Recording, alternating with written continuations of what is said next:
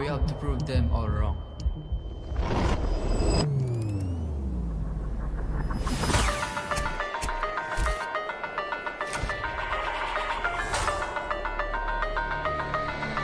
It's time to win.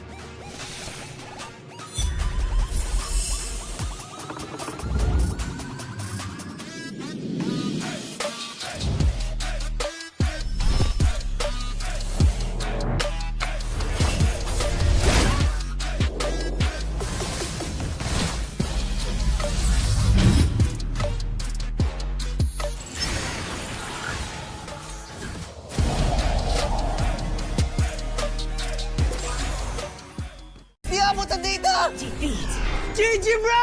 Don't worry, the Only with Smart Power All 99. Hindi bitin with 10 gig data to power your games plus Only Facebook or Only TikTok. Load now! Foul! You know your scalp can get up to 5 times more dandruff? Get triple anti-dandruff power. Supercharged with Clear. Hey, you! Did you know men have 1.4 times weaker scalp? Get a shampoo that's 100% made for men. Supercharged with Clear. Enemy alert! Your scalp gets 1.5 times greasier, causing dandruff. Get triple anti-dandruff power. Supercharged with Clear. Stop and pull over! Your scalp gets 1.5 times sweatier. For cooling power, supercharged with Clear.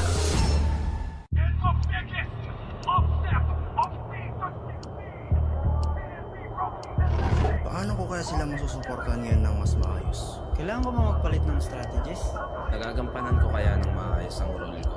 Will I be able to meet their expectations? We have to prove them all wrong.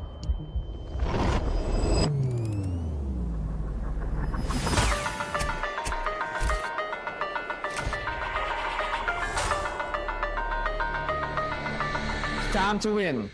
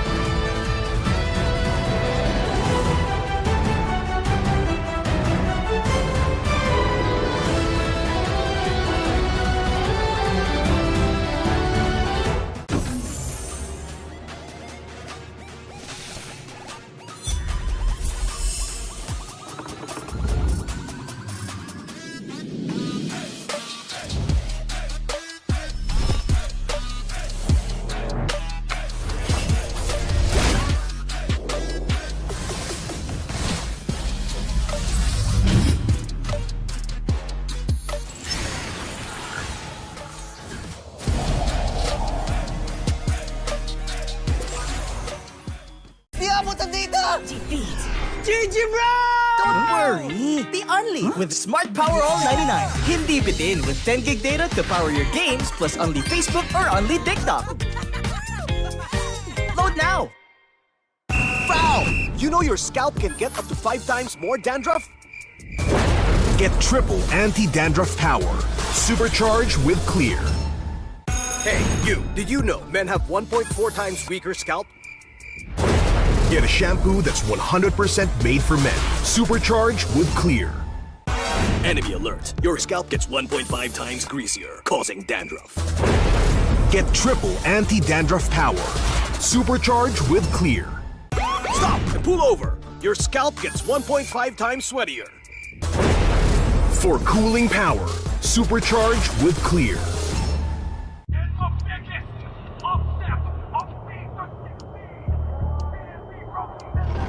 Paano ko kaya sila masusuportahan ngayon ng mas maayos? Kailangan ko ba magpalit ng strategies? Nagagampanan ko kaya ng maayos ang role ko. Will I be able to meet their expectations? We have to prove them all wrong.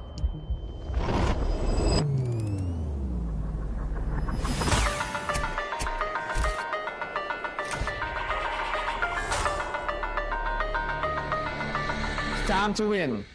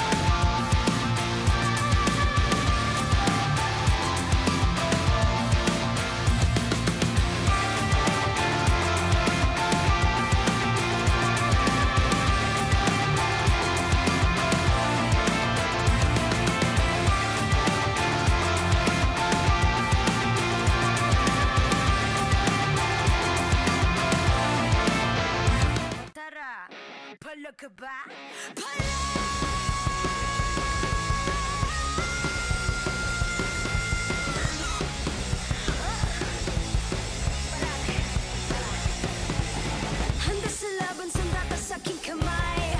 Watching my click, may fire in the eyes. Yeah, I walk with my head held high. Ano ba yung takot kung tere ang aking gabay? Di alam from ya, I hold down the flame. Ako ang kabuuan, when we bring our name to the game. Eyes on the prize, do last, cause it's our time. Balag na to, me again, you already know. Automatic ka lang ang Pilipino. Break us when we steal the show. Automatic ka lang ang Pilipino. Lakas ng Pinas. Balag na to, kami na ang batas. Pilipino. Lakas ng Pinas. Balag na to, automatic ka lang ang Pilipino. Teka, wait. Remind you kung anong na-obtain. Palaging first place, like kayo sa PH. I know Superman. I'm here cause I got God, my team is super fan. Eyes on the prize, been lost cause it's our time. Balag na to, me again, you already know. Automatic ka lang ang Pilipino.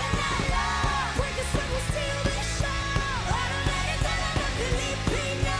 Lakas ng Pinas. Balag na to, kami na ang batas. Pilipino. Lakas ng Pinas. Balag na to, automatic ka lang ang Pilipino.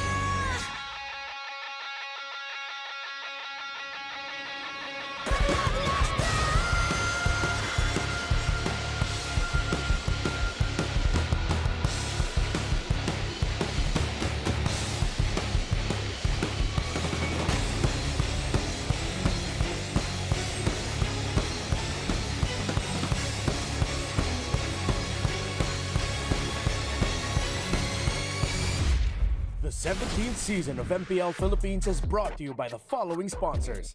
Infinix, the official gaming phone partner, the power behind every madlang gamer. Smart, the simply reliable connectivity partner of the MPL. Our partner in esports, Clear Men. And our strategic partners, TRDC, Theory, and SIP. Don't miss any MPL action by following our official Facebook and subscribing to our YouTube channel. Follow MPLPH on TikTok for more content. Catch the MPLPH Season 17 playoffs live at the San Juan Arena. Grab your tickets now via the official MPLPH website, Balag na to. MPL Philippines is monitored and supervised by the Games and Amusement Board.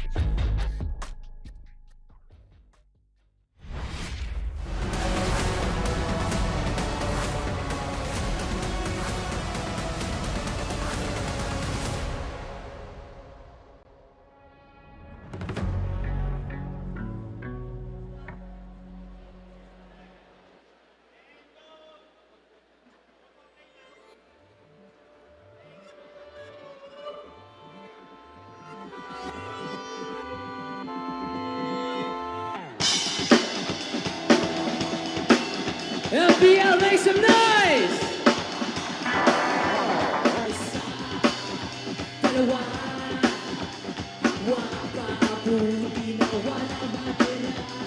Ikaw o siya, walang pareho, wala na iba.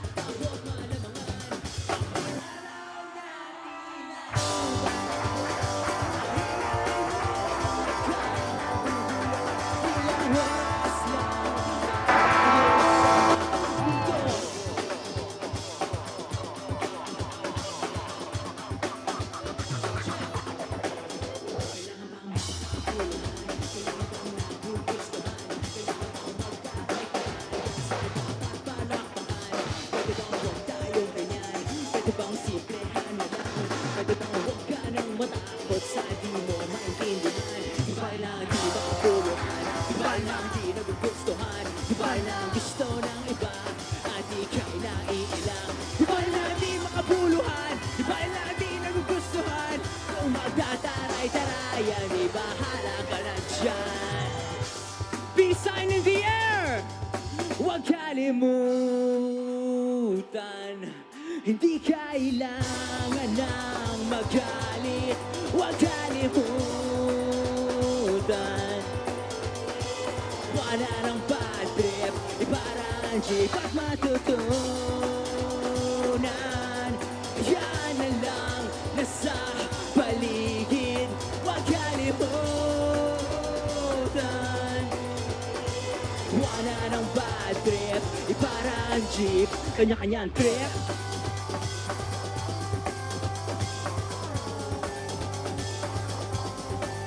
Kanya-kanyang trip.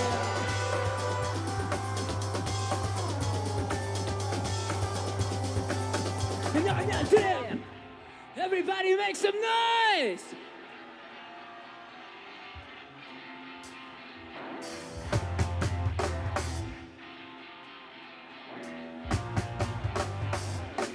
Check it, yeah.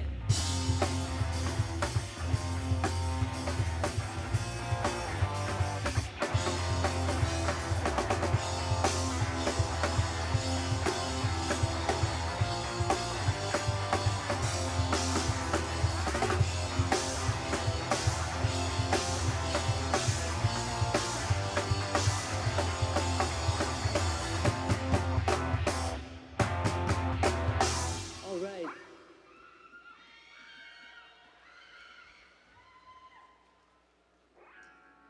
We are one click straight. That song was called Trip Lang. This one is called Telepono, dedicated to you all. Maraming salamat. Let's go.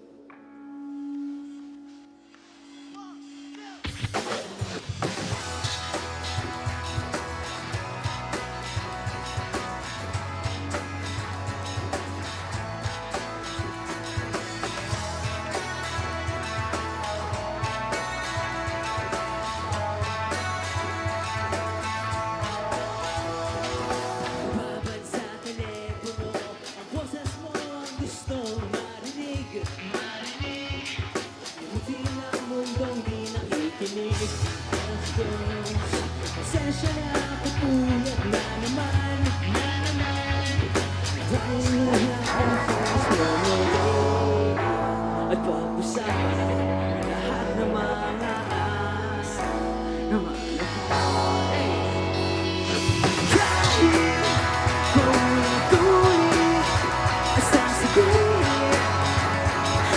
Ikaw lang ang gustong kausap. Lagi mayamin, nasasabihin na ikaw lang ang gustong kausap. Tulog pa ang mundo, sumisilip na araw sa dilim. Panaginip ko na kay Putin, alas 6. Di makahintay ng umuwi para marinig ng boses mo muli. At mag-usapan lahat ng mga araw at panahon.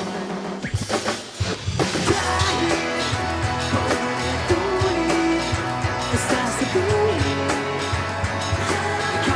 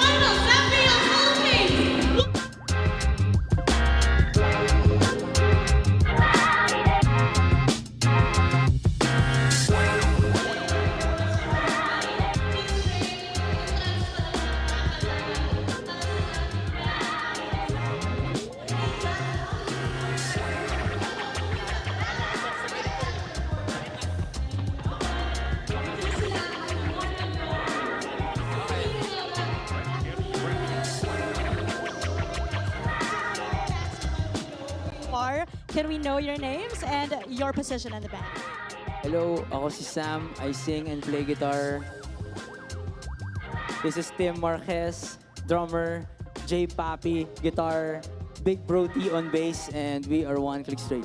Yay! Welcome to the Champions Arena, One Yes. Click Straight. Alam nyo na electrify lahat, nabuhay ang mga dugo namin. And how about you guys? Kumusta ba ang feeling? Nakapag-perform kayo live sa harap ng crowd ng MPL Philippines. Exhilarating! Flabbergasted. Feeling namin champion na kami kahit hindi pa tapos yung finals. Yay! Yes. And guys, earlier we heard you perform your original songs. Ano ba yung naging hugot o inspiration para dun sa mga pagsulat ng kanta na yon? Yung first song na tinugtog namin, Trip lang, dedicated yun sa lahat sa atin kasi alam ko, important gawin yung gusto natin sa buhay. So yun. Tapos Telepono, syempre, love song, Matters of the Heart. Yes. Alright, now, yes. Yung trip lang, para siya sa mga nasabihan na yung kaka-computer nyo yan. Parang sa mga tao na nag-ML gusto ko encourage na totoo dahil sa kaka-computer nila, nandito sila ngayon sa finals. I agree. Yeah. Oh my gosh, may hugot pala Diba, yun. pala? May hugot pala yun. I'm excited to know more about your music. One Click Straight. Tell us saan ba namin pwedeng ma-stream yung music nyo and how can fans reach out to you? You guys can check out our music on social media platforms, Facebook, Instagram, Spotify, and subaybayan niyo yung mga posts namin, and we will try to chat lang tayo. Send nyo lang kami ng message, try namin mag-reply. Yes. Tsaka hanapin niyo si J Papi sa Mobile Legends, lumalaban yan. So yun, bugbugin niyo siya doon. Okay, may gamer pala tayo dito. Naglalaro din ng ML. And thank you so much for being with us today. One Click Straight. Palakpakan naman natin sila, Champions Arena! Salamat! And if you enjoyed that performance by One Click Straight, get ready for more. Dahil ngayong araw, malalaman na natin kung sino nga ba ang pinakamalakas sa tahanan ng pinakamalalakas. Nandito na tayo sa best part because it's the grand finals between Team Liquid Philippines and Team Falcons. Who will claim the Immortal Cup? Abangan natin ang lahat ng yan mamaya. Ako si Denise. And this is your host, Thea. And this is your very own Odin. At ito ang MPL Philippines Season 17, the Grand Finals. Palag na to!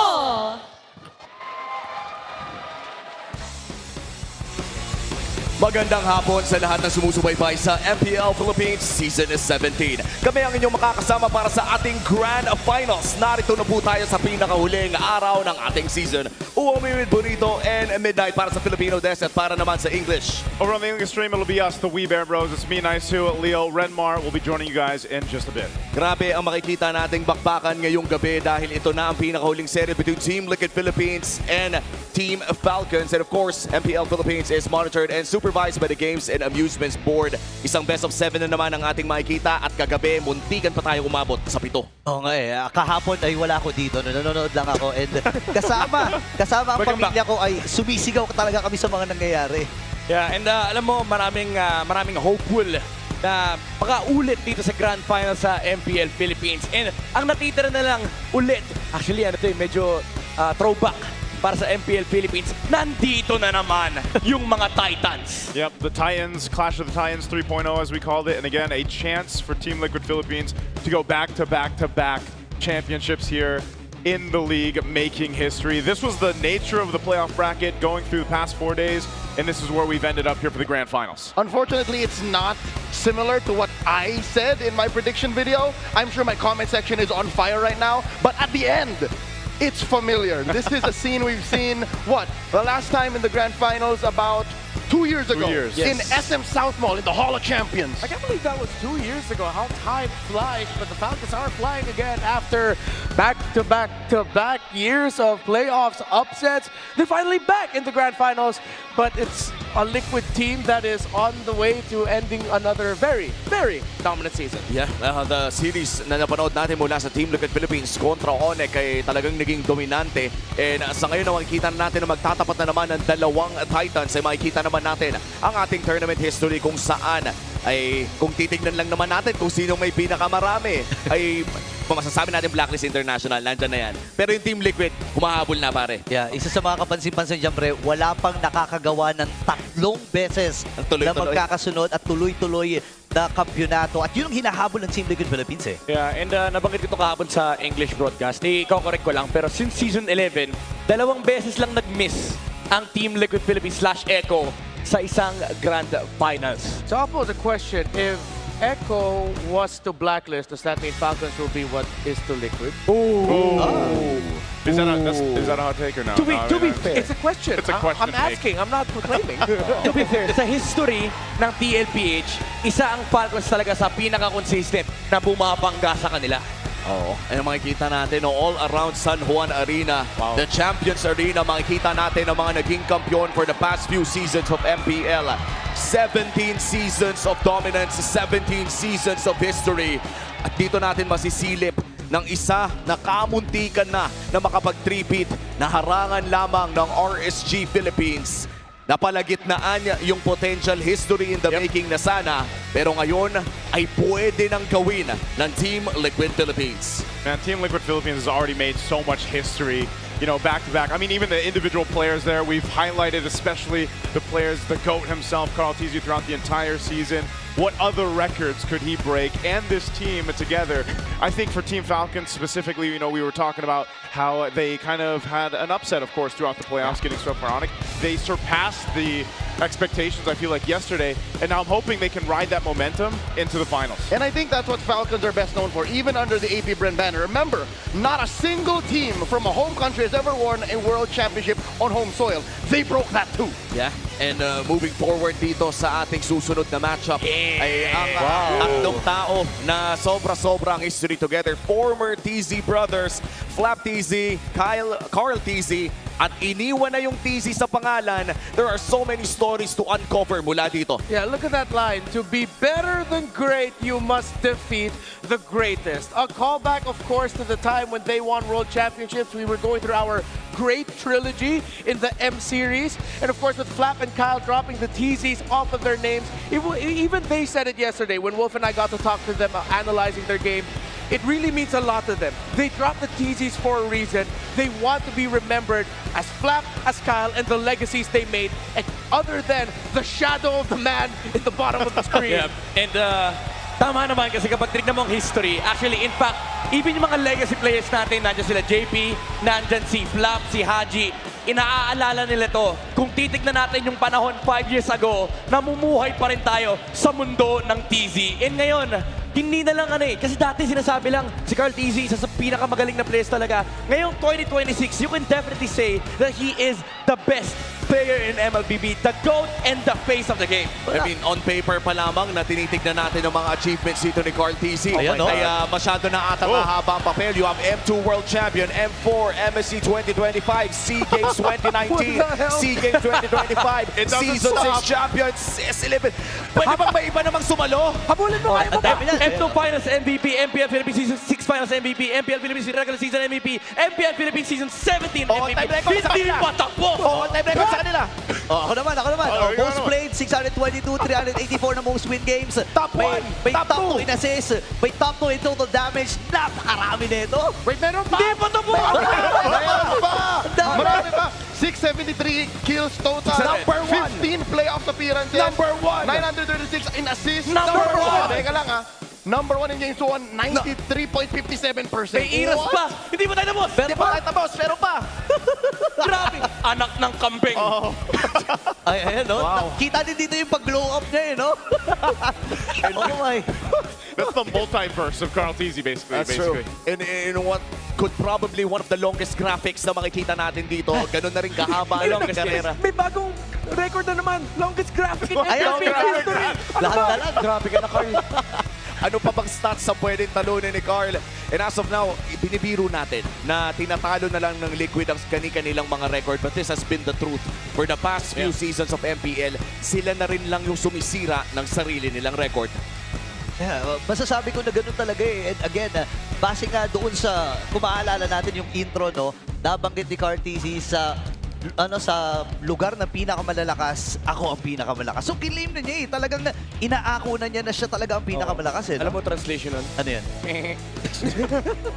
So, kambing. Kung makikitan ng Falcons, if they ever beat Liquid as hard as they tried, and they did once in the regular season, what does that make Falcons? That's true. This is a big question para sa Team Falcons, a big challenge kung saan pwede tayong makakita ng potentially one of the biggest upsets as well.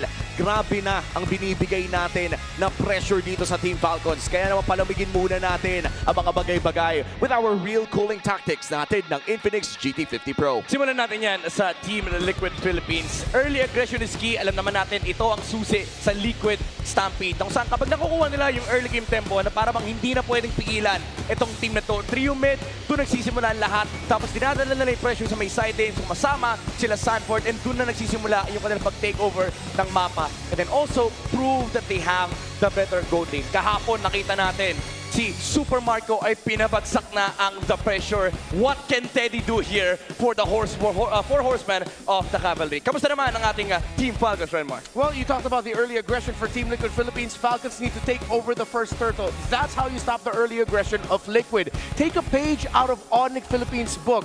Get those pickoffs in the center of the map. Find those pickoffs in the river. Make JP and Sanji uncomfortable. And then maybe you get a chance to take over not just Turtle 1 and then the next turtles after that.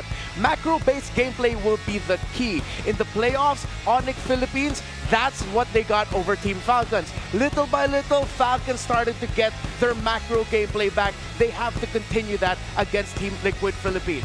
For the overall key to victory, it's all about the Lord Dances Midnight. That's what wins championships. Yeah, you know what? Iba't ibang legacy na ng Lord Dance na nakita na natin. Nakita na natin yung Lord Dance 101 ng Blacklist. Nakita na natin yung systematic Lord Dance ng Falcons. And nakita na natin yung Stampede Lord Dance ng Team Liquid Philippines. So, who wins it today? We don't know. Pero kailangan talaga nilang alagaan yung macro department nila. At gustong-gusto ko yun, yung key to victory natin na micro wins games but macro Lord Dances in general wins championships. Yan na siguro yung aantayin natin na para sa gabing ito. Sino nga ba ang magiging mas maganda ang setup sa mga malalaking objektiba natin between Team Falcons and Team Liquid? Our top two teams of the regular season, ang dalawang upper bracket finalists din natin ang magkikita dito sa pinakahuling araw ng Season 17. At panigurado, sana naman maging sulit ang ticket ngayong gabi. 7 games, please. 7 games. Nasaan si Bri kita?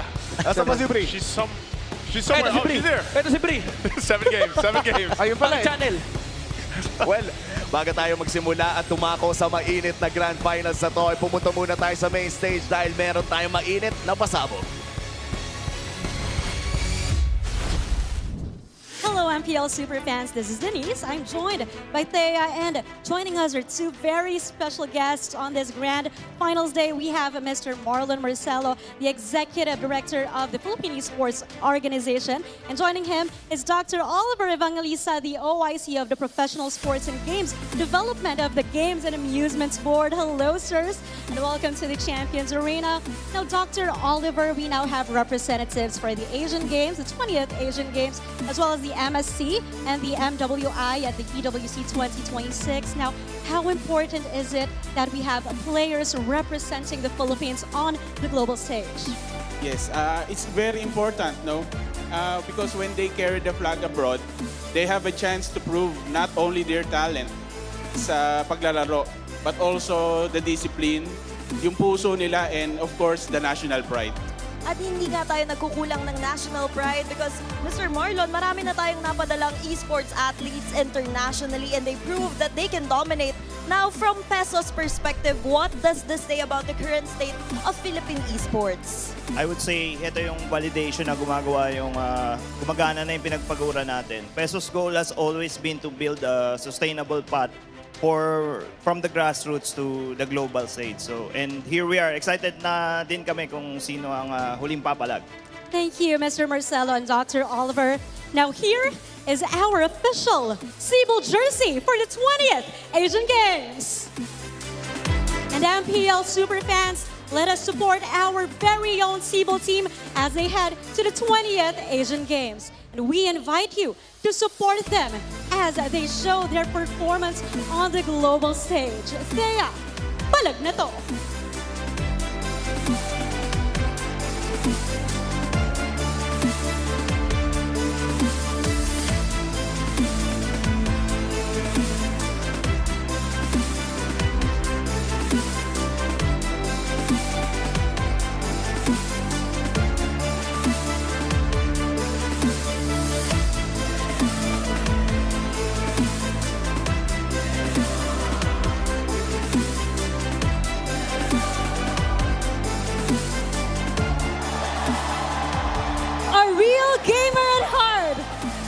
Recognize the immense potential of Filipino talent in the global arena. Ang kuya ng esports industry, please welcome Senator Bam Aquino. Hey everybody! Ready na ba kayo? Ready na ba kayo? Ready silang makita ka, Senator Bam. Maraming salamat sa pagdaan. Kumusta po ba ang pakiramdam na nandito kayo ngayon sa Champions Arena? Alam mo, din, tuwan-tuwa ako to see everybody here. Alam nyo po, matagal na tayong sumusuporta sa esports. Naalala ko pa, nung kukunti pa lang yan, hindi pa nare-recognize ng gobyerno, pero ngayon nakita natin, lumaki na, lumawak na, at lahat ng mga Pinoy gamers naglabasan ngayong araw! Nakita natin kung paano lumaki ang esports sa ating bansa. Napakaraming pagkakataon ang nabigay sa napakaraming Pilipino. Whether you're playing, you're behind the scenes, you're a content creator, or doon ka sa mga related industries, napakaraming nabibigyan ng pagkakataon ng esports sa ating bansa. At paano po sa tingin niyo, Senator, na nakakatulong to sa Filipino youth natin? Paano ba natin sila mabibigyan ng pag-asa dito sa MLBB? Alam mo, Odin, ang esports, isa to sa mga larangan sa ating bansa na tayo ang best in the world! Pagdating sa paglalaro, pagdating sa production, pagdating sa iba't ibang konektadong negosyo at industriya sa esports, ang Pilipino ang best in the world. Kaya sa mga kabataan po dyan, kung sa esports ang gusto nyong career, whether as a player, or as a host, or as a caster, or a content creator, or in game development, or in production, ang payo ko lang, let's continue to be the best in the world. Let's continue to be excellent. At ituloy natin ang pagtaas ng watawat ng Pilipinas sa buong mundo ng esports! Maraming salamat, Senator Bam. Bilang long supporter na ng esports and gaming industry, it's such an honor to have you in the Champions Arena. And with that, sabay po natin bigkasin ang ating linya. Sabay-sabay tayo. 1, 2, 3! Lakas ng Pinas! Palag na to!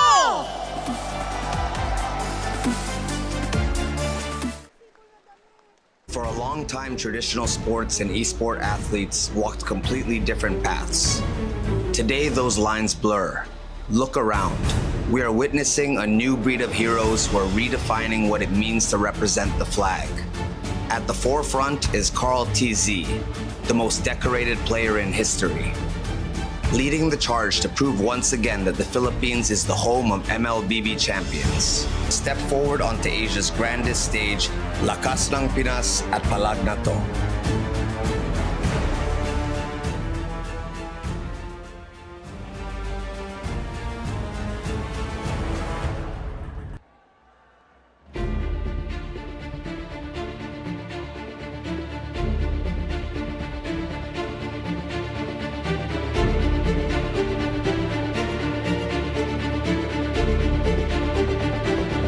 Presenting the Philippine representatives for the Asian Games.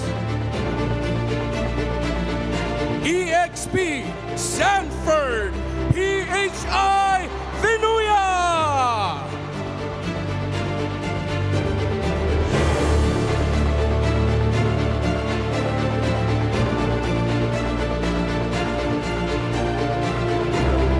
Jungle Carl Tizzy PHI Nepomuceno.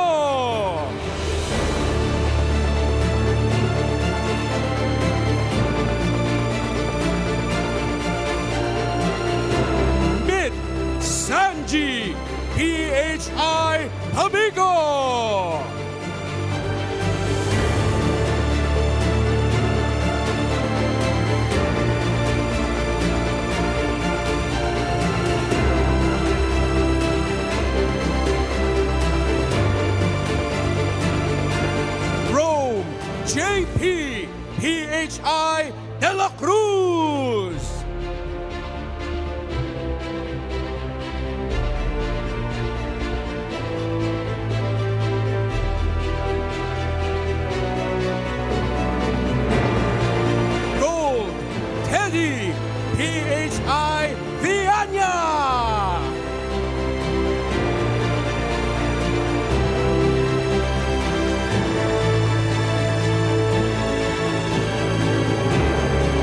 medalist, Daiki PHI Sebañez.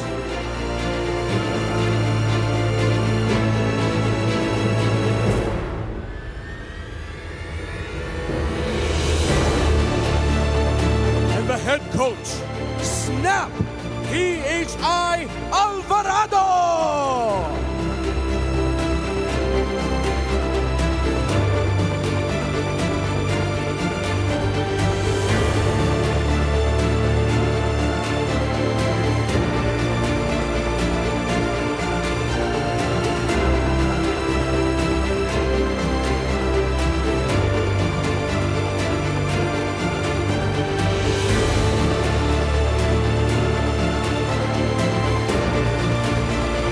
Once again, give it up for your Asian Games representatives.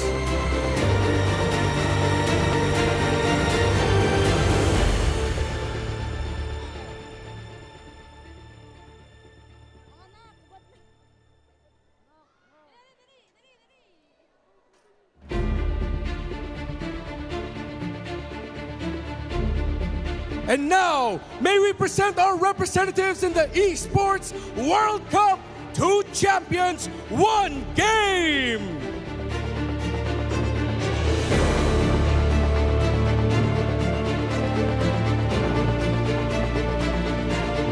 Champions Arena, please make some noise for our MWI representatives, Navi Philippines!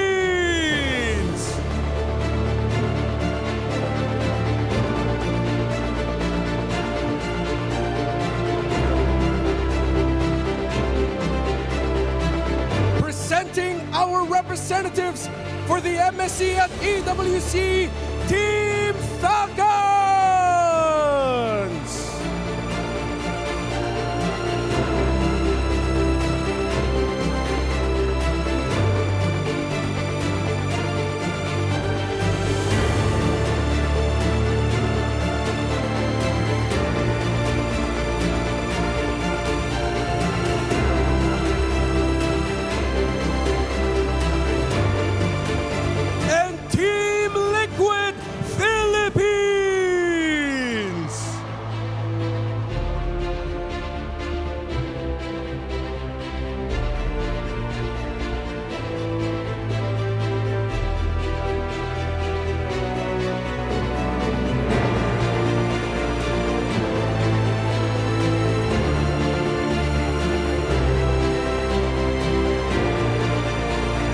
Once again, Champions Arena, make some noise for your EWC 2026 representatives. Bon voyage, Palag na to!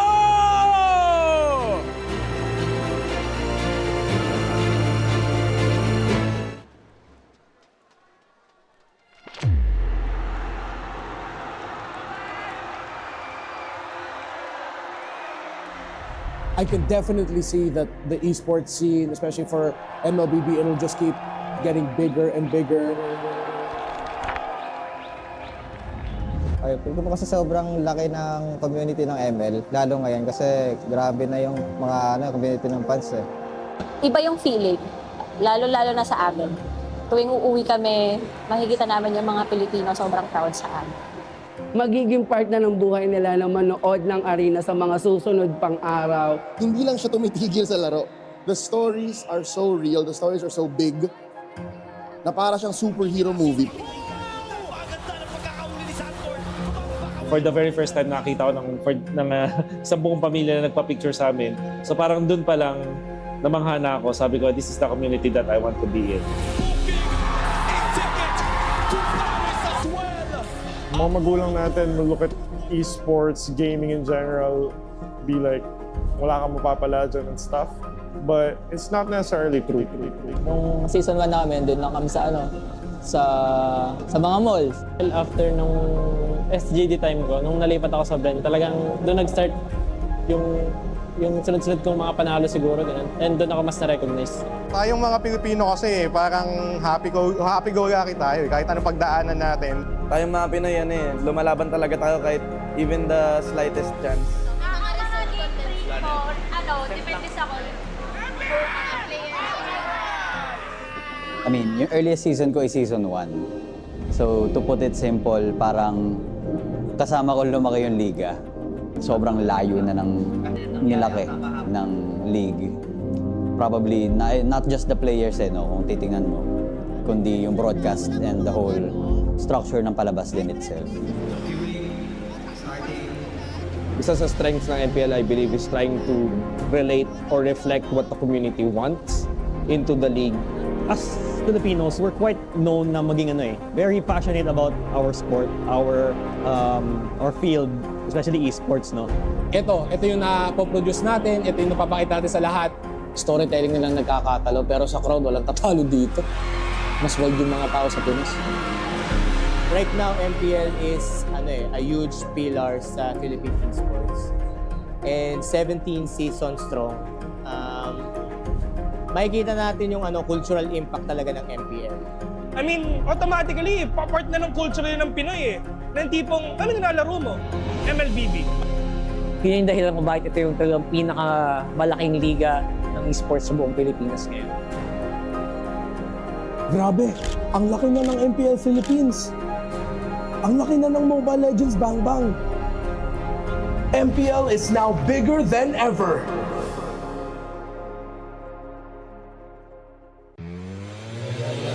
Tonight, they settle the score once and for all. It's Team Liquid Philippines versus Team Falcons. This is the MPLPH Season 17 Grand Finals!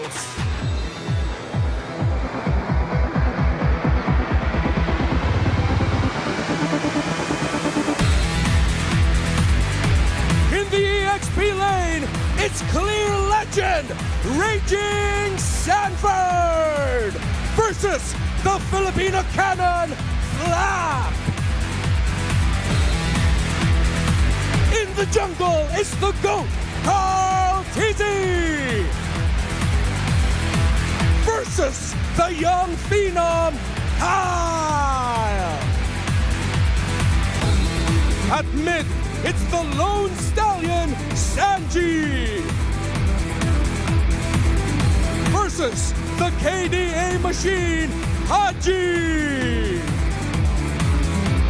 At Rome, it's El Daddy JP versus Master Ogwen. Finally at Gold Lane, it's Teddy versus the bulletproof Super Marco.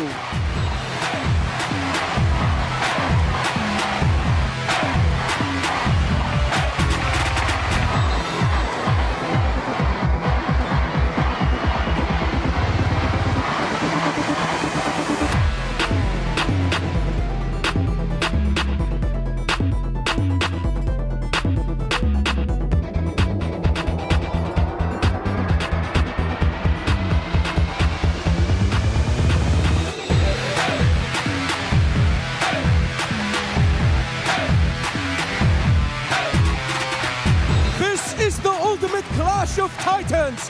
Who will claim the Immortal Cup? Champions Arena, make some noise!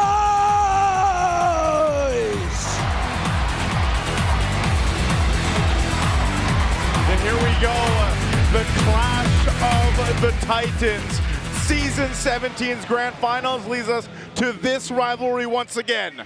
Joseph, do you know how storied this rivalry is? Do you know where the story of the Clash of Titans began?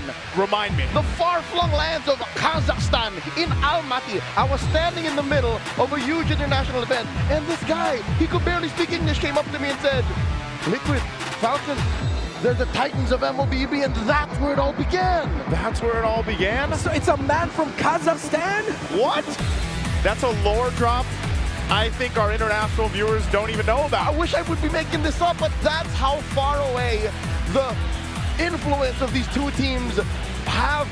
That was 2 years ago. Their reach in global MLBB is titanic.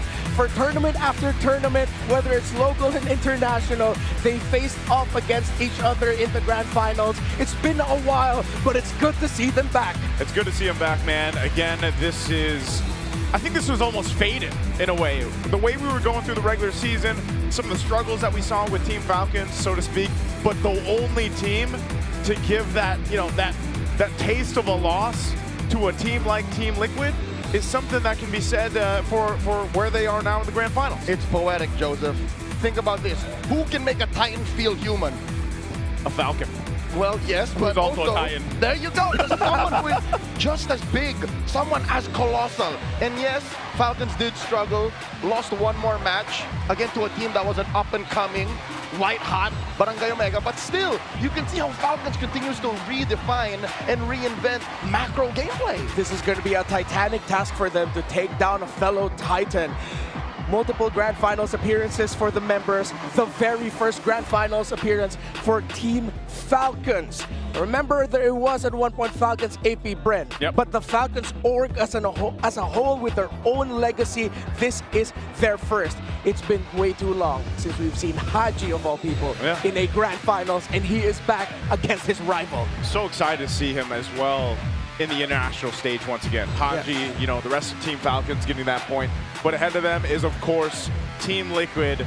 Look at all their appearances. Again, as a team, the 6th Grand Final appearance. CHUNG, 7th appearance throughout this. Real quick, I don't think we put enough attention and bearing on the mental state of the man in the lower right corner of your screens. Teddy, he's literally been playing with this team for less than a quarter of a year. Yeah. About 3 months since he started to play with the team we introduced earlier to be representing us in the Asian Games. What could be going on in Teddy's mind? He's literally amongst Titans. I hope it's not what CHUNG said about him in an episode of the AG podcast minisode where CHUNG said, I feel like he's could show off a little bit more. It's still somewhat lacking. I am also now wondering, Teddy, it's your first Grand Finals. His playoffs performances, they've been all right. But if he wants to take the next step, he needs to be better than great. I'll add this as we see our first map's going to be Flying Clouds here. I will say Teddy has shown a little more grit, you know, especially towards the end of the regular season. He started to be a little more aggressive in the goal lane against his matchups. He started to show a little more spunk, you know, in the way he was approaching those fights. And yes, he's been steady, but I also feel like a couple times we've thrown out, man, that's deadly Teddy, right? Because he went from that more steady mode, especially in the early weeks of the regular season, to this point where now we see him being a little more aggressive. And I think that is what the rest of the 4 horsemen and the members of Team Liquid were looking for. And they got that. And some of that aura that they have, I feel like has definitely influenced Teddy's playstyle now. If it does come down to it, and if they do trump Falcons here tonight, then I think it's safe to redefine what Liquid is made of. Yeah. It's now the 4 horsemen with Teddy one of them, and the GOAT. And the GOAT. That's true. Yeah, I mean, unless something else happens, Team Falcons definitely can take us somewhere else. Hopefully, I'm just hoping, man. 6 games at least. 6 quality cinematic games is what I'm hoping for. Here's what I predicted. That's what you did? Yeah. Redmar, what'd you predict? Oh, Game 7. Game 7? Yes, sir. I didn't predict it all. All right, let's jump into the draft here. Again, 91% for Team Liquid over here on this blue side. 16-0. Again, this is their map. Flying Clouds, no one has taken them down. Off it, maybe Team Falcons. Maybe the flight will help them in this one. They like to fight. They like to fight and flight. That's what basically this says for Liquid as they take out the Kalea, the Guinevere, and the Suyo. Oh my god, that latter pick is something that the Phenom Kyle has been kicking butt with all throughout the season. I'm surprised why teams still give it to him. I love that Coach Snap and Coach Aeon respect that. Are we going to end up with a Leomord Harley priority here? You're probably not going to first pick the Harley for Team Liquid Philippines within the presence of the Leomord, but they can get their signature pick for Teddy right away. I wouldn't be so surprised if they just lock in the Claude right now, put some confidence on the young man, his first Grand Finals game. But he said, no, we still want to keep blocking Falcons picks. They pick up the Marcel, and this has been the approach so far for Liquid in the draft. Just a lot of blocks. Yep, the Marcel's great because, again, you can do a whole lot with this. You can build a composition that's going to highlight this. Again, the Gord has been making waves throughout the meta right now. This ends up working out really well with the Marcel if they decide to go and put that in the hands of Sanji. We'll see if that happens. Team Falcons on the other side can most likely pick up the Claude now. Pick up the Claude, take that away from Teddy. It has to be. But the problem with that is yes, you pick up the Claude, but then the Harith with the Marcel actually does very well. Against the Marcel, bad. So I think our Harith is going to be coming in for TLPH later. For Falcons, maybe see if you can pick away a mid or EXP. And it is a mid. Haji on this Valentino was key and instrumental to their victory against Onyx PH yesterday. Considering that the Ju Sin could be a pickup for Team Liquid Philippines, the Eve is good. And that might force them to go for Valentina. Okay. Valentina, probably the Harith. I don't know if they'll decide if they just wait for the jungle pick here, especially given the fact that one or two of the top most picked junglers are banned out right now. The Harley Leomord trade is still up. Yeah. If ever it's going to be the Harley Leomord trade, if Liquid want to block maybe a utility-style jungler from Falcons, that would be good, because the Fredrin is still an option. But Liquid keeps playing defense on their drafts by taking away some of the best picks of Falcons. Okay, so are we saying they're playing defense in the draft so that they can have all the offense in-game? Yes. Because when you have a roam jungle duo such as the Marcel and the Fredrin has a lot of space to potentially invade because you're constantly getting information with the Marcel. While of course the Paquito now, Falcons has to consider, number one, picking up the Esmeralda early, but kind of awkward. Then the other option is they rush a Benedetta, one of the few heroes that can match what Paquito does right now in terms of the fast wave clear and fast rotates. And then in conjunction, you lose out on Kyle's picks. Yes. There's been a lot of Esmeralda though too, with the chance that this is also probably a Harith. Yeah. So I don't know if they're gonna go that way. They'll lock in their jungler, Leomord. You mentioned it earlier. So they lock it in. This is first phase, solid on both sides. There's a clear plan here. I do like what Team Falcons is doing because this goes ahead and it gives them that box. We mentioned this yesterday. It was pivotal in their matchup against Onyx. They needed to go in and fight into that box, and that just happens to be the real-world manipulation with the Eve here. Yeah, the difficult thing about the Falcons combination is with the Leomord, you want to be able to get early wins. Well, let's see. We're going to throw it over to the on-ground panel to break it down a little further. Thank you so much to our casters. And over here at the on-ground panel would be me, Brigida, together with Wolf, our analyst for today. And kanina nakita na natin, isang kagulat-gulat na pag-prioritize ng Team Falcons on the Eve in the first phase. Ano masasabi natin tungkol dito? I think, Briggs, ito ay parang deny pick as well as parang naging comfort na rin nila na develop throughout the playoffs.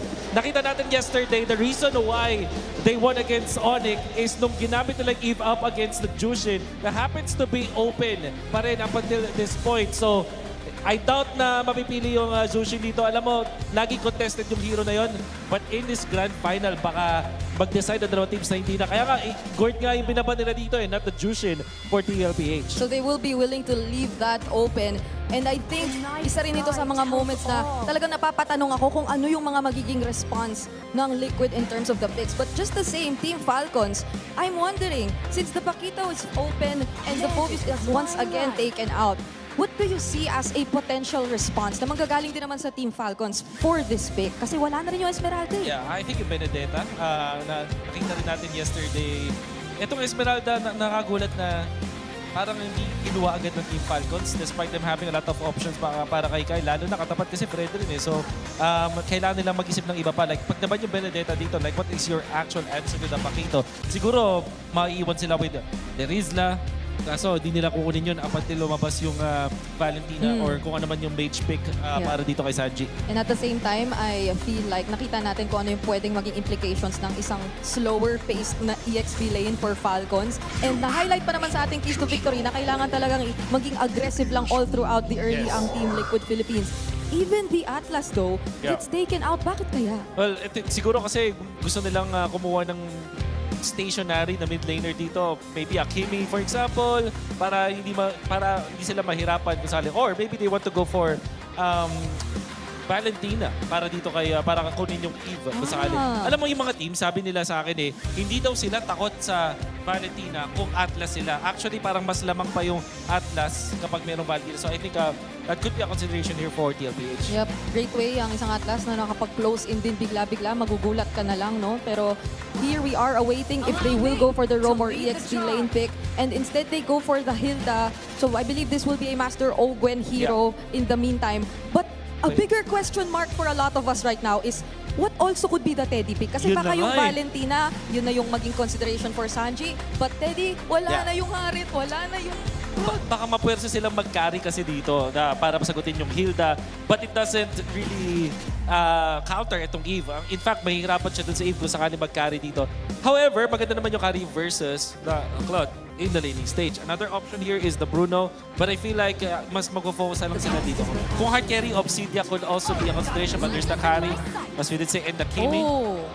Yun din yung mga sinabi natin pipiliin nilang Falcons. Itong Hilda, pwede maging roamer na lang minsan the EXP. And you're gonna be looking for somewhere along the lines of an Arlot here para sa Falcons kasi meron siyang synergy with the Eve at maganda siya kung sakali laban sa isang Pakito at as well as this carry. Last option siguro dito yung Benedetta pa rin pero may damage yung Falcons. But I feel like top option dito, number 1 is that Arlot. Number 2, Benedetta. 3 maybe, they can consider the Terizla. Kaso baka matunaw nga lang pero yun, one of the considerations din yan. Yeah, and because of the Hilda, I feel like they will be a bit more flexible when it comes to their EXP lane pick kasi meron naman na magiging in charge nung panggugulo mo talaga in the early stages of the game. And you would potentially expect to see Master Owen all over the map, though not necessarily directly, no, na magiging panggulo. But kakasabi ko lang ng gulo, they pick up the glue. So even when there's a carry on the opposite end na pwedeng mangtunaw nga kapag hindi mo na timing yung second skill mo, magiging glue pa rin ang kanilang priority dito. Alright. Super fans, you may scan the QR code and predict the match winner correctly for a chance to win 1,000 MLBB Diamonds. Marahaba-haba pa ang ating magiging gabi dito, Wolf. Pero so far, looking at the drafts, kanino ka ba mas papabor sa ngayon? I like the Kimi and the carry. Ito yung na-expect natin doon sa second phase. Just looking at the banning coming out from TLPH, parang ito yung sinasabi ng draft nila. So I like this ender para sa TLPH. Alright, and there we have our drafts locked in for game number 1. San Juan Arena! Papasok na tayo sa ating game number 1. Ibato na natin sa ating mga casters. We have waited weeks, if not months, to lead up to this point in MPL Philippines Season 17. We've gone through rivalry after rivalry. Well, what matters now is the clash of the Titans. Let's jump into this best-of-7 grand finals. Game 1, will it be TLPH or Falcons to get the first blood in the series? It might be a little bit easier here for TLPH to do that. Hey, flat easy! Gets a shield, forces a flicker. Out of 40. Action the opening seconds of the game. Yeah, what a good read there, actually. Knowing that he already hit level 2, he went into the bush, flat, to get just a little bit of shield. And since Sanford was still at level 1, he could not take the risk of eating up a combo. Whoa. Oh my lord, Open here put down about a sliver of health. What are these Titans up to? They're trying to poke. They know they have to be aggressive. Uh-oh, JP put down a 5th. And Falcons are just checking. Yeah, so as I was saying earlier, it might be easier for TLPH to get first bloods, and Falcons know this, so they're upping the tempo, they're continuing their invade. As I mentioned earlier, they are taking pages off of Onyx's book with the early game rotations, with the suddens where we thought that maybe that glue would go into the Roam, or excuse me, the EXP, but then they switched it up, which makes it a little bit easier to manage the Paquito as the Hilda. So instead of looking at the center, they look to the side and the presence of the Paquito. So interesting because, you know, how many times have we seen Ogwin now pick up this glue pick? Whether it was originally planned or they just swerved it out, that's fine. Ogwin, for the most part, he's felt a lot of deaths on it, right, throughout the playoffs so far, and I feel like at the same time, this lineup, this ability to go ahead and bring in the Hilda, to go ahead and allow him and to alleviate some of the pressure on him, will help Team Falcons approach the fights better, because before, it was mostly Ogwin playing up that front side, flap. Oh, whoa. Here comes Kyle, calls in Barbiel.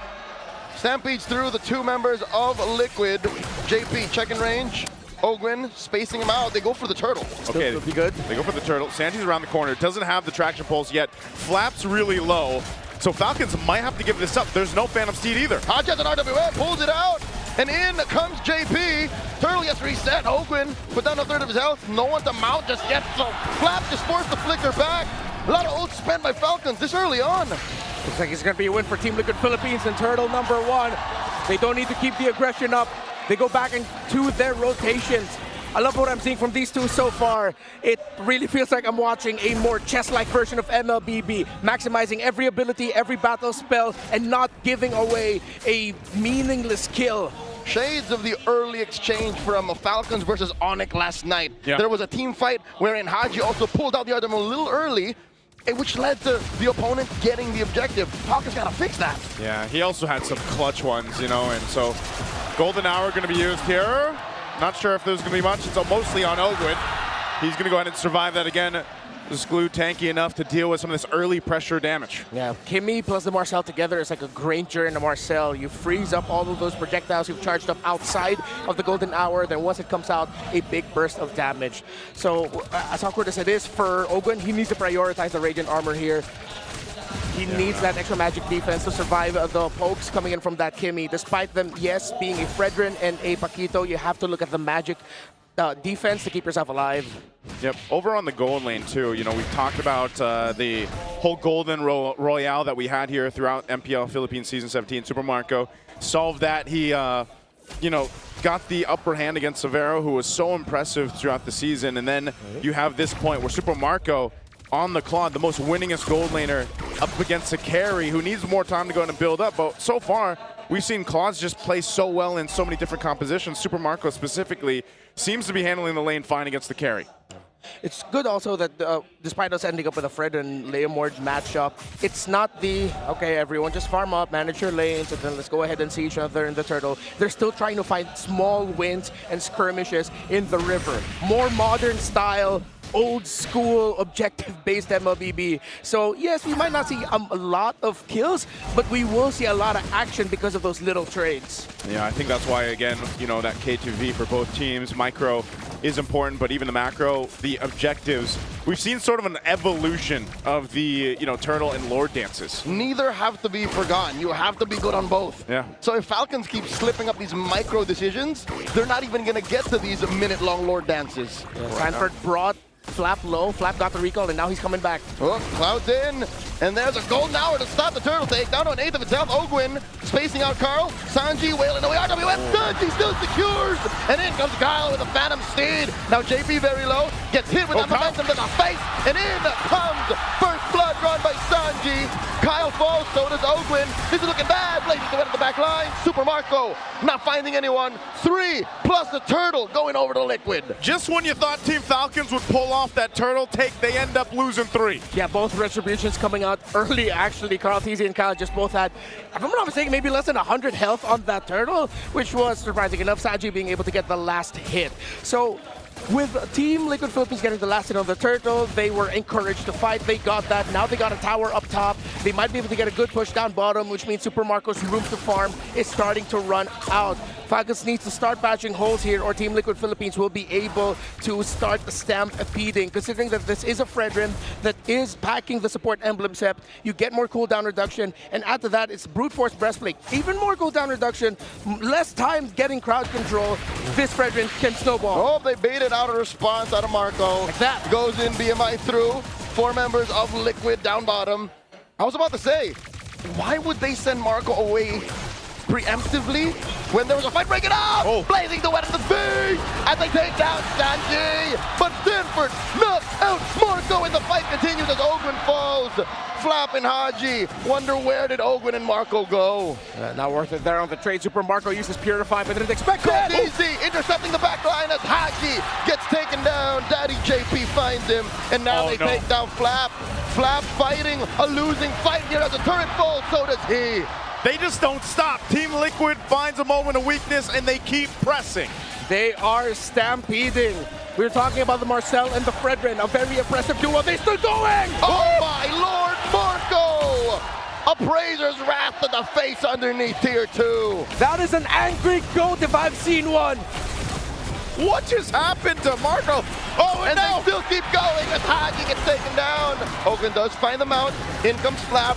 This is a losing fight. Kyle calls in, but BMI gets caught in the golden hour.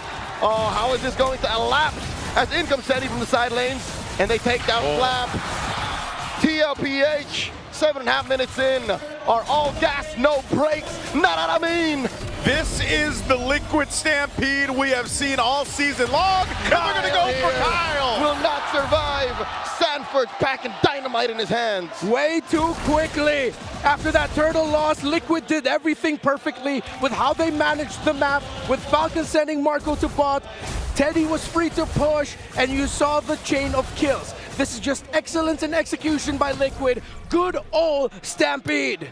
Man, again, looking at this, an 8,000 gold lead around the 8-minute mark is something you don't often see. Liquid are proliferating gold like they want to buy RAM. Yeah. Hey, man. Can I get some of that? Can we all get some of that? Right now, Team Falcons has had enough of it. They're looking for more. Butterbeal called in by Kyle. There was just a feint as Liquid looks for more elsewhere on the map. Okay. It's really tough. Falcons, they have to find this weird balance of getting their utility items, but getting their good items to start chipping away at Team Liquid Philippines. Not easy to use Red 3. There's the pulse, and Flap taking a face full of hits from Sanji. JP looking to catch him in the Platinum Snap, and they let go. Yep, they're going to let go of that one, but again, they're going to go ahead and get a turret. Whoa, Sanford! Kyle running away from Terry Bogard. Got the combo! And gets his man! Sanford finds another, and they continue to pressure. Cartesi, Praetor's Wrath, 3v4. Falcons not going to force the issue here. Ogwin caught out once more. The jabs and the combos are so clean from Sanford on this Paquito. It's poetry in motion. It is the greatest orchestra you've never heard, yet you see. You feel it in your soul. Yes, I gotta glaze Liquid right now, because what the hell are we seeing? This is some beautiful execution from Team Liquid. Macro, micro, everything is going perfectly for the Cavalry. You have to look across the board in these lanes here, just how massively ahead every single department. At this point, Team Liquid has game one under wraps. You know, this is so difficult for Team Falcons to keep up with because you're going through this kind of deficit, this kind of difference in economy that even if you're trying to go ahead and send your frontline guys, they're just punching bags at this point. They're sure kills for TL. Everything that follows from here is just procedure. Unless something goes very drastically wrong for Liquid, Falcons are not going to come back from this. Yeah. Haji only has a glowing wand still on the way to his second item. Even a divine glaive would not help him out right now. A massive lead between the two gold laners with Teddy sitting at over 2,000 against the Claude. Still doesn't have the Trinity, but even with the Trinity up, you're still going to be waiting for the next item after that. What Liquid has done here is an evolution of what we've seen of the double marksman, double carry style of strategy, because they have an EXP laner that is much more high damage dealing and fast at rotating. It speeds up. Okay, Aji pops that real world manipulation in hopes to defend. Sanford's inside, compromising Flap as they switch targets over to the inhibitors. Falcons can keep their inhibitors. Liquid is taking the disciplined route. Yep, they'll keep them up. Base turrets, though, did take some damage here. TL, with this kind of lead, looks to go ahead and potentially take down base turrets off of this, too. They know the RWM is used. We'll see if Haji gets it back. There's the mid turret going to be worked on. Kyle taking hits from Sanji. Down goes that mid lane inhibitor, and Ogwin gets annihilated. Super Marco blazing duet. Backwards as the golden hour is brought out by JP. Teddy takes down the bottom lane, top lane left. The only bastion for Falcons. Their base is about to get stormed. Got the wave in mid. I don't know if I can recall seeing this kind of lead in the MPL Philippines Season 17 yet. 14,000 gold under the 12-minute mark is absolutely insane for Team Liquid on this Stampede in Game 1. Team Falcons hold on to one base turret. What do they do here? Is this one of those situations where you have to start just thinking, we got to go again? Yeah, they have to turtle it out, and I wouldn't be surprised if they're already thinking, oh, go next. Yeah. See what we can do so that we don't end up with that kind of lineup again from Team Liquid PH. And, well, if you want to look back at history with gold gaps like these, Falcons is the only team in MPL PH history to make a comeback down 16,000 gold. Was that 2 seasons ago or last season? Against Aurora. Yeah, against Aurora. Do they have another DNA, but then this Liquid team is just different, man. This lineup, it's way too difficult to make a comeback through. Again, it's a double carry with a somewhat carrying the EXP. Oh, RWM trying to put down JP. Ogwin gets the mount, they pick off Daddy JP. Flap gets taken down by Tere, and Super Marco barely survives. One for one. They just want to chase Ogwin down. At least that move right there buys Team Falcons some time in the game. Oh, there's the pulse throw now to cancel the conceal. Ogwin with the split. Oh, just wasting time here. Yeah. Throws out the glueling. Krabby Patty sits, and he's already wasted more than a minute of Liquid's time. I think this is mission accomplished for Ogwin. Hey, one more! Ogwin does the impossible! A 1-for-1 trade! Where the hell did that come from? That's only the third kill. They're probably not going to get a lot of it. But holy crap, Ogwin, that was pretty cool. That was the most Patrick Star thing I've seen so far. Uh-oh, Flap. Another pulse throw now. Flap just scrambling to get into a bit of brush there. I'm still not over how he did that. Hey. There are Falcons to my right and then behind us laughing. Yes. They're probably thinking we're still probably going to lose this game, but at least we got that. At least we got to see that. Hey, maybe this is brings it to a point. Could Team Falcons go for just the Hail Mary play and try to take out the Lord and a retry steal? Hey, they shaved off 3K. They did. Small baby step. Gotta mean something. Small Patrick step in the right direction, man. Imagine what if that is the turning point of a comeback? I mean, probably not, but cool. Falcons can't even get any opening of the map because Liquid are still taking care of their map.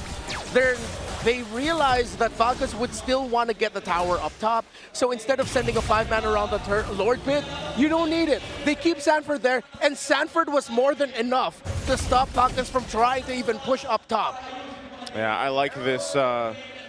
Of course, the build that Sanford's going, because we've seen a couple different versions of the Paquito right now. So he's just got the wings, the Oracle for some defense, but he's able to go ahead and pump out enough damage too, just because of the damage items he got. In hindsight, most Paquitos just build the same way at the end. Yeah. It's just what you prioritize first. And here, Sanford said, you know, I'm going for knockouts. He starts to build damage first now. Liquid looking to siege that tier 3 up top. Count Easy very low. Flap Easy looking for it. In comes Butterfield. Blazing the wet by Marco. Compromising one and Gold Easy falls. Golden Hour able to save him. RWM finds no one as Kyle falls before anything else could happen for Falcons. Okay, so Falcons keep going on the Fredrin. Wait, hold that thought, sorry. Conceal use. JP going for the back. Going for it. There's a tracking shot. Lord still standing. Super Marco and Flap use everything to try and take care of this wave. The Lord wailing away. Sanji blasting the members of Falcons, and that's it. Liquid are first to the board. Taking game 1. Dominant. Almost a bit of a stumble there, but they started galloping away. So what I was saying earlier was the Falcons, seems like their play there was, they realized it was the Fredrin that's been a big thorn to the side of the Claude. They went on Carl Teasy, forced him to use Appraiser's Wrath, which is when we saw Super Marco use Blazing Duet. They expected to get more kills, that's why they used big ticket ultimates. But without those big ticket ultimates, they didn't have enough to clear the waves and take down the Lord fast enough, leading to Liquid taking game 1. Yeah, again, this was a dominant game for Team Liquid. Yes, there was about one play that we saw from Team Falcons there from Ogwin to be able to convert a kill, but it just wasn't enough. You're too far behind. You know, we're talking about 10,000+ gold deficit at this point. TLPH controlled the entire game from start to finish. And for Team Falcons, they're going to want to go back to the drawing board going into game 2 because, man, Sanford started things off right from the get-go. That first wave, that cut that he went for with Flap, you know, trying to make things happen. It's this Paquito that turned that early aggression in favor of Team Liquid. 7-0-5. This guy had something in his gloves, man, I swear. That's what I call a PSP, Peak Sanford Performance. PSP. Yeah, Oh. he was locked in. No deaths, 71% plus kill participation. I thought it was Peak Sanford Paquito. No, that's better. That too. That's better. Let's go with that. Cool. Hey, you know, I got you, right? 7-0-5, man. But the Paquito was great. I think, just like Leo mentioned, you know, when you had that kind of start, you go 100 strike first, you get the damage first, and then you go with some defensive items. And you saw this, man. His combos alone, the champ stance utilization, the mobility that comes in the kit of Paquito was showcased here perfectly. And that's why, again, this Paquito pick has popped up time and time again, especially towards the playoffs here. and it's working for a lot of teams. The Hilda isn't bad or anything. It's like, it's just one of those cases where this composition that Team Falcons brought to the table was slowed down so quickly because of this. How do you breathe when you're getting pushed in on your turrets? You mentioned a very key word, Joseph, slow down. I think Falcons forgot how to slow down because that's what this lineup needed to do. Sure, they were winning a good chunk of the early game trade in the gold lane, and then, you know, they were forcing Sanford to act weird and flicker early, but I think they took those small wins as a clear sign that maybe we can fight. But Liquid just said, no, you don't do that, not against this kind of lineup. Yeah, aggression is good if you get to check out things from your checklist. If you just start forgetting to check out some key waves, key areas, not getting vision in certain bushes, not marking the Paquito, which is weird to me because Falcons, when they drafted against Onyx yesterday, where they showed up with the Kufra and Esmeralda to deal with QUÄC's Paquito, clearly they know how to deal with it and they respect it. But in this game, I feel like it was a little bit more also just Sanford being way too hard to read. He was getting crafty with where he was coming from. His combinations would be coming off of weird angles that maybe Falcons just didn't expect that he'd actually be there because they checked it prior. Which is only made possible because of the sudden surge in gold lead, right? It's because of these, how do you say, cascading effects. If the early game, I don't want to say mistakes, but if Falcons didn't die so much in the first like 7-8 minutes, 40 wouldn't be able to do those weird flanking assassinations. I think that's the main problem. We've seen Falcons suffer this kind of loss throughout Season 17 already. That's why that, you know, with certain compositions like this, you're able to go ahead and just keep pressing on the gas. And Team Liquid does that. There's a reason why they went the way they did to the grand final.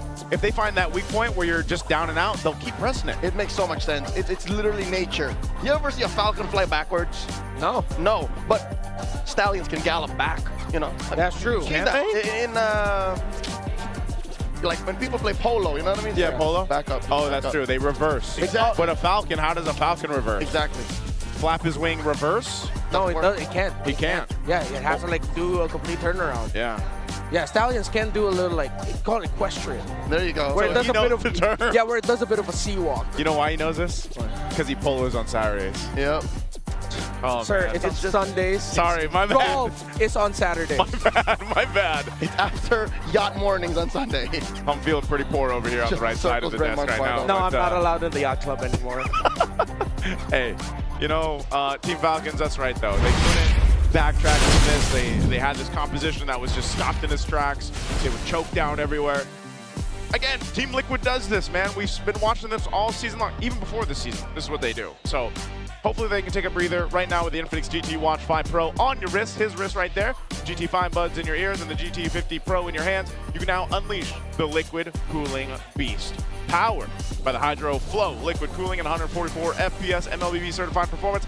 No lag, no heat, pure cool, pure speed. Every game. As a gift for MPL superfans, Infinix is launching an exclusive payday sale from the 27th of May to the 31st. So today's the last day with up to 30% off. Scan the QR code now and grab these sulit deals. The GT50 Pro pre-order with 11,999 pesos worth of freebies and discounts has also started. Just go to any Infinix stores nationwide to avail. Huwag magpahuli. Go get your Infinix today. I got mine. I got mine yesterday. Did you get yours? Yeah. Oh wait, is this one? Yeah. I want one. Leo, we got to get Leo one, right? This is also, maybe you can use this, Leo, to dominate the land of Dawn if you want to. With that Infinix, you can get the connections that you need from scouting the rotations to tracking the pros, stay online, and in that zone. Yep, you do it with Smart Powerall 99. Get 10 gigs of data for MLBB and your favorite apps, plus unlimited FB calls and texts. Share every GG moment with Smart, the simply reliable partner of the MPL. There we go. So hopefully you get your Infinix GT 50 Pro. They are amazing. But, you know, I'm wondering what the players here, especially for Team Liquid, did to prep for that match to have that kind of game one. Let's go ahead and listen in on our Smart 5G ping test to see exactly how they prepped for it. Okay, let's go, bro. All right. Bring it on, bro. This is the first time actually we've met. Met, yes. And then now we're going head to head, and I just told you that I've played this game quite a few times, so a bit of an unfair matchup, I believe, you know? I'll figure it out. No, I'm sure you got this. Was it you that killed me? Yeah. It was, message namin sa Liquid, good luck sa atin, bigyan natin ng magandang laban yung fans, tapos huwag nyo kaming i-4-0. Mag-enjoy lang tayo kasi tayo na naman yung nagkatapat. Sobrang saya ko. Tsaka na-miss namin kayo kalaban sa mga international. Mga unstoppable na sila, guys. Carl, pengi ako isa sa trophy mo, Carl, para dalawa na sa akin. Message ko sa Falcon, galingan nila kasi nag-ready din kami and bigyan natin ng magandang laban yung mga fans, mga tol. Ako sabi ko sa mga fans, sobrang salamat kasi sobrang sarap maglaro dahil sa inyo. See you sa MSC! Paris, sumanda na kayo! See you sa Paris! See you sa MSC! Paris, sumanda na kayo! Carl, gusto ko sa Paris, picture tayo pre sa Eiffel Tower. 5 sa tip. Ako din. City of Love. Sabi nga, ikaw nga sa picture Paris. Picture kayo ni Dol. Sa Eiffel Tower. Picture daw sila ni Dol, guys, sa Eiffel Tower. Pre, daming fans oh. Welcome back, MPL Superfans. This is Denise. I'm with Thea. And let me introduce an iconic player in the MMA fighting scene. We have Mr. Mark Mugen Striegel. Thank you. Happy to be here. Thanks for having me, everybody. Hi, Mark, and welcome to the Champions Arena. I think you're very overwhelmed right now with what's happening.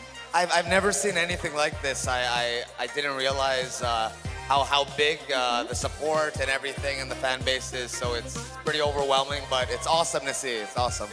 I think you have a lot of fans here also. And we're very happy to have you here. Earlier, you carried on the torch, you walked the red carpet, you went here, and you flamed that light. How big or how are you feeling that you were able to take part of that very special moment for the esports scene? I've never done a torch bearing before, so that was a really cool experience. And yeah, it was. I feel honored to be here and send off these guys to their next competition. And Mark, you mentioned that it was a very big crowd. And you know, gaming was known as just a hobby, but now it's part of the Asian Games, along with traditional sports. Now, can you summarize what does this mean for the entire sports world? Oh, this is huge. This is groundbreaking that esports are included in the Asian Games. So it's really exciting moving forward, and I'm just happy that our Filipino athletes and champions get more outlets to show their caliber and how good they are. And I'm sure they're going to do well in the Asian Games. You know, Mark, we know you're a pro in this scene, and you've had so much experience already as a sports guy, you know, so to those our players who's going to be in the 20th Asian Games and the global stage, what message can you give to them? Go all out, fight hard, and, you know, just leave it all out there and go for the gold, you know. Fight with pride and, yeah, represent.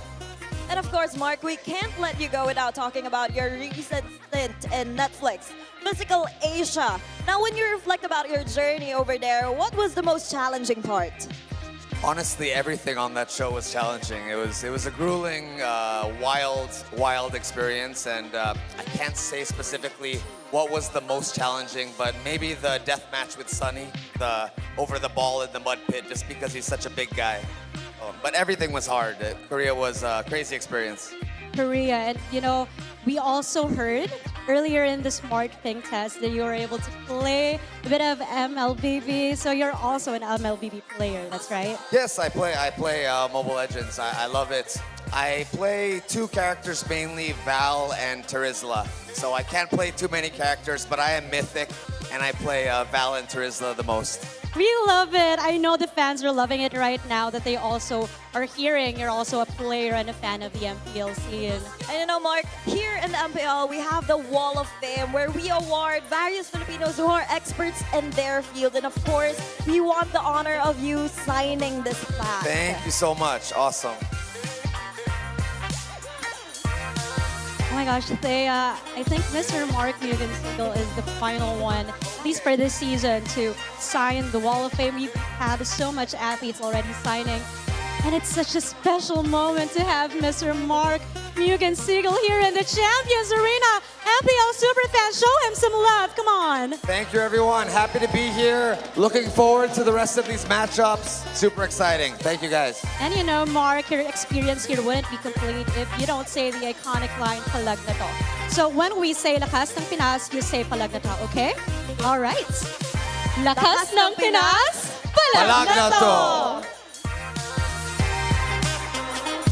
Grabe talaga yung mga kasama natin ngayon sa Champions Arena. Thank you so much to our host. At nagbabalik tayo this time, Brigida and Wolf, na nasa side ng Cavalry!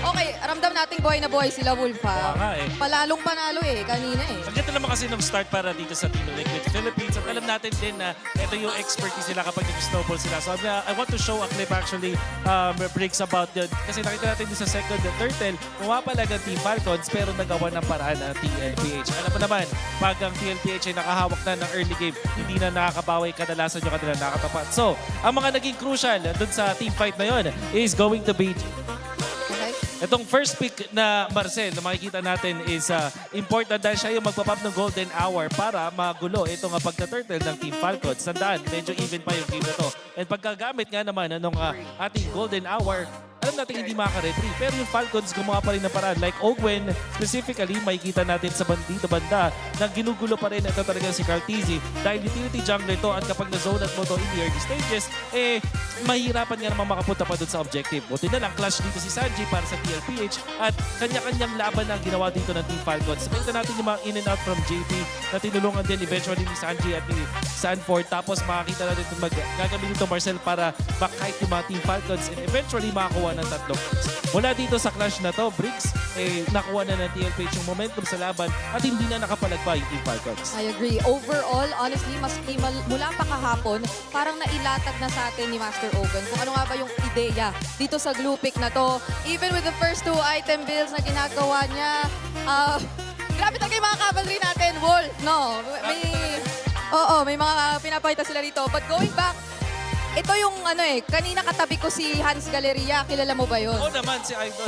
Isa siya sa mga pinakamalupit na glue users dyan at naging masaya siya na itong build na ito ay katanggap-tanggap na. Oo, ginagamit eh.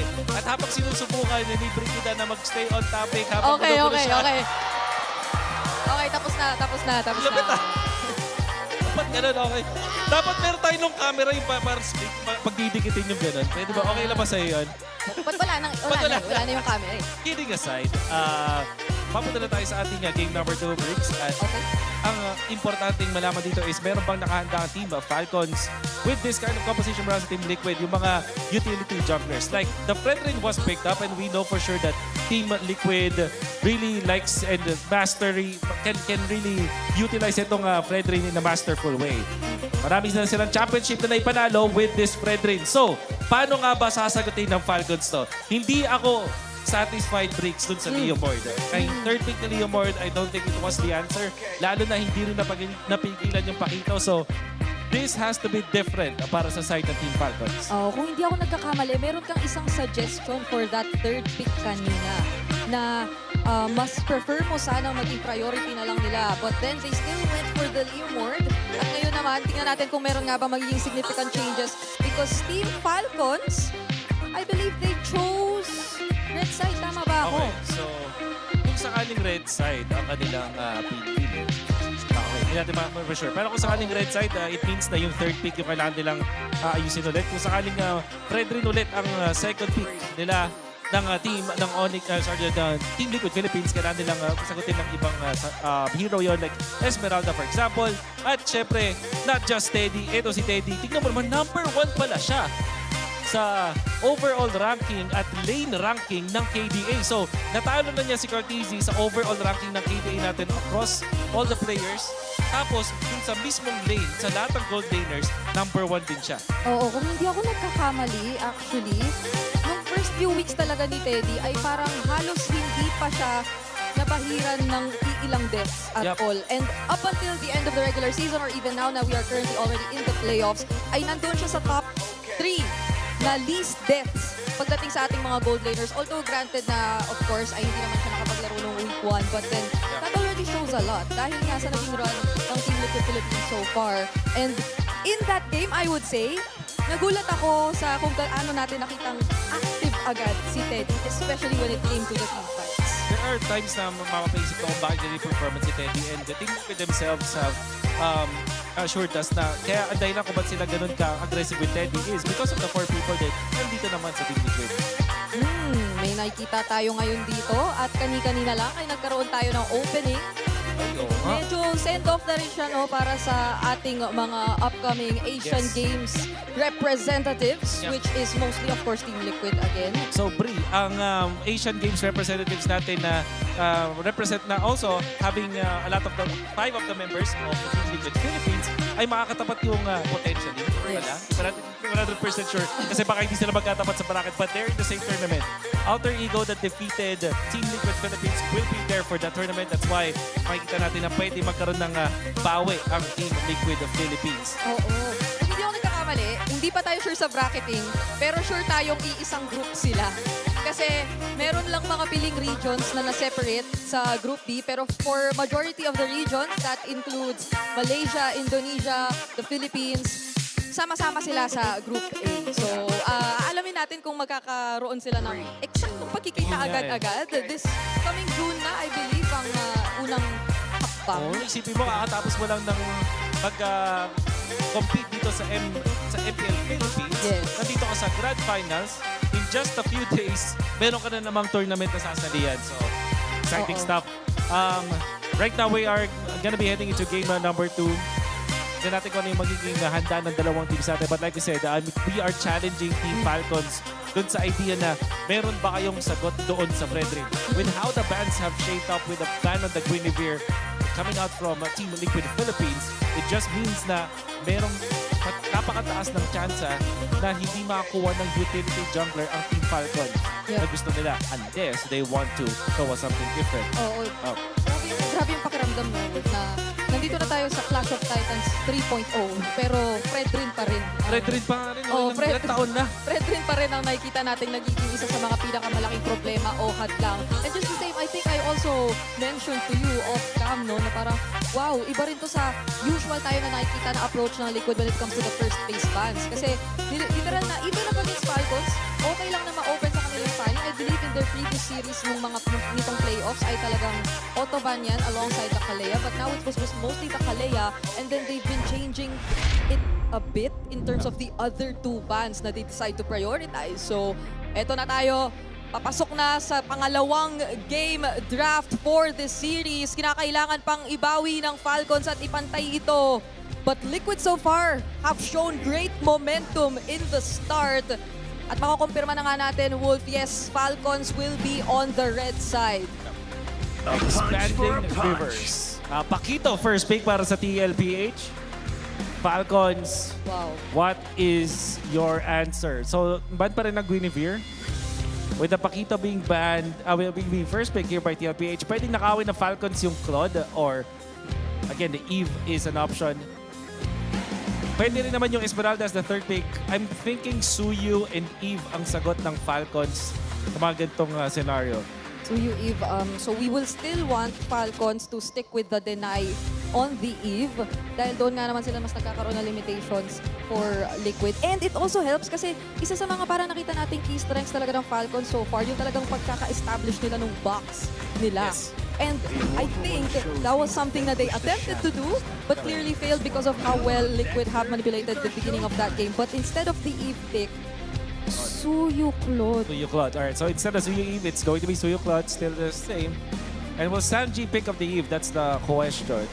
Meron pa rin chance na kumuha ng Fredrin dito ang TLPH, knowing na damage na rin kasi yung EXP nila. But this will be under the impression na may third pick na Esmeralda. Harith and Fredrin na kanilang kukunin. Talagang tinitare nilang mag-Esmeralda ang Falcons.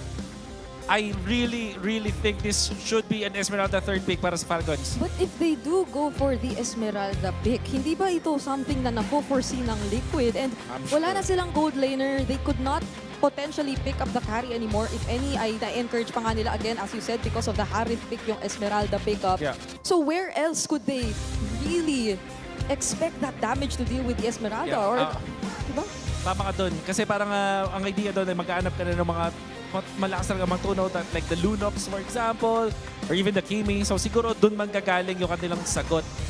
But apart from that, just because of the fact na parang kinawasyon na agad natin, there is the Esmeralda as we did expect. Talagang alam mo yung nararamdaman ko dito para sa TLPH, alam nila na Esmeralda na yung pick kasi hindi posible na mag-pick ka ng Pakito at as well as the Harith nang hindi mo iniisip yung Esmeralda na pwedeng sagot ng kalaban mo. So, I think the answer for the Esmeralda will come from the mid lane. Somewhere along the lines of Kimi and the Lunox kung sakali. Yeah. Pero malabo din kasi yung Lunox kasi hindi siya meta. So, Kimi and Eve, possible bans here para sa Falcons. Last time I checked, yung stats din natin would say na Lunox was only picked once in this entire season and that was only from Lancy. So, hindi na natin siya nakita lumabas ulit. And Falcons can afford to also take out potential threats towards this pick. But instead, they will focus down muna on JP and ano na kaya ang talagang magiging pansagot ng Liquid dito? Kasi parang ang hirap naman nasabayan na lang sa sustain. We'll see. With the Eve being banned, this tells us na may Jushin pa na pwede nilang kunin. So siguro, ang way nila para sagutin yung Esmeralda is not through heroes, pero parang dun sa mga rotation. Kasi nga naman, in fairness with the Esmeralda, mahina siya in the first 8 minutes of the game. Hindi pa siya ganun ka hirap i-deal with. But when pag dumating na tayo dun sa point na gano'n, doon na siya magiging problema. So, siguro ganun yung magiging sagutin ng TLPH. And how do they achieve that? Have a strong mid. Hilda and Jushin yung pwede nilang kunin or the Khalid plus the Jushin para mataas yung kanilang kanilang early game potential. So, Falcons might just go for the Hilda ban as their last ban. O kaya naman yung Jushin. Or the Khalid, I mean. There is the Khalid. So, Hilda yung matitira dito para sa TLPH. Yeah, they'll leave it open. I was also thinking about the Hilda because even though may shields din yan occasionally na may expect mula sa kanya, ay ito naman yung kumbaga magiging katumbas na rin naman ng Marcel. And that was something that really enabled them to go for that kind of rotation nung game number 1 kanina for Liquid. Yung napaka-fast-paced na beginning. Atlas again. Okay. So I think this is Kimi and Hilda na kung ganito yung banning. Pero meron ding angulo nung Selena or Mr. Sanji. So I'm thinking Kimi, tapos Selena yung mga options yan. There is still the argument for the Zushin. However, Falcons gonna be looking for a flex pick dito. Pwede sila yung mag-Hilda, actually. Para nakawin nila dito. At the same time, there's the high loss that they can also pick up. But the benefit from the Hilda, nakita naman natin na pwede siyang gamitin sa XP at roam. Pero this time kasi may SB na sila. Yes. So, nanakawin yung Zushin. Okay. Now I'm thinking if willing din sila na hayaan na lang ang Hilda, the glue option for Owen is also still available. So I think that will also be a potentially great response if ever they do proceed with the Hilda. I think Hylos Kimi yung best answer dito para sa TLPH. So what you achieve from the Hylos is yung Glorious Pathway, so hindi kayo masuslow down, makakapiglas kayo dun sa Zushin. And additionally, yung makukuha mong damage from the Kimi, eventually magiging enough siya against Esmeralda. At maganda pa sa Kimi, strong lane siya up against this Zushin. Right? So I feel like this is the answer for TLPH. Siguro yung outlier dito is high loss plus the Selena. And the glue as well. Oh, they get the glue. And the gourd pa rin. Interesting. Okay. So this leaves them susceptible sa Hilda from Ogwen. Especially because they just picked up this gourd. So parang pwede nilang constantly guluhin dito. I can only imagine kung ano ang magiging stress na pagdadaanan mo with the Hilda Esmeralda. Potentially trying to always break your formations as Liquid, considering that they've picked up this gourd, which is, again, a very positioning-reliant mid laner. And you have all these high-mobility heroes that Falcons have picked up so far. This is so interesting kasi parang mag-rely na lang din sa damage ng TLPH sa kanilang mga windows of opportunity. Oh! Okay. What is that? That is... Badang. Oh, okay. So, di ko kasi kita from my dito. But it's the Badang, which is generally good versus the gourd. Alam mo, ito ata ang game na maipapanalo ng Falcons from the early up until the late game. I think their draft is complete. Wala yata masyadong makakahawak dito sa Esmeralda. The only threat is the gourd in the early stages para sa Falcons, but they have the Badang for that one. So, I'm gonna give this game to Falcons. On top of the fact na majority of the damage, I guess you would really expect in terms of magic muna sa side ng Team Liquid Philippines. So, naririnig ko na ang side ng Falcons! Excited na ba kayo for game number 2? Paano naman ang Cavalry? Ibato na natin sa ating mga casters. Here we go, game 2 upon us. Team Falcons got smacked in the face in game 1. This draft, I have to agree, should be able to go ahead and solidify a win here in game 2. And I have to say it too, man. As a Gord main, I'm a little scared of this lineup that Team Falcons brought. Yeah, theory, on paper, very good. double support emblem, you get one of the XP, one of the Badang, so they get way much faster cooldown reduction at the same time, shields for themselves. Ooh, that right there. Good aggression in the mid by Ogren and Haji, knowing that they have the prio. But then how well will Falcons fare for Turtle 1s to 2? Because that's where they got trumped in the last one.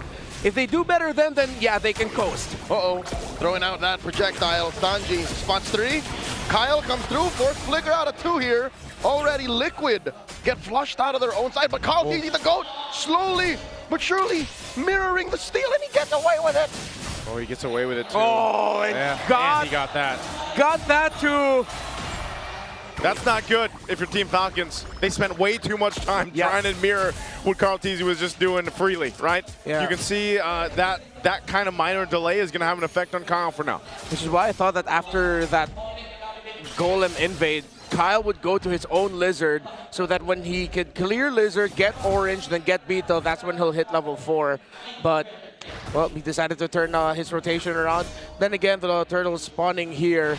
Still not that much dire straits here for Falcons. Let's just see if Kyle will be able to hit level 4 with this Lizard take. As Carl is already level 4. Yeah, he should be good. He should be good. So he'll be okay for the first Turtle. And, you know, part of this, again, is playing into the fact that you've got a lot of crowd control if you're Team Liquid Philippines. That's why there's 3 Purifies over here for Team Falcons. That's going to go ahead and help them solidify some of these team fights early on, especially. They've got control of the first Turtle.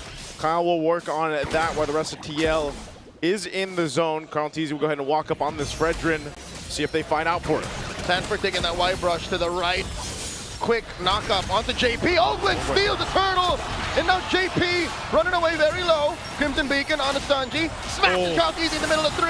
Carl with a fade away. Appraiser's path. Still gets taken down, but can't get traded out for. Super Marco early rotation. Blazing to it underneath tier 1. 1 for 1, but Falcons get the Turtle. Yeah, really good there that Sanji was able to get the missile projectile in the gush onto Kyle to secure that kill. Falcons would be able to get the Turtle though.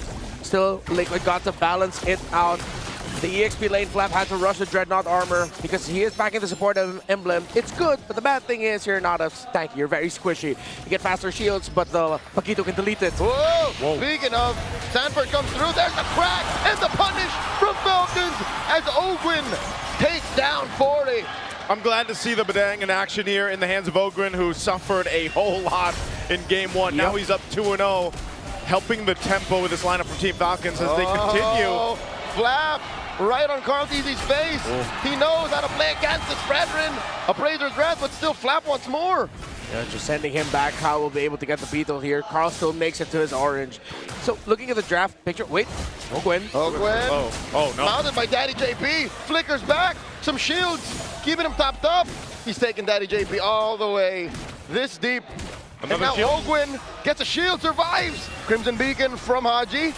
Flap dancing around. JP will live. Yeah, he knows he can survive, so that's why JP just went all the way there. He still had his flicker. 25 seconds until the next Turtle. Kyle needs to regen some health, get his own buffs down. QuÄC. I think you have to watch out for mainly the Gourd and the placements of Haji on this Juicin. My eyes are on the 2 mid laners heading into this next Turtle. Well, of course, watch out since it is spawning closer to the gold lane. Teddy and Super Marco can join in the fray. Could become a big 5v5. I like what Wolf was mentioning in the draft, and you know, again, I know for our international viewers that's in Filipino, but what he did mention is that there's no way for TL that they draft those first, you know, heroes that they had in the first phase that are so shield dependent. You got an Esmeralda across from you. Is the Gourd the plan to go ahead and help deal with this? Is there something else to deal with Flap? Before you answer that, here's the fight. Kyle jumps on to Sanji. Sanji brings out the ordnance, touching through. Carl secures the Turtle, but Sanji falls. Kyle gets him. And there's a wall put up, the crack, and Kyle just barely sidesteps away, but Sanford finishes the job.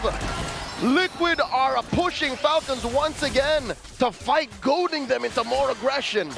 Yeah, to answer your question, Team Liquid Philippines definitely gave that, knowing that they'd be going up against an Esmeralda. It's just, if you look at the firepower of Liquid, there's a lot.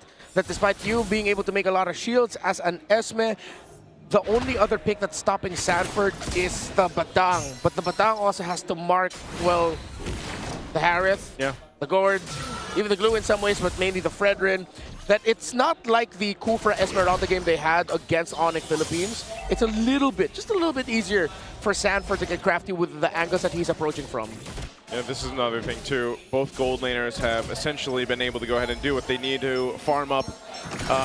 They got an assist, of course, throughout that last team fight, but still they're neck and neck in terms of farm here. We'll see how they play in part here, because especially for Super Marco, you know, he's got his DHS. He can be there for the next turtle. Both gold laners can, as we see this breakout. But another thing too for Team Falcons is this is that lineup, similar to what we were saying, where that lineup in game one, they should have played, you know, maybe a little bit slow, but they just didn't get a chance to. Well, this, I feel like they're keeping the pace under control against Team Liquid, and that's the best case scenario for them with this kind of lineup. It's just more so also, Kyle gets caught up, and in comes Ogwin to save him.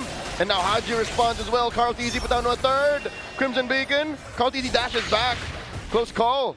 Not much from Falcons here. They're not gonna force it. Yeah, they know they couldn't force it because they didn't have the minion waves. Oh, the gush right on Ogwin's face. No way he survives this. The master gets slain. Did they not expect that there would be members of Liquid there? Because they just committed a big four-man.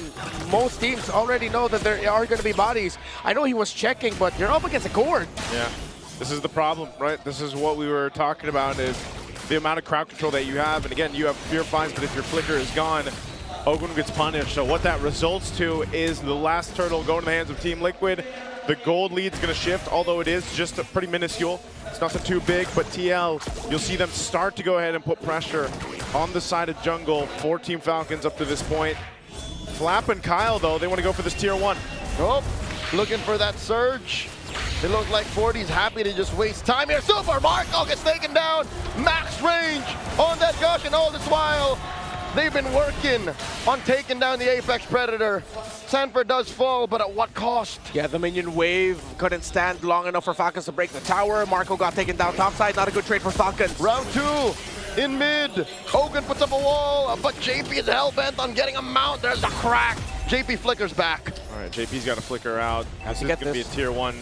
Kyle will go ahead and knock that down, man. They spent a lot of time at trying to get that objective. They will end up opening up the map a little bit, but also top side, look what happened.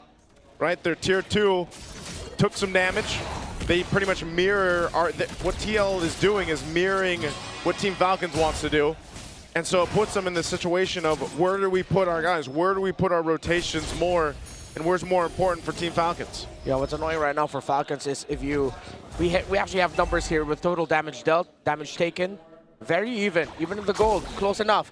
It's the total control time, 45 seconds for Team Liquid so far, just 23 for Falcons. So that extra amount of control that Liquid has is what's giving a lot of difficulty for Falcons in the fight. Yeah. It still could be brought closer, not that far off in terms of the gold, but they need to see if they can start getting more gold on this Juicin specifically, because Sanji is starting to run away with the lead. Oh, point blank gush without any warning. A volley right in Marco's face. They catch Ogwin, force a flicker out of him. And now he answers with a crack.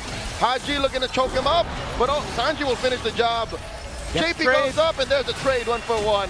Good trade. They deal with that at least, but this is going to be a problem trying to work against all these amount of crowd controls and stuns that TL has. Whoop! Flap here, caught in the crowd control, and there it is, another gush plus a Salmon Force. Might have been overkill. That's not what Falcons was looking for. After all of that, Liquid still has almost double the total crowd control time. 53 seconds to Falcons 27. Oh, look at that damage. They force RG back. Another Crimson Beacon wasted. Liquid are looking to secure the Lord here. Down to an 1/8 of its health. Kyle looking to steal. Go through the back, and Carl-TZ gets that Lord to wear a Liquid jersey. This is the problem. Oh, Ogwin in trouble again. He's caught between the walls. Salmon Force plus gush. The GOAT secures the kill, and now they go for Kyle's purple. Oh man, those projectiles just stopping them in their tracks.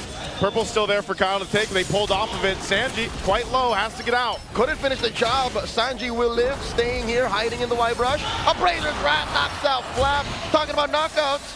Sanford looking for more, forcing a defensive surge, but Sanford will find a Marco with a brrrr. Blazing duet, taking down 40. There's the shutdown. Yeah, Falcons needed to get something there because this is getting completely out of hand already. We talked about Turtle 2 and Turtle 3. That has extended up to Lord 1, with which Liquid was able to get freely, as we saw. Falcons will be able to stop this from getting any charges. Still somewhat close, but they're putting all of their eggs now on Super Marco at this point. Yep. Haji does have a Sky Piercer. Don't believe the graphic. That's only supposed to be one Sky Piercer. We're okay here. Don't worry. That's not two. There's not a new build you don't know about. But it seems like the drafting philosophy of Liquid for this series is just pack a lot of crowd control against a team that has a really good team fight. They've respected Falcons' ability to fight, what they showed off against Onyx, and they realized we can just bring back an old favorite. Spam Fredrin, pair it up with even more crowd control, damage EXP, old school favorite in a Paquito, and which is why this was an important match for Falcons to, a game for Falcons to win. Because if they won this, then they're thinking already, okay, we still have an answer to Paquito. If even after the Esmeralda, even after the Badang, they still cannot take out the Paquito, then they have to start committing bans to take it away from Sanford. Yeah, they won't want to take that away. They're trying to hold on to what they can in their base here.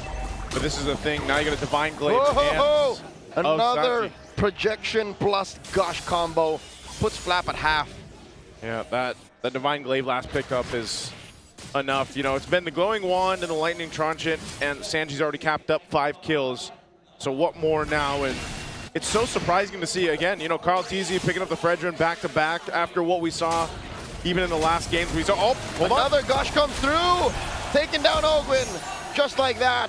QUÄC can't even sniff his purple. Yeah, and Ogwin knew that he didn't need to commit his ultimate there to try and salvage that. It would have been too difficult for Falcons to take that fight. Marco, ouch. All right, shield's gonna pop here. Down on the bottom side, again, TL now, it's 4,000 ahead for them. And it seems like Team Falcons is in that same situation that they were in Game 1, where it's like they just have to respond to TL, you know, putting the pressure wherever they decide to. How do you get around these projectiles? How do you get around those little mini crowd controls that this lineup that TL has? Oh, it's even tough to say because you already have the Purifies, but then even if you Purify, there's already a good chance Sanji is blasting you. It's a cop-out, but play better. Out-execute them. Liquid are just really executing. Falcons, theoretically, we said it, have all the tools that they need. It's just how do you execute that when the other team is just so good at it? Kyle is so far off. I don't think he can make it back in time. They've already picked a fight with Flap and Haji. Flap here, gonna get taken down very, very quickly. Crimson Beacon by Haji.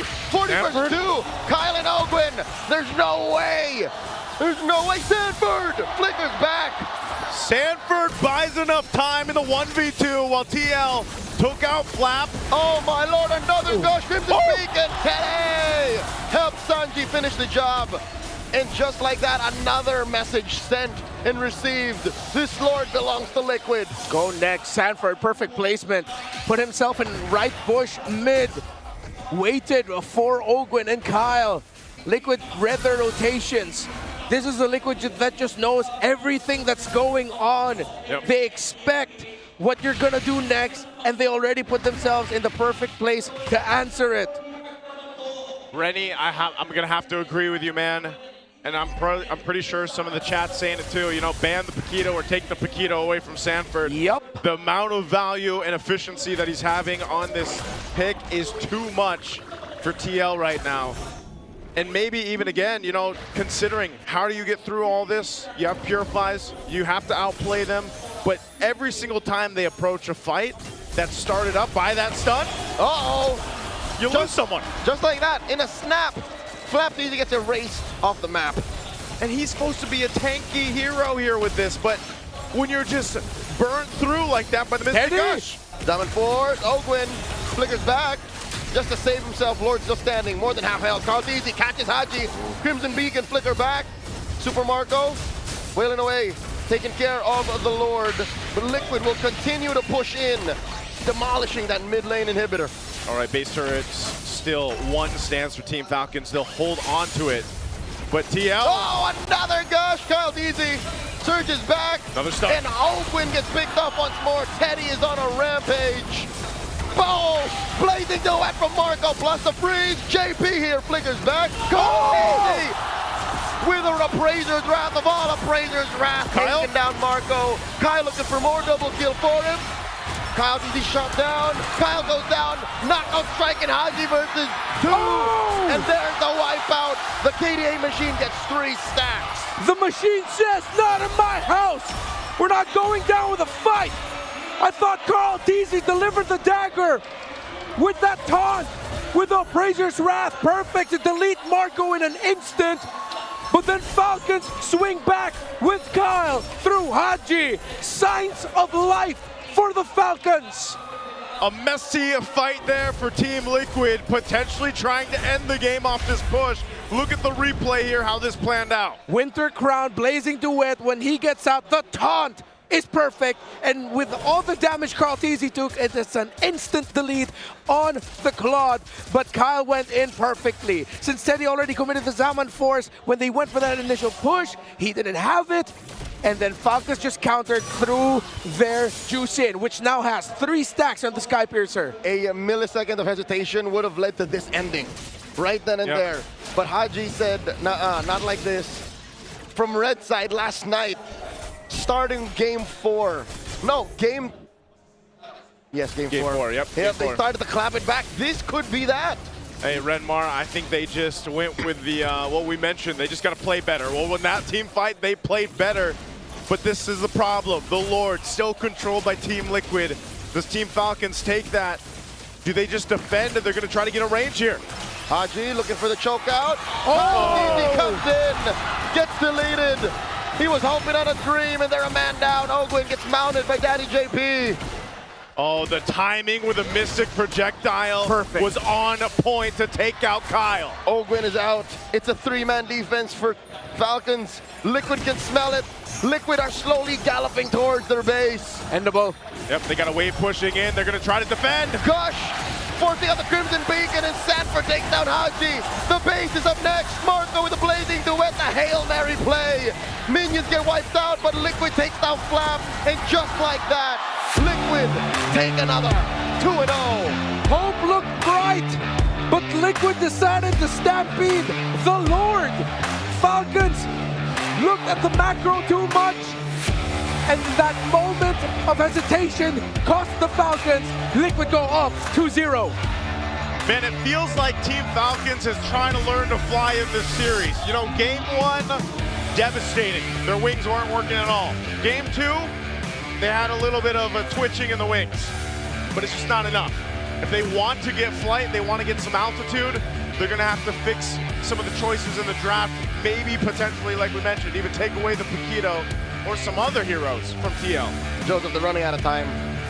Why does it have to take a whole game for them to calibrate to how well Liquid executes? I think it was just, again, a difference in micro. It really is micro that Falcons don't even get a chance to flex their macro. It's not micro in the sense of we're just talking about fighting here. It seems like everyone knows exactly what they need to do, where they need to be.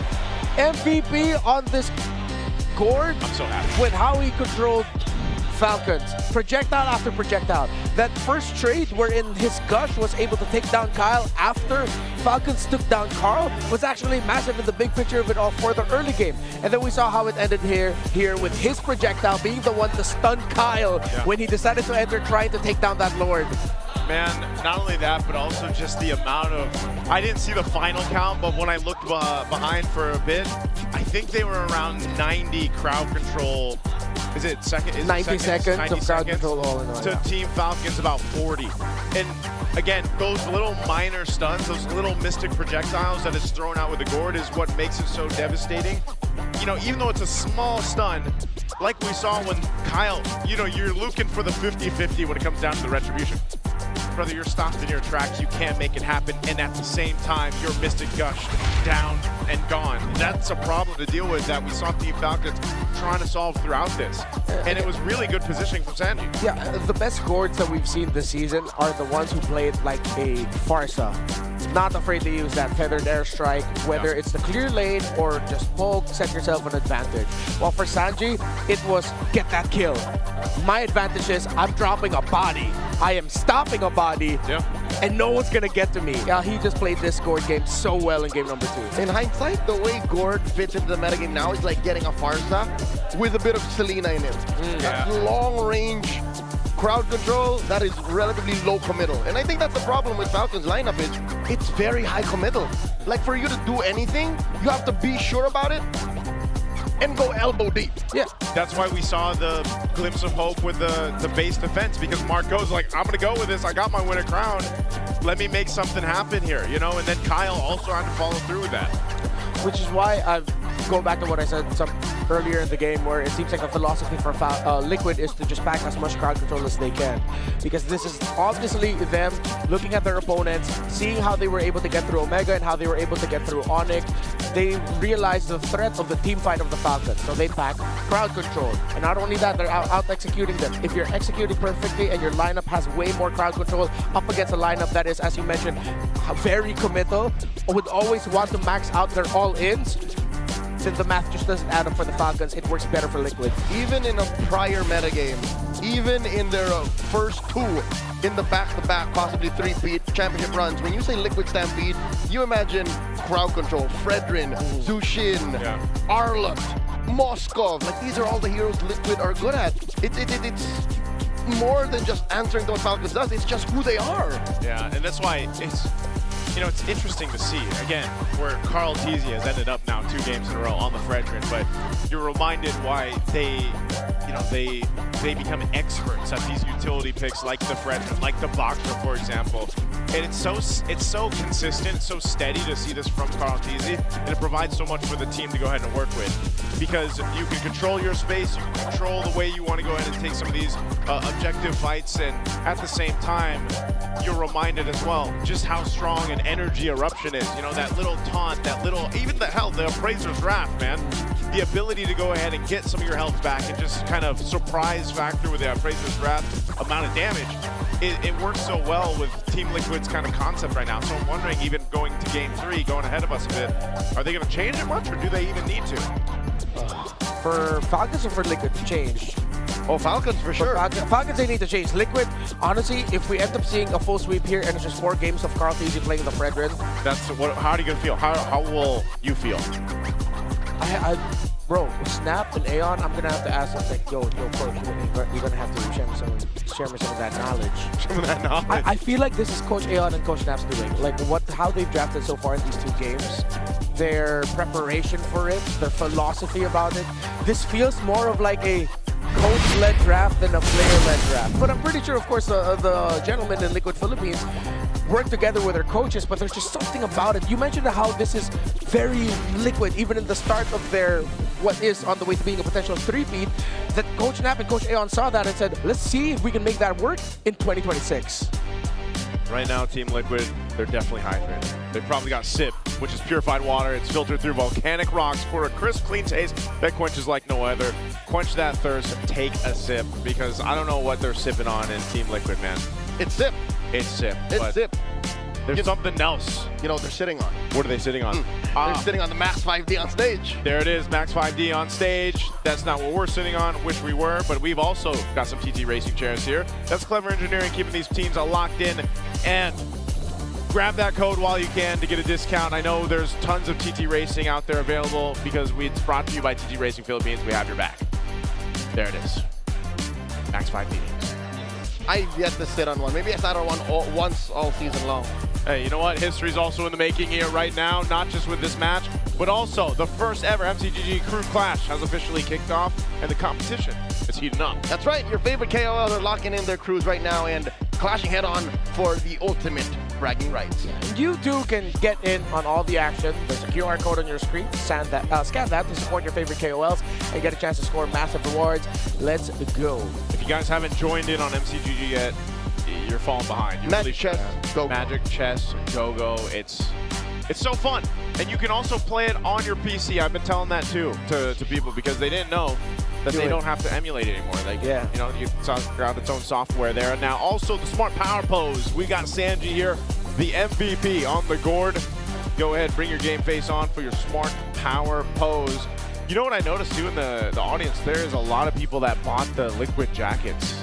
They have to be sold out. It's a racing jacket. It's a racing jacket? Yep, it's cloth.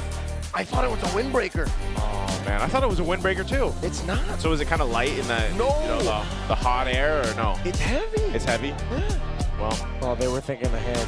They were. Even before Paris was announced. Yeah. They knew. They had an inkling. Those jackets will be so ice cold. Like, you know that saying, ice cold in Paris? Like, they're gonna look clean. It is. They will. Ice cold. You know what else, super fans? Did you know men are 5 times more prone to dandruff? Don't let your flakes ruin your focus. Power up with Clear, man. It's triple cooling power. Gives you 100% dandruff-free hair for that ultimate fresh feeling. Supercharged with Clear. Look at this dashing gentleman in that quarter zip. I thought he would actually start shampooing his hair. I would have given him all the Clear in the world to do that. He's got 2 bottles out, man. That's the best, by the way. Hey, that's the best Clear men we've had on stage, showcasing us how to use it. Give that guy some extra Clear. He's got double bottles too. Yeah, he doubled that. He double bottled. Please put some heroes on that, by the way, Clear. You know, if you're with us next season, hopefully you are. And also, of course, I think there's a whole lot of action happening out there. I missed some of it because we've got the super fan Satay outside. Did you guys get a chance to see? I went out once. Yeah? Maybe twice. Did you guys, what was the coolest thing you saw out there? Merch, food stalls. Food stalls? Yeah. What kind of food do they have? Dude, there's like 3 food stalls that are just competing shawarma stalls. Like they're all, they're all shawarma? Yeah. No, but each one of them have variations of what other extra stuff they sell. But it's clearly shawarma. You know what? I'm going to have to go check that out. But right now, we're going to check this out. Let's go ahead and take a watch at this video with Infinix.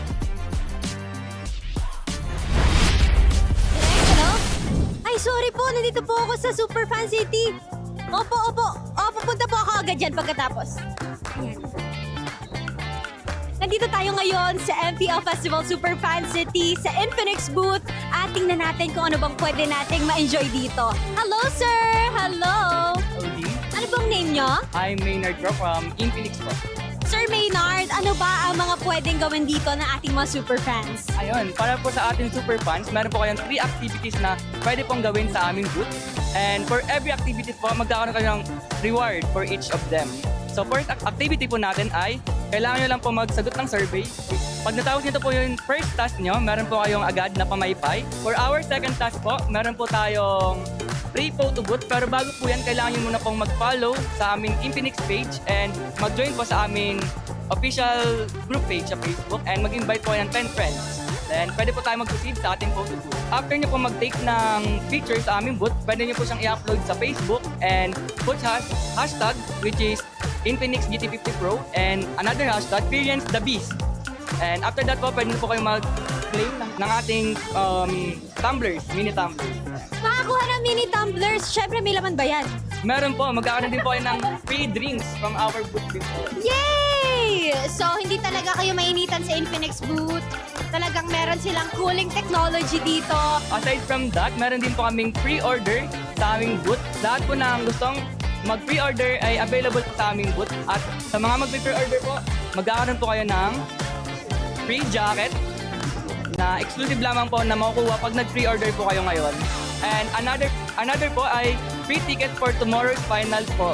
Sa everyone na gusto bumisita dito sa MPL Festival Superfan City, libreng-libre po ang entrance. Visit Infinix booth and get all the freebies that you can.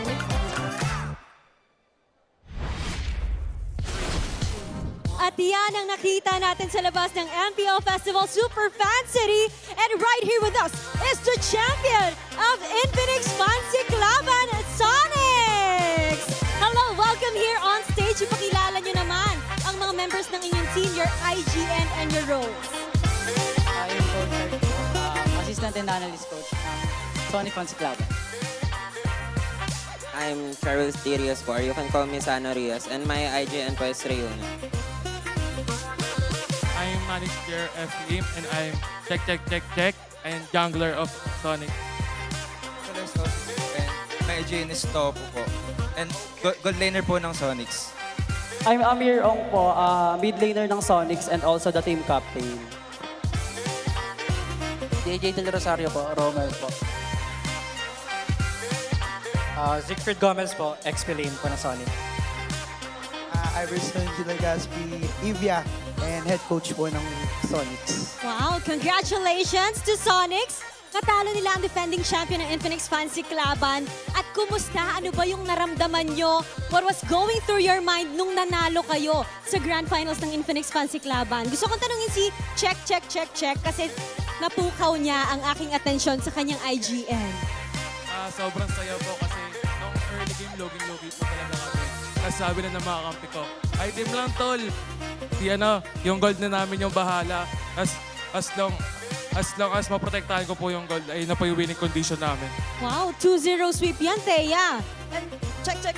Speaking of, sabi mo nga na early game kayo, but it was a 2-0 sweep and mahaba yung naging journey nyo. Pwede nyo bang ma-describe kung ano yung naging preparation nyo going throughout the tournament? First 2 games po is na-earlyhan po talaga kami. Pero ang sinasabi po namin sa bawat isa is tiis lang po dahil ang mga hero po talaga namin is pang late game. So composure lang po and tiis lang. As much as possible, wag po magpabawas ng tower sa kalaban. At ang tiis na yan, Thea, ay nagbunga. Dala nila ang kanilang trophy as the Grand Champions of Infinix Fancy Laban. At pwede ba namin malaman ano pa ba yung mga nakuha nyo aside from the trophy? Kasi nakikita natin yan, hawak nila ngayon. Yung mga nakuha po namin is trophy po. Then, ito pong Infinix GT Watch 5 Pro po. Lima po siya and 25,000 diamonds. Ang dami nilang napanalunan, Thea! And kasabay ng Grand Finals natin is yung Grand Finals ninyo naman kanina. You were challenging the defending champions of the Fancy Laban, the Auroras. But it became a 2-0 sweep. Ngayon, meron ba kayong message sa mga sumusuporta sa inyo? First po, thank you po kay Lord kasi sinamahan niya po kami throughout this journey. Talagang prayer po before the game. And thank you po sa teammates ko dahil sa efforts, kahit mainit po yung venue and ayun po. Thank you po sa lahat ng, lalo po sa Sonics family. Thank you po. Thank you so much once more to our Infinix Fancy Laban champions and for representing Onyx Philippines and their community. Once again, give it up for Sonics! At sabayan nyo kami i-throw natin para sa next segment. Pag sinabi naming lakas ng Pinas, sasabihin nating lahat, palag na to, okay? 3, 2, 1, lakas ng Pinas! Palag na to!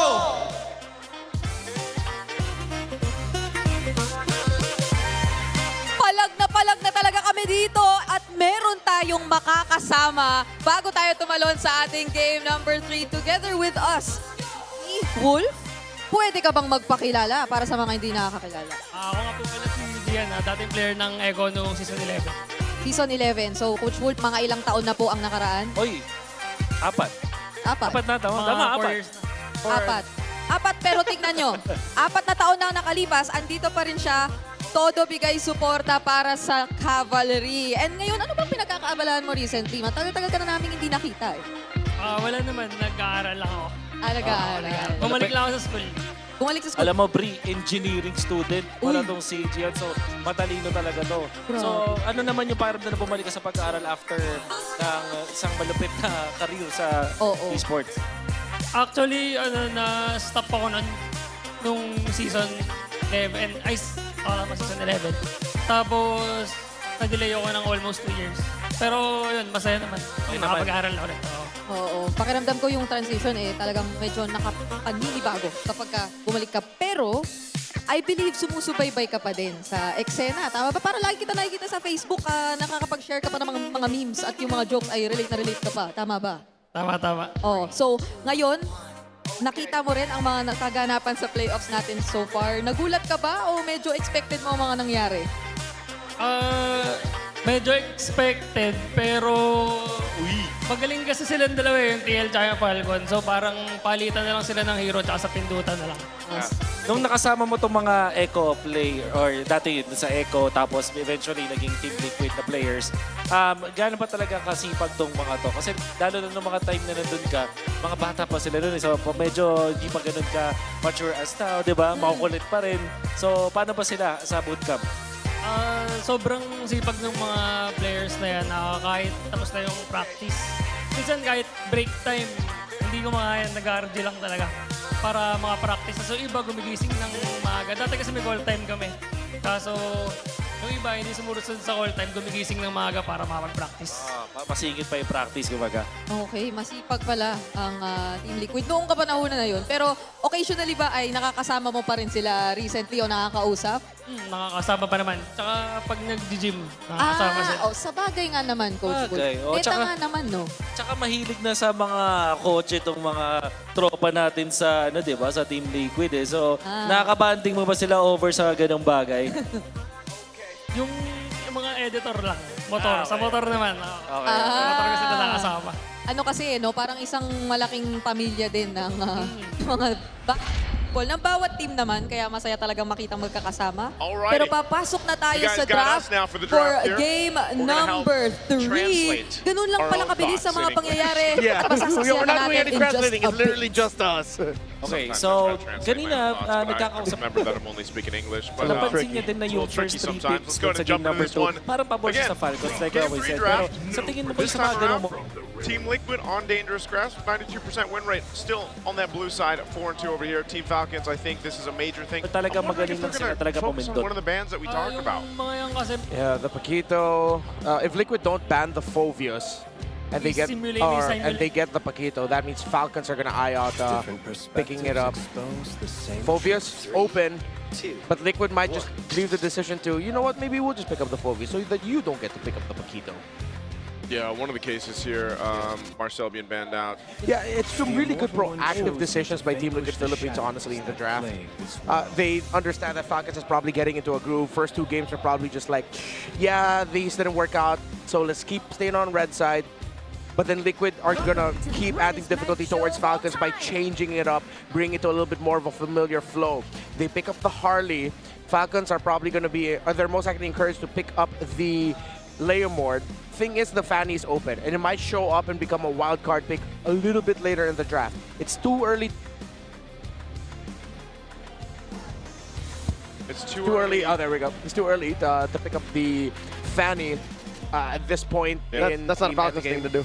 Yeah, not a Falcons thing to do. That's an Omega thing. Yep.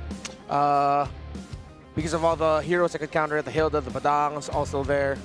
The Chos, all those pickoffs. But at least this makes sense for Falcons' position in the draft, the red side, so they can keep up the bit all the way till red 5. Yeah. They can hide that Fanny till it matters, but they won't. They're gonna go the Fred. They steal away Carl Teasy's Fredrin. It's their turn to do it. You gotta play something else, Carl. That's what they're saying. Still Phobius. Yep, as expected, Liquid are just gonna go ahead and rush that favorite pick for them, and they've gone up against lineups like these. So it's not going to be the Harley Leomord trade. Still, it seems like Falcons are going to be playing... And you know what? No, they don't need to play the slower game. They can still play that faster game. Just execute it a little bit better because, hey, Liquid were able to do it in the first 2 games where their Fredrin was the one dictating the tempo. Yeah. Just make sure it's paired up with a really good roamer that can match its aggression, maybe even its damage. Introducing my buddy. Okay. The problem is they get clawed. Claude, Phobius, Harley right now for Team Liquid Philippines, and this has again, to be Harith. That Phobius, I know everyone remembers what happened, right? Just a few nights ago, 5-man Dark Wave that Sanford was able to do on the Phobius here. Definitely something to think or consider if you're Team Falcons on not getting that set up, but also the Harley's been kind of slept on, man. The past couple games, even yesterday's matches, Harley wasn't picked up as much. And so now you have that. This is going to be a very different tempo also for Carl Teasy playing with the Harley, which will then just give space to Teddy, which is the Claude's one of his heroes that he likes to go ahead and be that steady Teddy that we've seen throughout the season.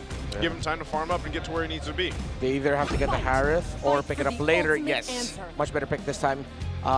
Team Liquid can just ban out the Harith because you still have a good option in the hero. I'm trying to remember it. It's almost there. Carry, excuse me. Carry can still be picked up here by Super Marco. Now, if both get banned out, that might actually hurt Liquid because there's a good chance Flappage is going to end up with a really good hero that can mess up Liquid's lineup. Yeah. I think the Falcons needs to ban the Valentina and then ban the Gord also, which would leave probably something like a Kimmy for Sanji. Yeah, Kimmy. What else would Sanji end up playing here? If it's not, yeah, you said Valentina being banned out too would help, but a couple other options. at least for Sanji, you know, I don't know if he'd want to play the Louis or there's the Gord ban you talked about, so Gord will come through. Flap still has a deep pool of EXP leaders that he could go for. If they want to really be aggressive and zone aggressively for the early objectives, I think a Yuzhong is going to be warranted. So Liquid might want to eye banning that out. If they're okay with dealing with it, then if Falcons does ban the Valentina, Asura might show up. Lapu Lapu still an option also for Flap. You need that strong burst damage to send the Claude and the Harley back. Heroes that are squishy and love to dive don't want to go up against heroes with really strong burst. Do they just want to, they don't even worry about the Harith just going over to Super Marco. It's like, that's going to be the matchup between the Claude. So they're going ahead and focus down on the XP lane options. The Uranus being taken out. This, other than the Lapu Lapu, maybe what, the Terizla? Something to help lock down, or do you want, is that just too slow at that point? I feel like it's too slow, but then with you being up against a Phobius, still might be okay. Because you don't need to, you cannot pick up the fast clearing, fast rotating heroes like the Benedetta or the Paquito anyway. I'm usually not a fan of the Terizla. Yeah. Over time, I realized it really doesn't do much. It's really just a big wall. They really want to play the Harith. just to make sure they cover the grounds. They take out the Moskov here. No Moskov being picked up. Falcons might just pick up the Harith now and wait for that XP lane option based on the last two picks for Team Liquid. Oh, that crowd is going wild. We're having a drum off between the two fan bases. Yeah, I was just saying, I can't even hear myself think. Oh, no wonder. They've got buffs in front. Oh, that's why. Oh. Who's gonna fight the Madars? Where's Super Mars? What is the cosplay there? Is that a cosplay? Like, is that supposed to be a certain hero, or is that just? Is that a painted Hayabusa? Oh, that very well could be. That's my best guess. Yeah. There's the carry. Yep. Good Carry pickup. A very tight box, good formation. Yuzhong to round out the draft. The thing is, the Valentina is most likely going to get through, but Liquid are also thinking about the Kimmy. Tough choices here for Liquid, but they go Juicin and Hylos together. Sanji looked very happy with the trade that they got in the center. This is, I think they're very well capable of, because of these picks, fighting into the real world manipulation if they want to. Alice actually still open. There's either the Alice or Yuzhong for me. I just, for Falcons, they need big AoE, really good dive. Oh, even the Sora's open if they want even more damage. With no threat of a Valentina. Yeah, with no threat of a Valentina over there. Still, some players are not that fond of picking up the Sora against the Phobius. That's right, I was just going to say yeah. so. I prefer the other two. I would rather Alice or Yuzhong. Just clear straight lines through the back. Yeah. Unless that Hilda's already going EXP, but up against the Phobius. Very meh. Could be the swerve. Lapu Lapu. Still, it's one of the heroes that we posted earlier. You need that strong, big sense of burst against heroes that are squishy and love to entry. The Harley, the Claude, because that forces you to either BMI out, cancel your big ultimates, not make the most out of your ultimates. Yeah, I think this is what they needed. Team Falcons, man, it is erupting in here in the Champions Arena right now. Team Falcons got to get a win under their belt. Otherwise, I feel like if TL gets the game here, they're at championship point. It's going to look very grim. We're going to be jumping into the game. Game 3 upon us as Team Falcons have what they need to get a win under their belt. This is a different approach from what we've seen before. But again, as it is so important for the macro, we need to see the micro, the early game in control for Team Falcons as we jump into the Land of Dawn. This is the time for Falcons to take a game. Seems like the draft has evolved and it has gotten to the point where now even Liquid acknowledged that they couldn't just go ahead and pick up the Paquito again because Falcons would have been ready for that. So they had to be proactive in changing things up. But you saw Liquid a little bit slower with their decisions in the draft here. A lot more thinking. This is the best shot for the Falcons to turn it around. Yeah, Falcons can make this happen again with this kind of pressure that they have with Ogrun on the Hilda, like we've seen before. You know, you should be able to go ahead and get a good early game starting. Not only that, but allowing Super Marco to, wow, they're already duking it out. This is what we've seen actually between the gold laners in the current meta, just doing their own thing, fighting each other, potentially going for the 1v1 plays like we've seen early on. That's not going to happen here. Flap, like you mentioned with the Lap move, going to be pretty big here. It does get the XP. Yeah. Wow, the crowd appreciates the micro superiority that Flap showed in that sequence. Yeah, cross the blades. On the backswing is when he got it. Yeah. There is that second proc of damage going back. Little underrated thing about the Lapu Lapu. I also like the little micro capability showing from Sanji. The fact that he got the lift on the Hilda but decided not to bring it closer to them because it would have messed up the Juice and the high loss together. Yep. Just kept it up there, you know? This is why we were saying, you know, micro just as important as the macro, and I feel like, you know, just a year or two ago or seasons ago when it was so much macro, and that's why utility was the case. Now you have so many intricacies to the current meta. And as we approach the first turtle, an important part of the whole micro discussion is it's not just what you're capable of doing, it's when you do it. And Liquid have always been doing it in the right timing, so much better than Falcons in this series alone. Turtle started up. Turtles here, half health already. Team Falcons has clear control of this one. And in comes Flap, diving in, RWM by Haji, swiping away, immaculate timing, down goes JP, 40 foes as well, and Sanji just barely gets away the flicker from Haji, the machine, but off camera.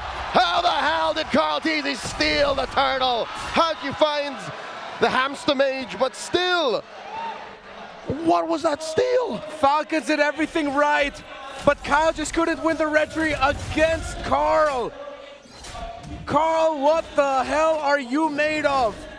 Goat milk, it looks like. Okay, man, he's made of using this, the real cool in beast moves. Our Infinix hand cam for the GT50 Pro. Helps him secure it, but also part of this, again, this is the elusiveness of a Harley. You're able to go ahead and even if your team fight is not there, you have a chance to go ahead and space on time through, get that retry off, make it happen. He's so sly, he's so cunning. Yeah. He didn't even die. He didn't die. Since the cooldowns were kind of off, it seems like Kyle uses Retribution way after the fact. So I was thinking that maybe Falcons just said, don't try to retry the turtle, maybe try to last hit it through your skills, but then use your retry to slow down Carl and try to take him down instead. Which is, in hindsight, a micro mistake. Yeah. Like they just should have kept it for the big one. Yeah, I think they were a little bit too greedy in making sure that they could get a kill on that Harley to stop the tempo. Is it devastating to the point where they've lost the early game? No, they're still in control and they will still have the same resultant advantage for the next turtle since it spawns in the bottom side. Yeah. Whoop. In comes Kyle, compromising JP. There's a taunt. RWM coming up. JP goes down. Lazy whip by Teddy. But Marco does not back down, and Marco might get taken down here. Oh, the flicker back. Marco barely lives. Good use of the flicker there to stay alive.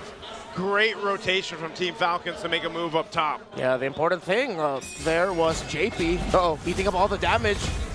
Because Falcons used their combo to take the high loss down, I believe the taunt coming in from the Fredrin was just not available.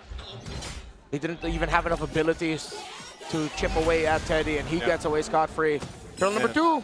Yeah, just again with this Haji on the eve, so on point so far. Second turtle gonna be up. Oh, Flap round 2, dives in with the Brave Spider. Looking for one, already used a Crimson Beacon on Sanji, and finally the retribution is good for Falcons. We'll secure the objective, looking for a fight here.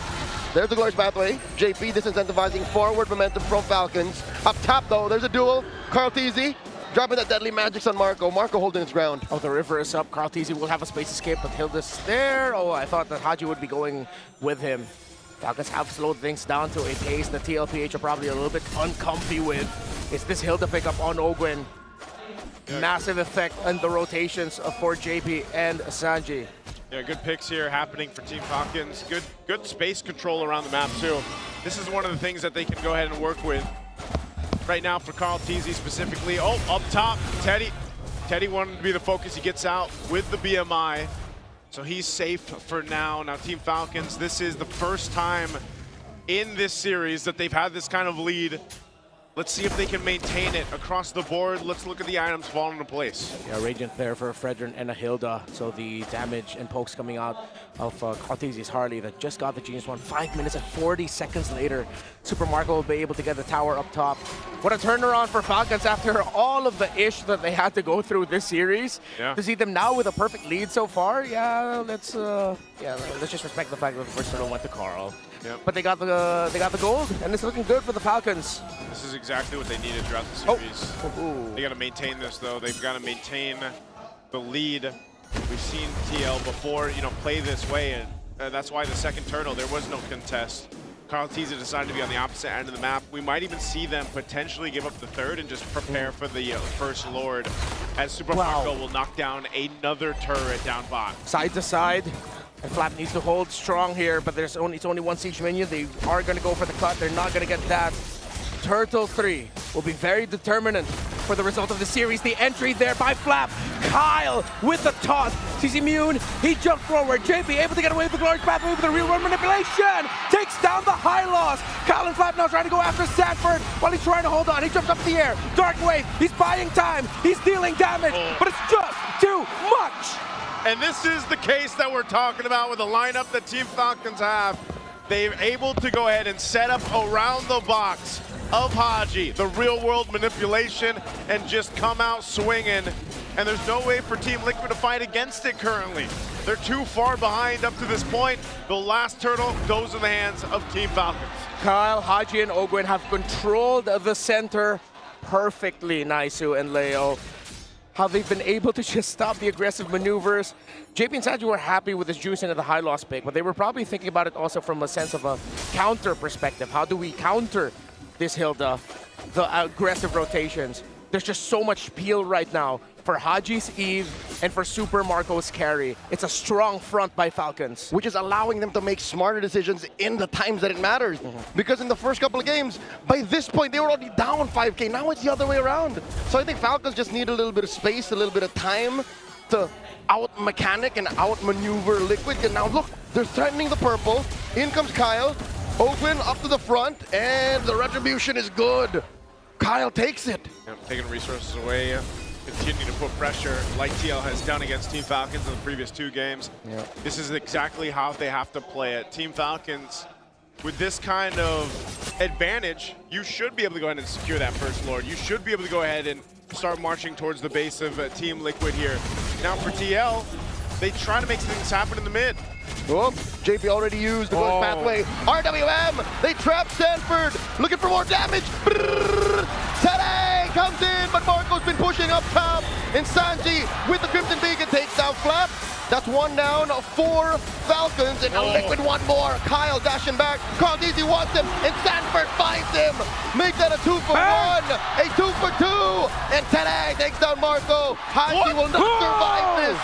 3 for 4, a bloodbath as Haji takes down Tede. How does Team Falcons lose 4 in that fight? Well, it was 5v4. They didn't have their gold laner as Super Marco was playing the Super Macro instead. Still, Falcons was able to walk away with it with some kills. It was crucial that Haji was able to take down Teddy, because if that Claude stood standing, then they would have been able to break the tower in mid. Still, I like that we're seeing fight from Team Liquid Philippines. It was awkward, but they realized the carry isn't here. Without them, they're lacking damage, and they decided to be aggro. Carl and Teddy, perfect.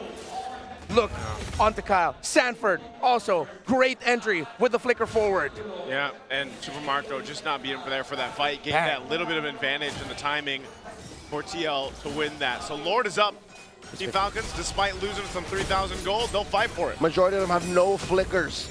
So this is very weird for Falcons to take. They are flipping the coin right now. Lord at a 5th of its health gets reset. Carl Teasy is 1 level ahead of Kyle. His threshold just a little bit better. Nope. And there's the IWM answered by a glorious pathway. Sanji, Crimson Beacon back, and Flap is just doing his darndest. As Super Marco wails away at 40. He gets them. Massive Appraiser's Rat sends Carl Teasy and Teddy back. That keeps them in check. Lord is going to reset. Team Falcons did lose Flap in the exchange, but it's both XP laners that go down. So now We go for the reset. It's going to be a 4v4 for this Lord. It's sitting at half health here with Kyle in control. Down to an 8. And that is Marco down very low. JP gets taken down. Ogwin controlling the perimeter. And Kyle secures retribution in check. Super Marco dashed forward just to add that little bit of extra security that Liquid wouldn't be able to get close. And since they saw the carry was standing right in front of them, TRDC and Teddy, I believe it was also Saji as well, just decided, yeah, let's just go ahead and give that. Yeah, they're better off just defending on this one. Again, they're not massively behind or anything like that, so Team Falcons still gonna respect this base push with this Lord. They will take down the tier 1 in the mid lane, working on the tier 2 next.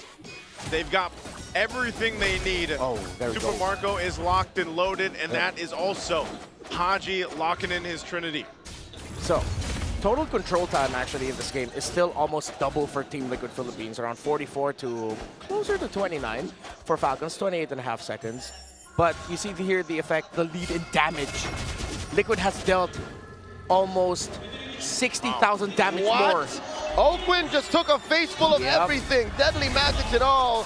Keeping TRDC at bay. And that'll stop Liquid from defending with their full force up top. RWM by Haji, compromising Sanji from the flank here. Sanji just looking to clear the waves and knock up. Haji's not going anywhere. As long as the RWM is up, and they do defend successfully. Carl's still there too. He knows he can win this fight against a Hilda. Yeah. He's got his ult back up, but he just wanted to go ahead and push into that turret. Falcons also full committed to the tower up top, not being able to get a push in despite them having the minion wave for the turret in the mid lane. So maybe that's a little bit of an off decision there for Falcons. While Liquid, they played the map really well there. TRDC knew that he could continue marking and keeping Ogwin from even joining them. So again, the proactivity of Liquid has been a theme for this series, and it shows even with them behind for the first time in this best of 7. Yeah, this is, like I said, for Team Falcons to go ahead and cap out this win here. They're going to go ahead and focus down this tier 2 bottom side. They'll be able to get this, convert it. TRDC has just been pushing on the opposite end of the map, and that's exactly what you're going to expect with the mobility that the Harley provides for this. So Falcons have taken care of the lower quarter of the map, unfettered, with impunity, and they'll continue to take control. This Lord coming up next. The long lane is going to be tough. Yeah. Right, purple here. I think down. Carl secured. Yep, Carl's good. Carl's got it. Kyle even committed the retry there to try and steal it away. It would be important to deal with this Harley. So Falcons have to be careful. Good chance of a Team Liquid Philippines turnaround with how they've been fighting through Teddy, through Sanji. The surprise turnaround and re-entry. Call it the re-engage, coming in from the Phobius of Sanford. I love what they're doing though. Just Super Marco's buffed out of his mind. He's got all the items he needs. You know, he's working on that very last one, but he's double buffed up. This is perfect territory for Super Marco to make moves around this Lord take. He's gonna start hitting home runs like Barry Bonds. I think I just showed my age there, but I don't care. Dude, hockey's amazing. Yeah, I love football. Whoa! All right. Falcons with the Dons. Flap takes a good amount of hits from Teddy. Keep an eye on Super Marco. He's so pivotal for this. Ogwin flushes out the LBM, and there is JP and Sanji in there pushing them out.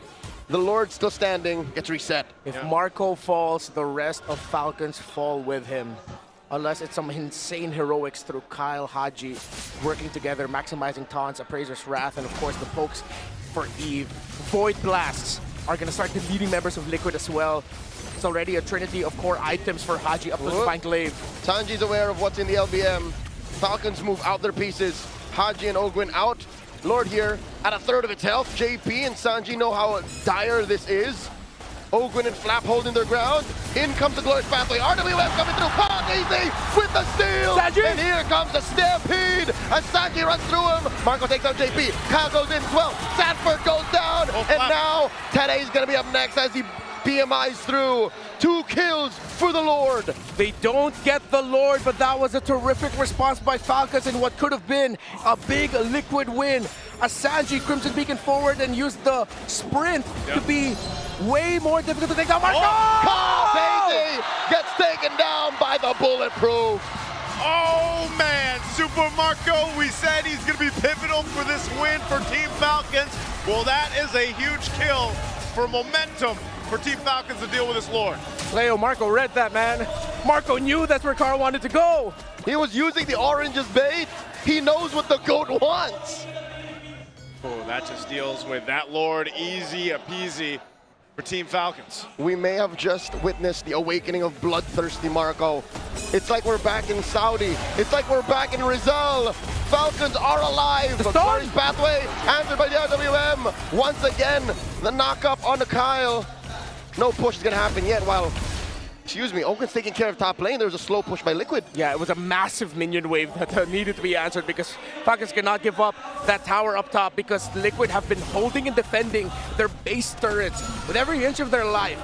And with those base turrets is hope for Liquid because they've been handling macro really well. Again, Falcons play around the box. And with a Harley, good chance that you can open up the map through split pushes, similar to Teddy, which is why the Claude is now getting protected by the San duo as he opens up the map. JP even shadowing multiple units ahead of the others just to mark rotations of Falcons. Now who seek to invade the purple of Liquid. Going for the purple here, it's going to come down to it. Retribution's used. Carlton's will be able to get his purple. No.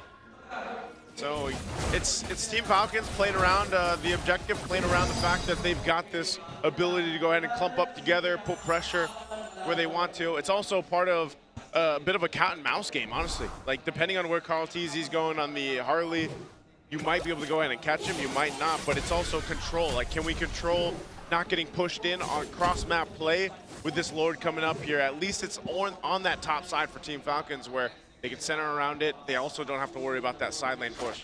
You know, here's the difference maker. Teddy now has the Winter Crown, which should be deadlier for Haji and Super Marco. But let's see. Haji, he also has his Winter Crown. So it should cancel each other out and they should be okay. Haji's position, has been terrific, by the way. And the man marking for Falcons to actually protect whoever tries to go after Marco and Haji has been sublime. Yeah, that protection, the peel that they can provide for Haji, for Marco, has been another major thing. Ooh. This Lord is going to be a big one. As Team Falcons starts it up, TLPH has their eyes set on it. They rotate up here. They'll go ahead and show face, but this is most likely just going to be delayed out for now. Wind of Nature being picked up, swamped in. Super Marco's got that. He's going to go in for this potential. Excuse me, the Lord is very low. 16th Patel coming in. Kyle with a retribution. Immortality bomb to JP. Glory Family already used up. And Winter Crown combo coming through for Tele. RWM by Haji. He knows that the core on the other side is already used up. And double kill for Bulletproof. Down goes 40. And Super Marco gets the Immortality bomb. Open. Find Tele. 3 for 1 plus the Lord. Falcons are soaring in. Call Easy finds Marco. It's not endable just yet, but maybe the minion waves are big enough. Maybe Haji and Flap have enough damage in them to try and end it here. No turrets left in mid. Lord could crash into the base. Sanji with the bait, with the kite to the side. Carl DZ, Sanji defending. They're getting away with it. Minions have already spawned. They got the minions out. Sanji's gonna go down though. Oakland with the execution. Lord gets taken care of.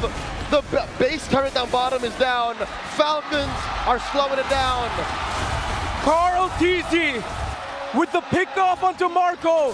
His immortality was popped, but Carl committed to the play to take down the carry, which is why, despite Falcons getting the Lord, they still can't end, and Carl still got his own purple buff. Oh man, we got to take a look at the replay here. This fight broke out. It was all centered around this Lord. JP goes down really quickly, but centered together, Team Falcons are susceptible to the Blazing Duet, the Beacon from Sanji, Sanford setting things through. This could have gone way worse. A whole lot of immortalities were popped here in this fight.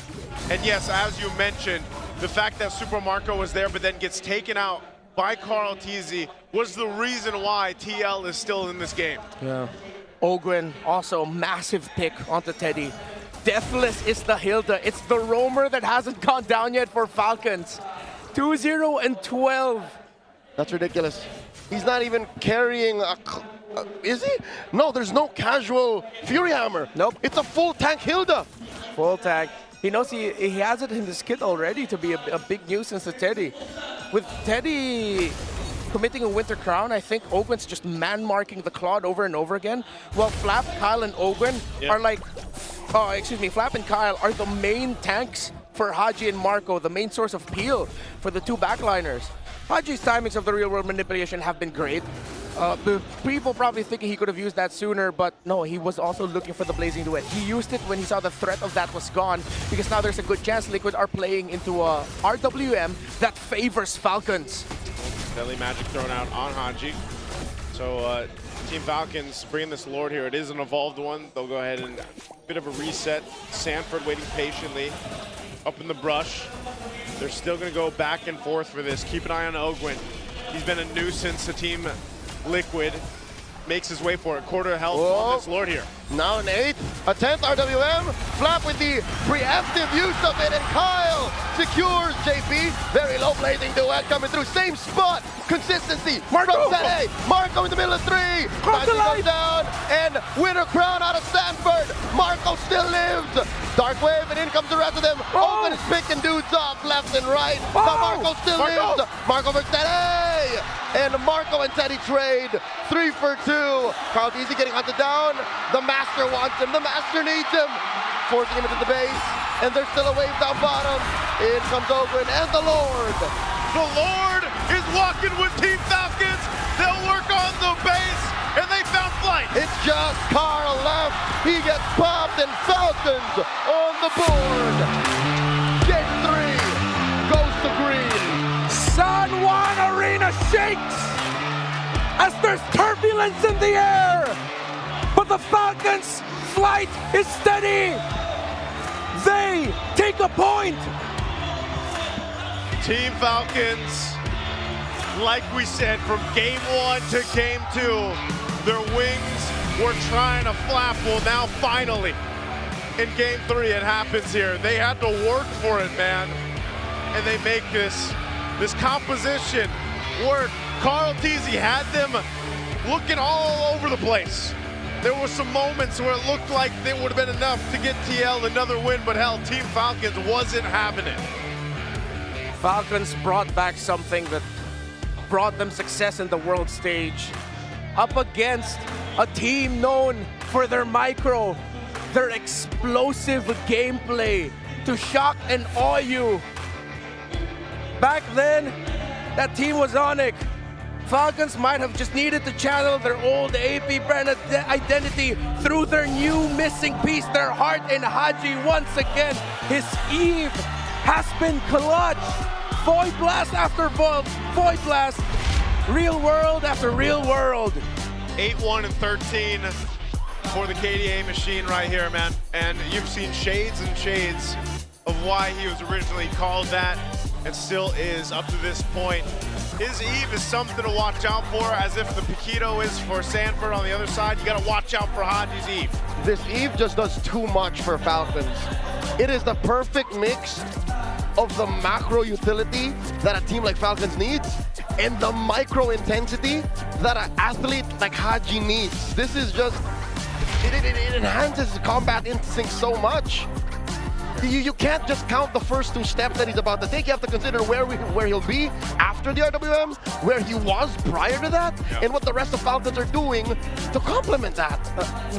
Haji would not have gotten the success that he got if it wasn't, whether it was his calls or his teammates' calls. Flap and Kyle. Early on it was Ogwin, but then as the game got longer, Ogwin was now just marked onto Teddy or potentially Carl. It was Flap and Kyle over and over again, being the main tanks for the back line.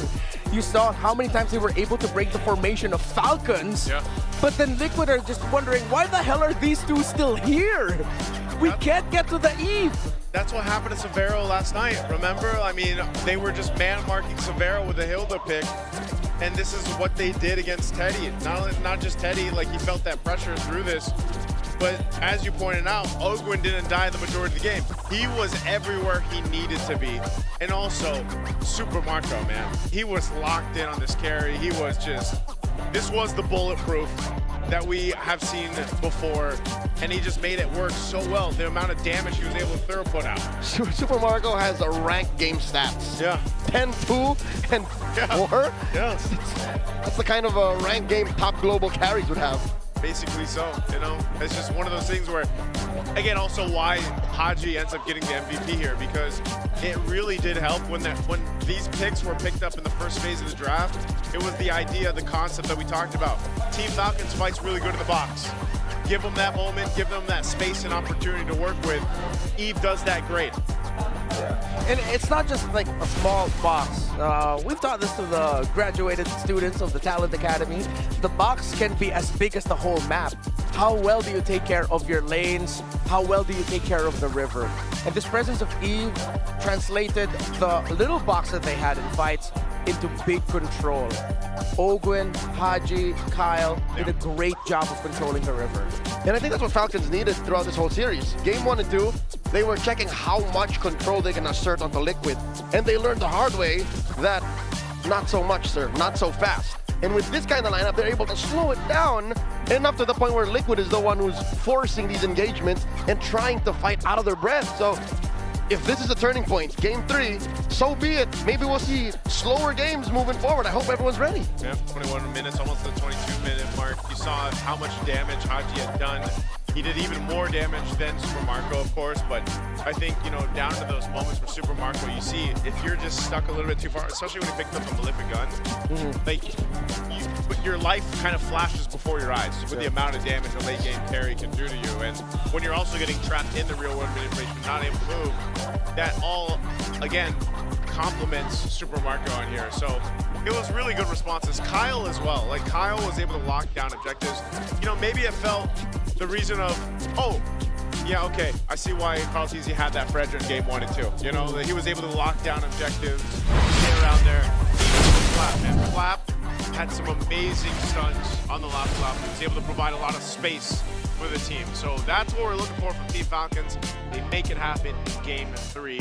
So we've got a series on our hands, right? Now, if you guys think you have what it takes, by the way, to run the show, with eProject, esports for everyone, we're giving you the power to bring the MPL energy all the way from here to your own home. That's right. Participants get exclusive access to tournament modes, free in-game items, and even diamonds. Just head on over to, type this down, ph-mpl.com/e-project. Start your application. Time to turn that passion into action. Visit our website for more info. Scan the QR code on your screen. That's your favorite. That's my favorite. Passion and action. You know what else is my favorite? This one right here. All the community out there, because super fans stay updated on all things MPL Philippines and connect with the most passionate community in esports. Join the MPL Philippines official Facebook group, Superfan channel. Don't forget the MLBB official Discord. Get your all access passes, exclusive content, the latest news and community discussions. Lead the conversation and have a chance to be featured as our Superfan of the Month. Just be part of the MPLPH family. Scan the QR code on your screens now and join the conversation. We'll see you there. We will see you there. There's been a whole lot of community talk and, you know, a whole lot of things being talked about. Just the playoffs alone, man. I feel like we've seen so many good things, great things, but also just history made in itself. And I love always kind of after a broadcast going and looking at all what the community is saying and kind of, I don't, you know, I'm more of a lurker, but I like to get to see the community discussions. Now let's take a look at the Clash of Titans here.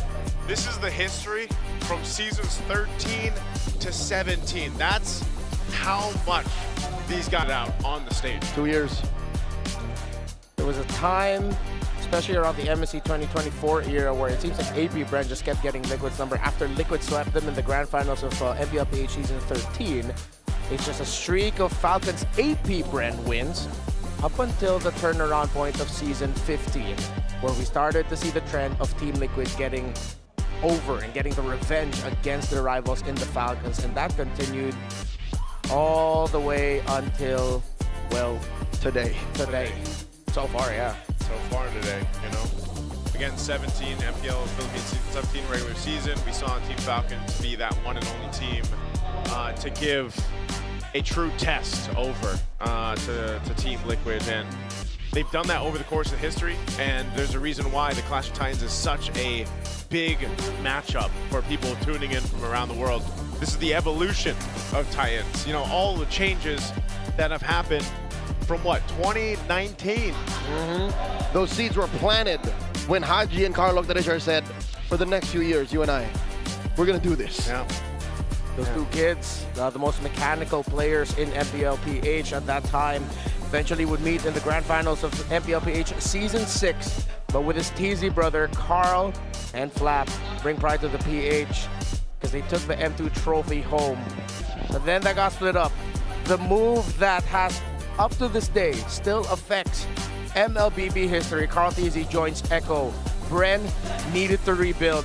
Carl Tizzy eventually ended up becoming a member of Liquid as Liquid entered the MLBB scene. But before that, AP Bren returns to glory and greatness through their win in M5, the Titans and MSC 2024 and their World Tour. Yep. And of course, last year, the attempt of TLPH for the Golden Road, of course, falling short in the M7 World Championship.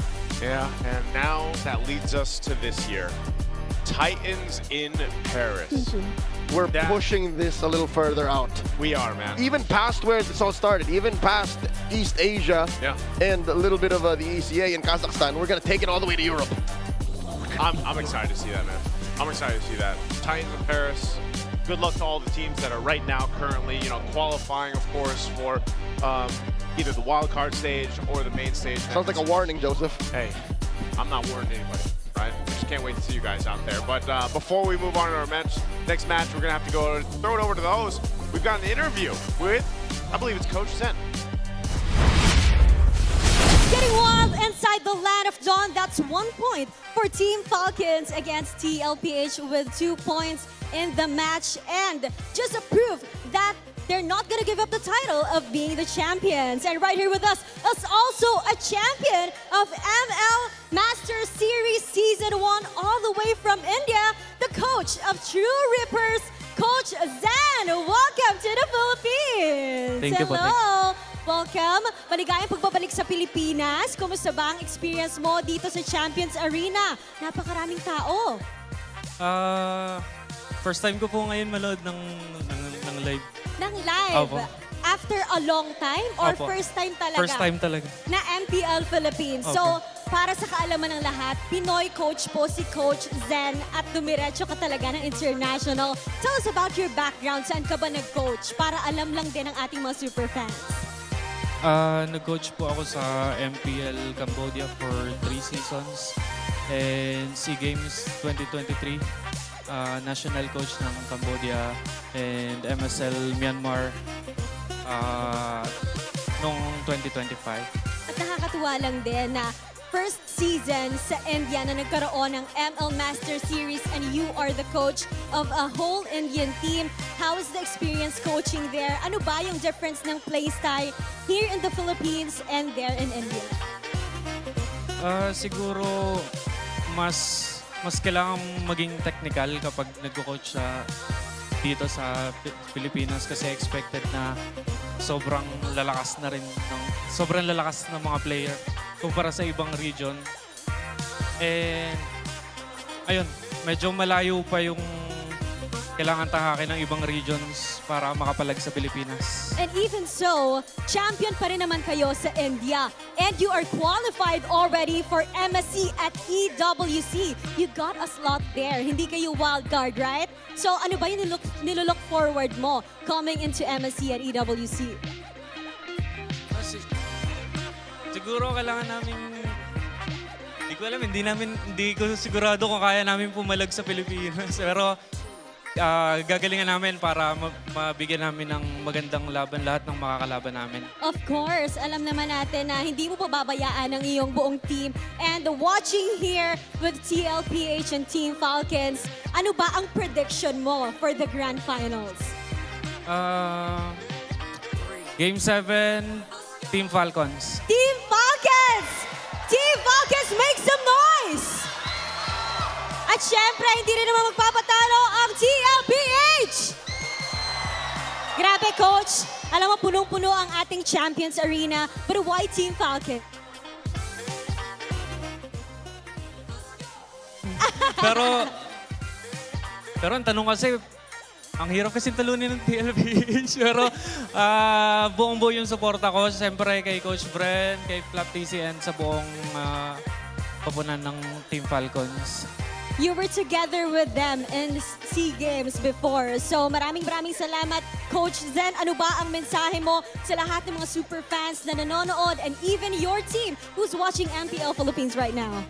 Gusto ko lang i-shout out yung team ko sa India, True Rippers, Kimi, Kyle, Asuna, Rehansha, and Ians, and to all my managers. Akash and my boss. Nalimutan ko yung pangalan. Okay lang yan. Maraming salamat, Coach Zen. Once again, sabayan nyo ako pag sinabi kong lakas ng Pinas, sabay tayo. Sabihin natin palag na to, okay? 1, 2, 3, lakas ng Pinas! Palag na to! Alam mo, Odin, tama ka dyan eh. Ang dami-dami natin kasama ngayon sa Champions Arena. Wolf, tingnan mo naman. Hi. Eto, nakapagitna sa atin. I believe his name is Christian. Hello, Christian. Christian? Hello. Yeah, and we have with us here RJ. So Christian is a basketball player and RJ is a battle rapper according to them, no? So Christian, how's the experience so far watching here in the Champions Arena? You know what, honestly, it's kind of pretty fun. You know, I got to see a bunch more, enjoying. There are even people, you know, celebrating their birthdays somewhere over there. Shout out to my boy Pabida. I hope you have a really good one, but yeah, it's pretty cool, and I hope Naisu's proud of me, man. He really has a big buff, you know. Okay, I believe he will be very proud of you. How about you, RJ? How's the experience? Yeah, it's so fun. Yeah, it's so fun. Meron akong question sa kanila. Okay. Pwede nyo mahawakan to kasi analyze natin yung laro. Papakita natin kung isang magandang play na makita natin dito sa ating laban. Christian, okay? So, ang gustong gawin dito ng Team Liquid Philippines, si Team Falcons ay buuin yung kanilang box. Sa ganitong moment ay mukha siyang diamond. Tapos ang goal naman ng Team Liquid ay pumunta dun sa may bandang likuran at tingnan natin kung makakuha sila ng backline access with QUÄC going to the backlines kung saan nahanapin nila kung saan si Super Marco para patayin. Pero syempre mapipigilan niya ng Team Liquid dahil ang ginagawa ng Team Liquid ay gumawa ng in and out. Buti na lang talaga para sa side ng Falcons, napaka-solid ng retry ni Kyle dito sa ganitong moment. At nung nag-collapse na nga ang side ng Falcons, naghahanap na si QUÄC ng angulo dun sa may backlines. In fairness with QUÄC, the GOAT, nakahanap pa rin siya ng angulo para guluhin yung mga nasa likuran. But in the end, etong na-achieve ng Team Falcons by getting the objective was already enough.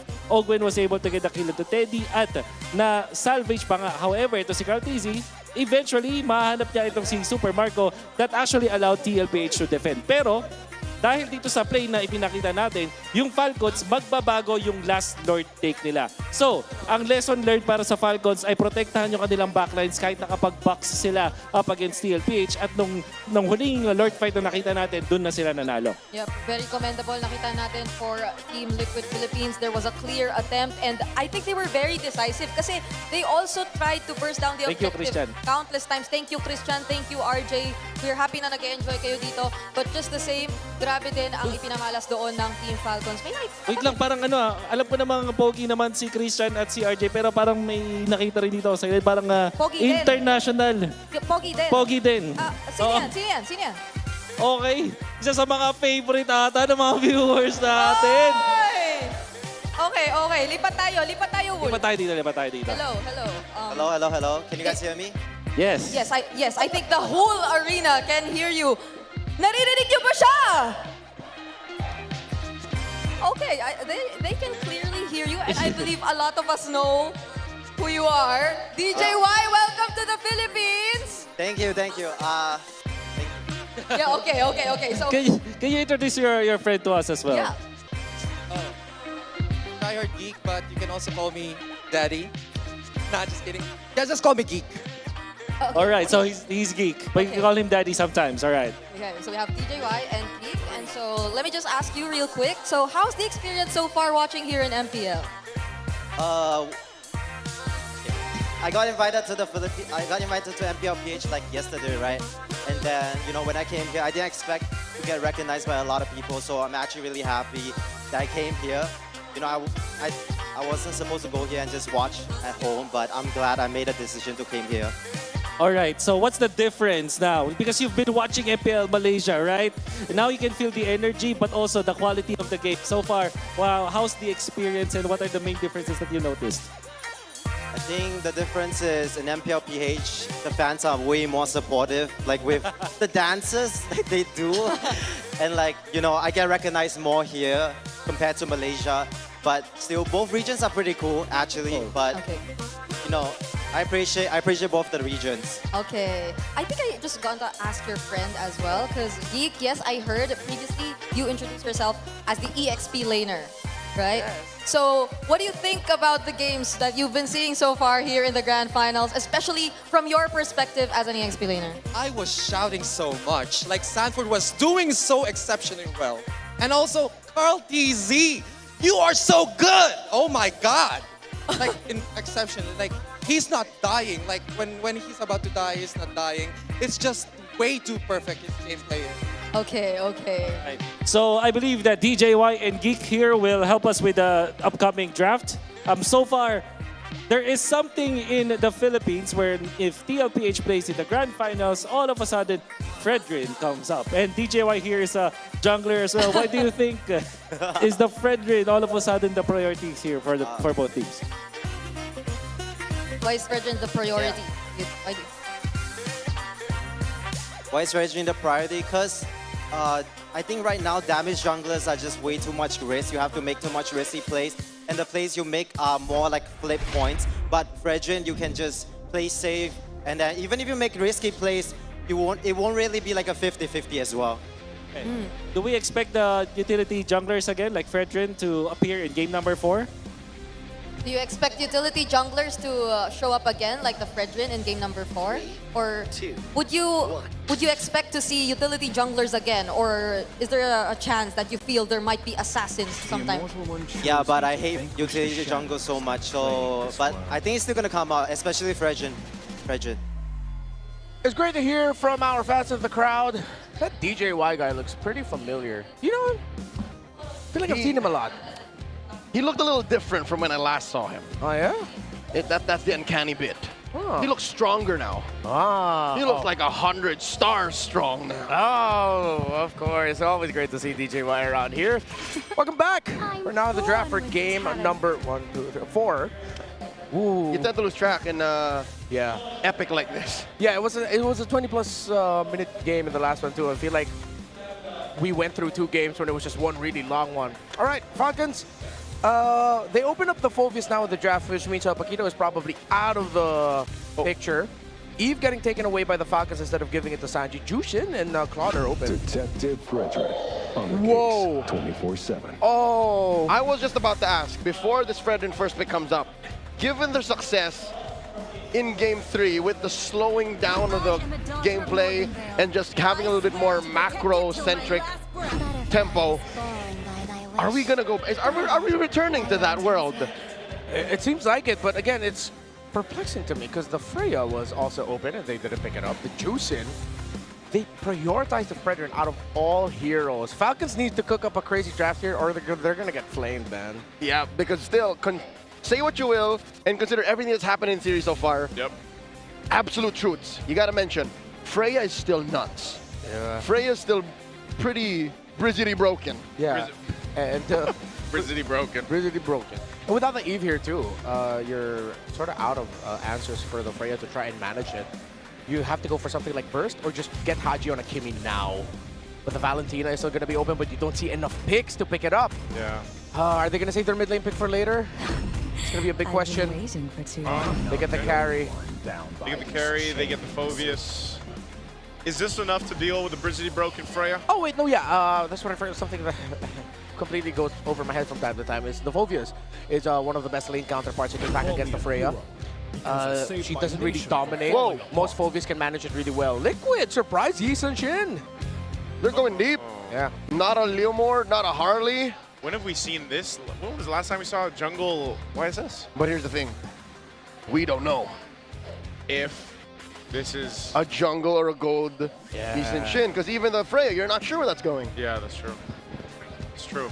The Mountain Shocker. I think it would benefit Liquid if they want to stay to their idea of speed, playing really quickly. Yeah. You put YSS in the jungle. You still consider putting that carry, or excuse me, that Freya in the gold lane for Teddy, because the Freya against the Phoveus, you sort of nerf what Sanford wants to do. Yeah. Okay. TLPH banned the Valentina. They could be trying to bait a Sora ban out of Falcons right now. Because again, we don't know where things are landing yet. Yeah. There's also a chance that Liquid might shock with a Leomord pick, so then you put that YSS in the gold, you put that EXP Freya, but then it's the Freya that's going to be the sort of pick that you need to help out a little bit more. So the Juicing in the mid, that pretty much secures your jungle. You can back any roamer with that, like no matter who the hell it is. With Gatot, nutrition, yeah. Lahailo, you're gonna be fine. That's why I think almost you have the Gatakacha available, since the Hylos is going to be one that they take out. Team Falcons will ban that out. Because I think even a Revitalize would really help them if it's going to be a Revitalize roamer for JP. Unless they end up bringing out just something else other than the Hylos, other than the Gatakacha. I'm expecting him to just pick up the Gatakacha here. I don't know, could a Cho work in this lineup though too? Against Falcons? Yeah. No. Not at all, worse. no? Yeah, with the Phobius around and even just generally how Falcons have been playing, I think the Cho might actually hurt them. But let's see, Liquid, who the heck is that? That looks like Aaron. Is that, oh, is that Burrito? That's Aaron Paul Gatti, that's Burrito. Oh, that's Burrito? Oh my god, that's APG. Burrito. Oh no, they've started it. And he can't even fight back, he's literally right here. Yeah, I'm looking at him right now, he has no idea. All right, last ban here. Are they still going to hone in on the roams for JP? Again, he could just end up with the Gatakacha. Yeah.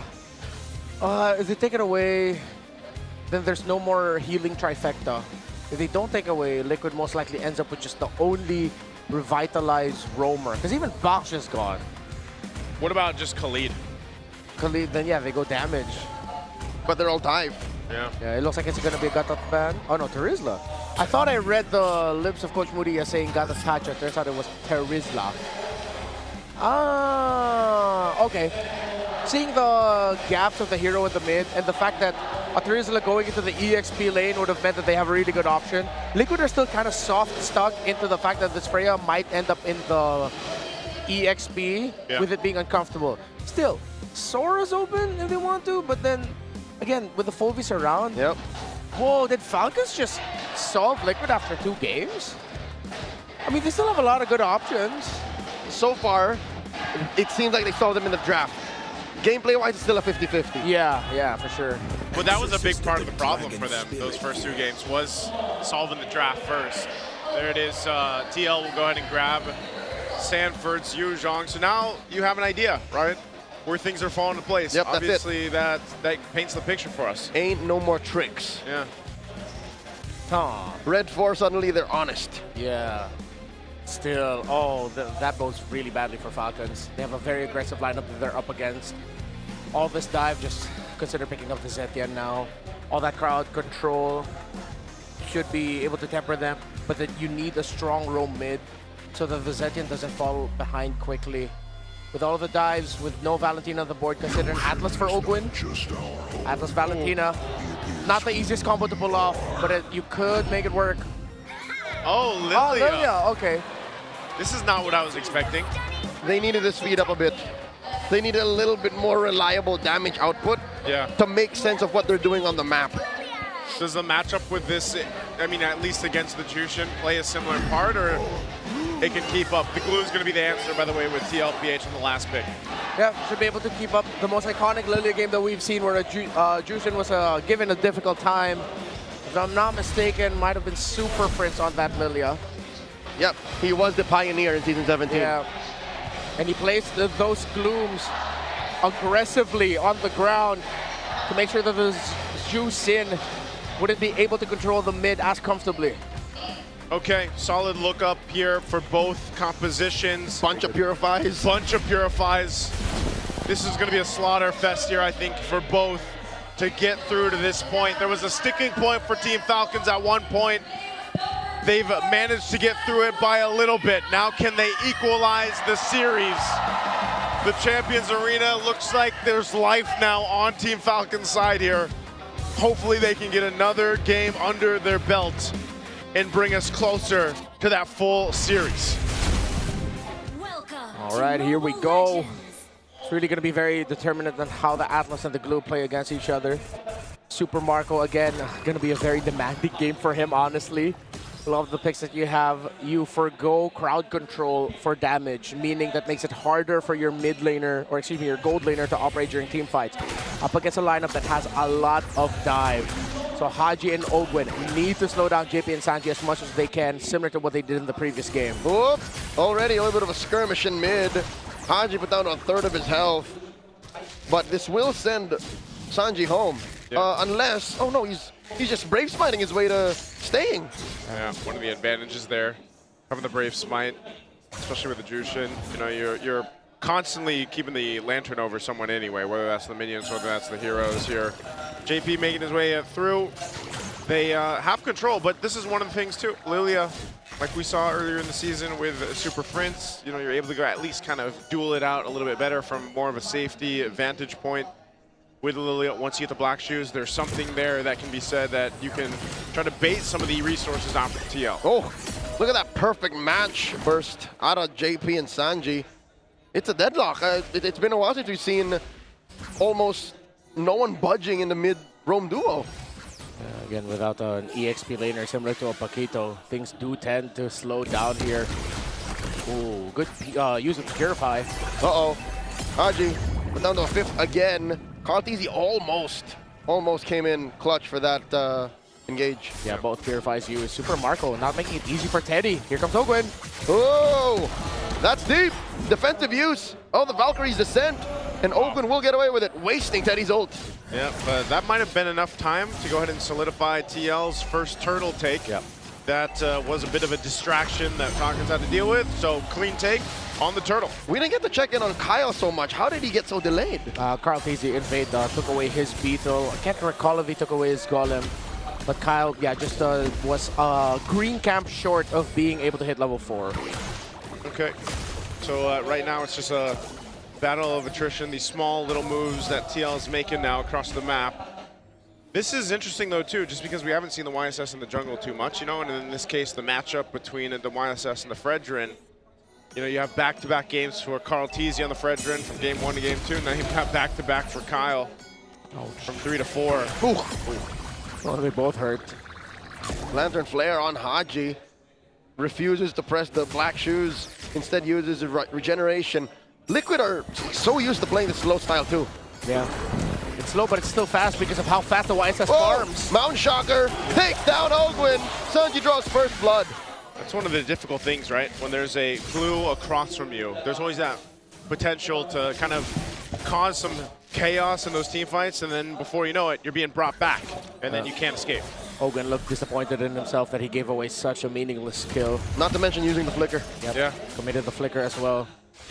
Especially now that he has a level 4, he's got the Fatal Link, so there's no surprise factor for more so about a minute and a half or so for this, but they try to make a play. They do get the beacon out from Sanji, so that's one of the strengths of the Fredrin. You know, you can kind of swoop in, try to get that energy eruption off. That doesn't happen, but yes, very not much happening in the early game, but despite it all, TL builds a bit of a lead. With not much happening, I'm expecting at least Kyle to have good pathing. It seems like more than once now he's gone back and forth. Yeah, it's just too fast with how QUÄC is farming that Kyle doesn't have any room. The slight bits of counter jungling, taking away a green camp here and there. Again, so much more easier and so much faster for a YSS to farm. Now with a Hunter Strike rush by QUÄC, this could actually be a big win for Team Liquid Philippines if QUÄC can hit a big stun. Turtle number 2, started up by Liquid, slight pull, and it looks like Falcons are considering should they engage. Ogwin does not have a flicker just yet. Holding on to the Fatal Links. Sanford comes through from the top.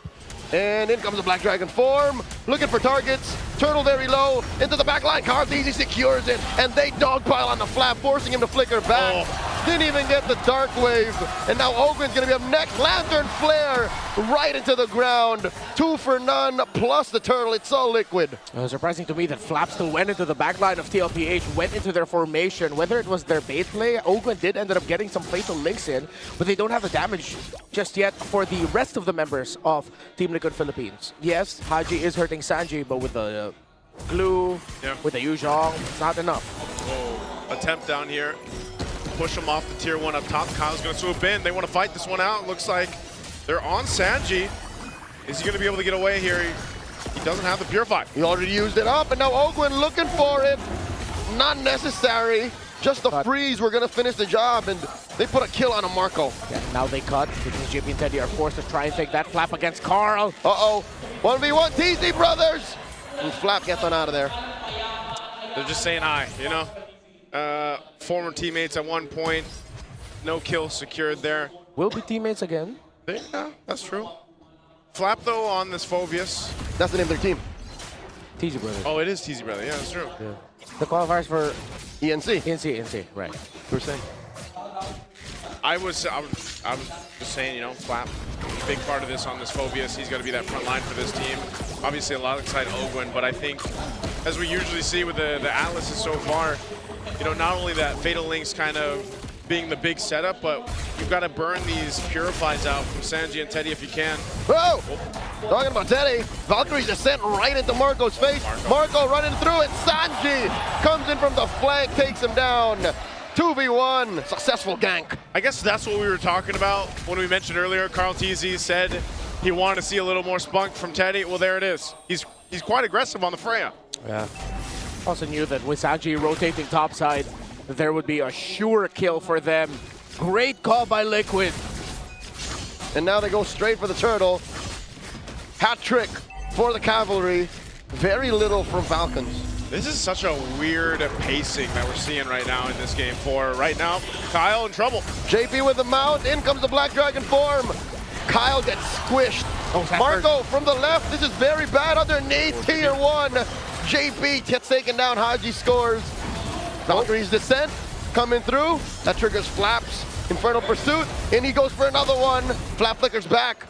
Just too much damage from Liquid's front line. Yeah, good thing he didn't commit that. He would not have survived, and it would have been another meaningless kill. JP, though, of course, went down as he was absorbing the hits from the turret.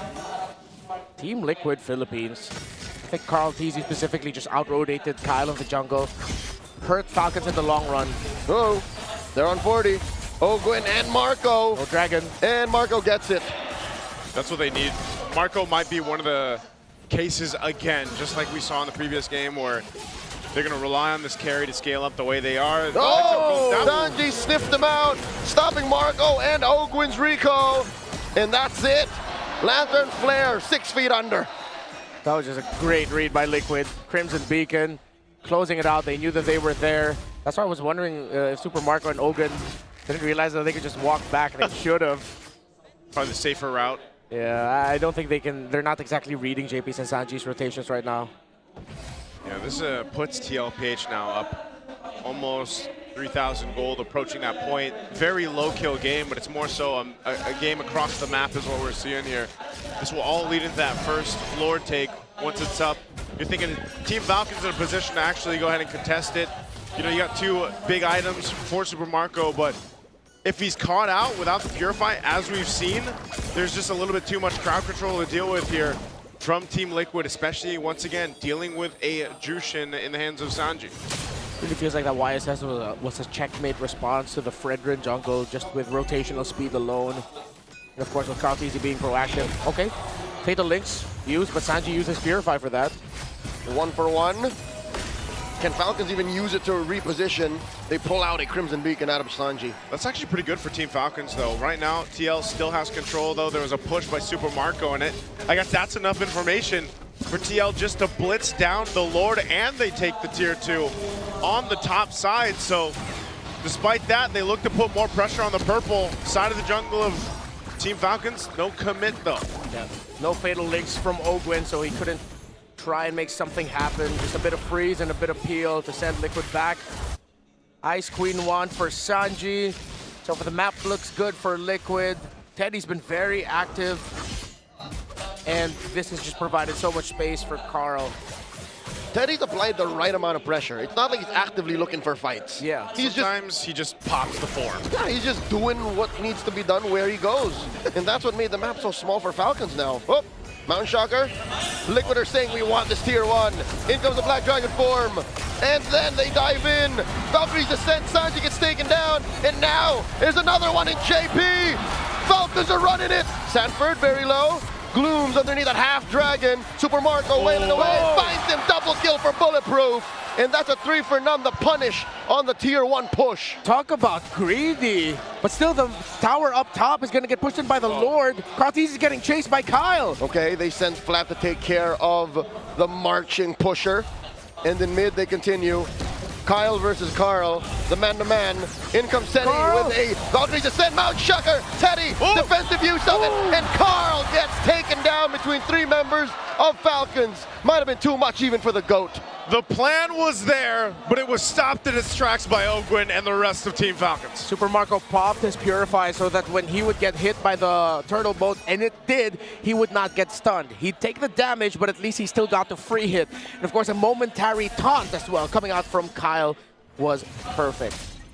And again, energy eruption, right? Yep, energy eruption. I just remembered it now. He erupted the energy, man. That was just good defense for Super Marco. That's why we were saying earlier, for this game as well, they want to go ahead and lean towards Super Marco on this carry to actually carry through the game, get to that point. So now it's them trying to put pressure on the purple buff of CarlTZ, but he is going to go ahead and secure it. They will disengage from that. Look at the positioning from Sanford here. It's TL playing in a different way in this one. They sort of have to. That's what we're seeing them throughout this game. They can't just brunt force push their way forward against Team Falcons. They can do it against the 6 other franchises in the league, but not against Falcons, not against their fated rival in the Clash of Titans. Even they have to evolve. Still a massive lead that Falcons needs to chip through for the jungler. And I'm not talking about items, I'm talking about EXP. You cannot go full commit into Lord fights with Kyle 2 levels down to CarlTZ. That's why I think Falcons are now going to have to take the next few moments, seeing if, even though they look better on the defense, if they can get an odd pick or 2, recover, recalibrate, and then try to build an advantage through there, because retro battles are just going to favor CarlTZ. Oh, are they going to go for Teddy? They're collapsing over on Teddy on the bottom side.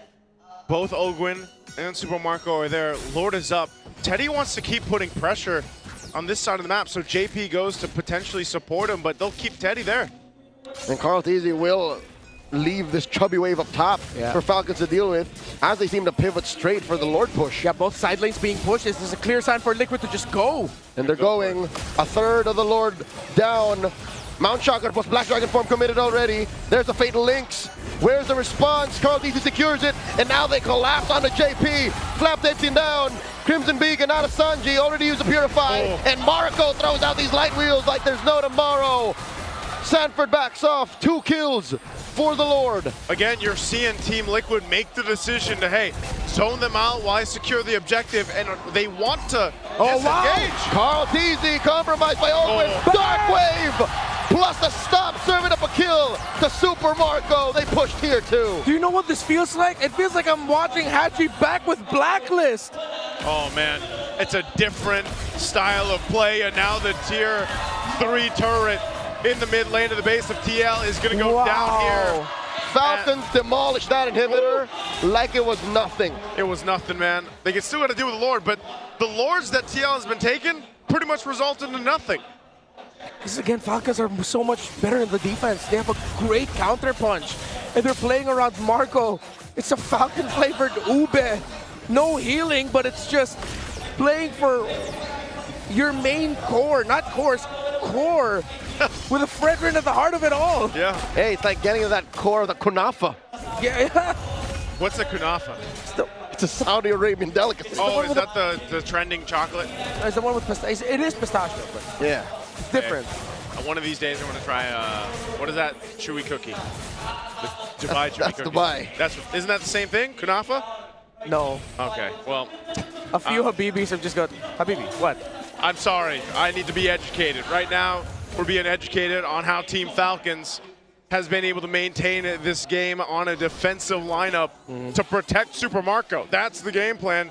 And it's interesting too, because Haji, the way he's activating this playstyle on the Solilia, is he's just enough to go ahead and whittle down the health bars, and even having a lantern himself, he's hurting these tankier members of Team Liquid. Yeah, and with JP going down, Sanford going down really quick, there's not enough time for Teddy to do Teddy things on this Freya. This is one of the difficult things about the Freya come into the late game.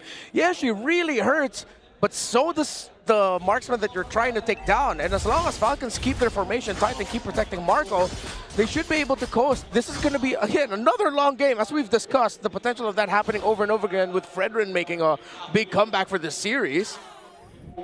And it's just poetic because Haji also flourished in the macro-centric era. Yeah, that's why I said it feels like I'm watching Haji back with Blacklist.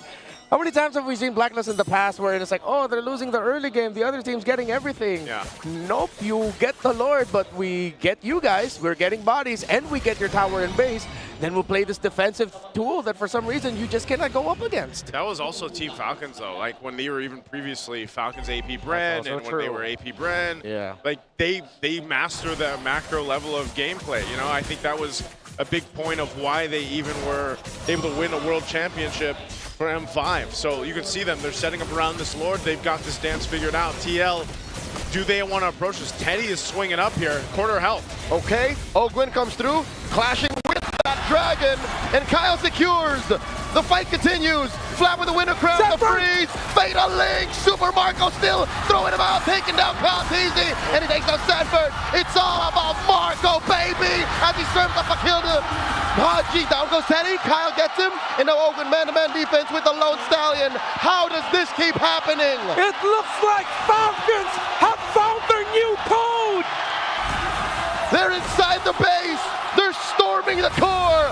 Falcons even out the score. 2-2 against the defending champions. Sometimes you just gotta call back and throw it back to what got you to the top in the first place. The stampede has slowed and Falcons are flying steady. It is now anyone's series. I absolutely love where we are going for this grand finals. Team Falcons is taking us for a flight, and now it comes down to what? The next 3 games across this. You gotta think, what happened? What changed? And what stopped Team Liquid Stampede? Again, it really feels like for Liquid, you could liken them to what Onyx ID was in the M5 World Championship during that era. But then Falcons just called back to what took down a team that moves fast, that plays guerrilla-style tactics around the map. All right, we slowed them down, forced them to play our game. What a response by the Falcons, and Fredrin wins games in 2026. Oh man, Super Marco, of course. There's the light wheels and a little bit of a smile from Super Marco. Hey, even before he started winning world championships, going around the world, Marco was a carry specialist. He was. In Season 10, he almost single-handedly brought the hero back from the dead. Oh man, this playstyle, this ideology that we're seeing from Team Falcons of just protect Marco, it seems to be working perfectly for them so far the past 2 games. And that's usually counterproductive. Whenever you see drafts in Season 17 that go full tempo, they get punished so hard. But here for Falcons, it's so counterintuitive, it's so weird that I think even Liquid don't like it. Yeah, I think Liquid are just going up against a very annoying composition over and over again. And definitely, I can't believe there's a good chance we might just see started getting banned. Fredrin getting banned out in the first phase. In 2026. Because what the hell? He's so busted. That's why I was saying through that game, it's like, it's weird because it felt weird the way that the game pace was going. He's so busted for what he can do. Yeah. Not for what he does alone, but what he does to enable whatever the hell Falcons are onto right now. And then you back that up also with the Atlas that we saw coming. It's a temporal breaker, which is why we saw Falcons also attempt it with their Batang pick-out. Didn't work out so well. And we have to give this to Team Liquid Philippines. The first 2 games, we also did say, them holding on to the Fredrin, the Paquito they had, that was their flavor of controlling you while also being able to play the Stampede. Yeah. While Falcons just doubled down into controlling you. Defensive, counter punch, or we're the ones setting the tempo because we just have a lot of crowd control and it's too awkward to fight into us that you're just forced to lose the map. And then what I like about this is you have 2 contrasted styles of play and approach to the game so far that we've seen throughout the series. The very aggressive, fast-paced, offensive lineups that we saw from TL the first couple games. And then you have, okay, how do we answer that? We get a better defense. We get more defensive stats locked in on our composition. And that's what it gives Team Falcons, especially that Fredrin pick. Again, which is why I have to say, and this will be the last time I say it, it really feels like I'm seeing Onyx ID versus AP Brand in Rizal Memorial Coliseum late 2023. And remember that time. Here's the thing, it's not for everyone. It's not for everyone. If ever this is what prevails tonight, it's what's bringing us to Paris, then everybody be prepared to watch 20-minute games again. This is literally what is showcased through the last 4 games is the evolution of the Titans themselves. Like this is a story within the story that's true. of what we're seeing. Because we've seen them go through like multiple eras of their gameplay as well. That's how they've been good through the years. Through the years. They have to. And that's why, you know, when you see the best teams at this point, at this stage, they're able to make these drastic changes from playstyle to playstyle throughout a series. And now that, you know, it's evened out, like you guys mentioned, it's almost anyone's game. This one didn't reach the 20-minute mark. I almost thought it would, but that just a very strong, decisive fight there towards the end and the way that they were able to go ahead and capitalize on the right targets, keep Marco alive, is what kept them from getting it stretched out too long. You know, you didn't get to that 20-minute mark. Team Liquid might have been able to do better if they got to that point, but it just never happened. And Team Falcons really, they worked on getting to that point throughout the series. Allow me to present this, gentlemen. Did Liquid overcook in this draft? Did they enjoy the benefits of flexing red a little too much? Okay, for me personally, I don't think they overcooked because it makes sense, but I think they just weren't ready with how sharp the formation of Falcons would be to hold on. And how hard they pivoted from there. Yeah, how hard they pivoted from there. Yeah, this is, you know, all the more why we're talking about how Team Falcons have adjusted against a lineup like this, a team like this, from doubt to domination, going into MPL Philippines Season 17. A lot of people share their thoughts on what potentially could happen to Team Liquid, and I think these stats alone throughout the season show you what we're talking about. Might be the most dominant run a team has ever gone through in a regular season, going straight to the grand finals. But I'm not washing my hands here.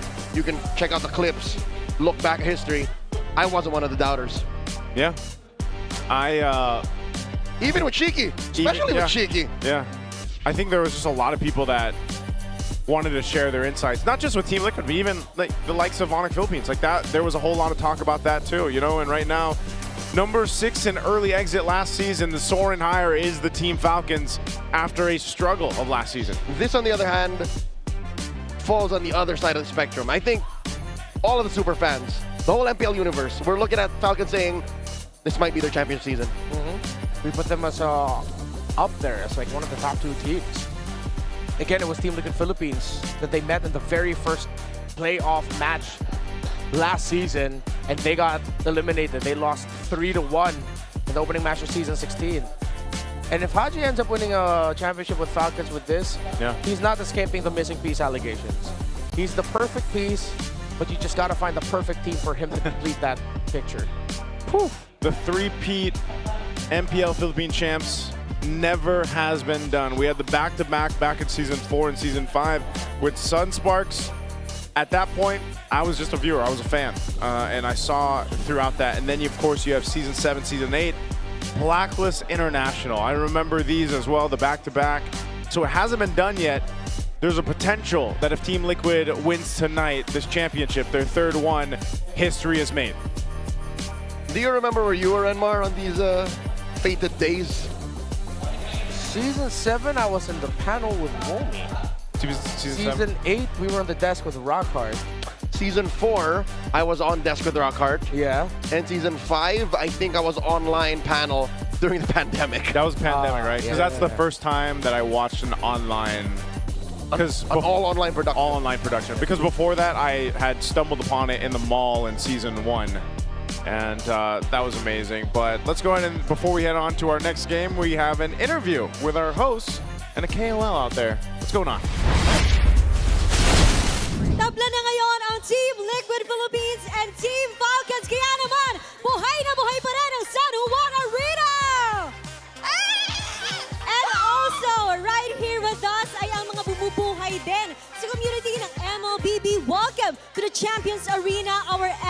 MLBB Philippines KOLs, pakilala nyo naman ang inyong mga sarili. Sino ba? Sino muna? Ikaw muna. Ako nga pala, nag-iisang mabait sa larangan ng MLBB. Ako po yun, si Pabida. Ako po. Ay, huwag ka naman kunwari. Hindi ka mabait. May basher sa gilid. Okay, next. Kala ko binabash ako eh.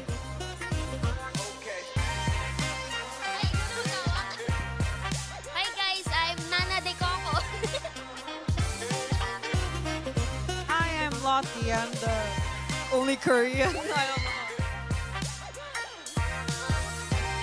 Hi guys, I'm Lumi, content creator and streamer. Hi guys, I'm Jake, pinakamalakas mag-1v1 pero andito ako sa limahan, bakbakan na. Hi guys, I'm San Pedro po, the egoistic explainer of Chirac Squad. Wait ako, agad. Hello po, ako po si Said. Ako po ang Mr. Beast ng ML. Ay po, ako po si Three Pinks. Magaling po ako mag-rap. Loxy! Ano ba to? Last but not the least, And China Ortila, guys, from Chirac Squad. And bago mahuli ang lahat, happy birthday kay Pabida! Okay, sabay-sabay tayo. 1, 2, 3. Happy birthday, Pabida! Thank you po. Happy birthday! Pabida, bidang-bida ka today. At ramdam na ramdam mo, sure ako, ang pagmamahal ng MLBB fans sa'yo. So ano bang Thank you po. wish mo today? Wish ko po, sana mag-rank up na ako. Ang hirap eh. Ano bang rank mo ngayon? Pa-epic na actually. Galing ako mythic. Pabalik na. Oo, alam mo, nasa-stress nga si Shaira pag nag-RG kayo. Pero sana mag-rank up ka na. Wish ko rin yan para sa birthday mo. Pabida, alam mo, pagkatapos itong MPL, feel ko magra-rank up kayo. Gayahin mo lang yung mga build ng pro players. At ngayon, si Lux naman. Gusto kong tanungin si Lux bilang lagi natin nakikita sa MPL Arena nung regular season. Now you're here in the Champions Arena. Kumusta ba ang vibe nyo dito? Okay, ang na-vibe ko here is sobrang authentic. Kasi grabe, so, Grand Finals, oh my gosh.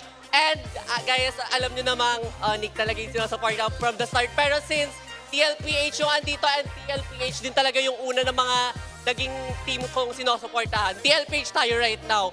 At sabihin ko yung guess ko at Odin. Yes. Oh my Simulan gosh. ang prediction. Yes, actually yung prediction ko is 4-3.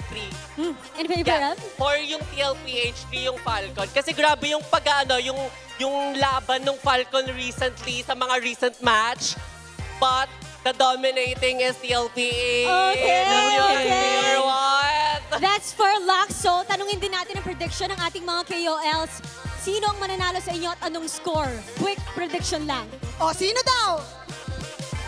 TLPH yan, feeling ko. Score? 4-2. Okay. Kaya yan. Sino dito ang fan ng Team Falcons? Ayan. Ako po, Falcon. Falcon Anong talaga score? ako. Since birth, Falcon.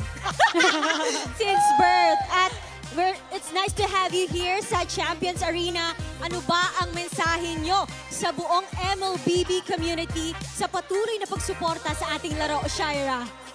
Ako? Yes. Ang masasabi ko lang, guys, kung sinong manalo, congratulations!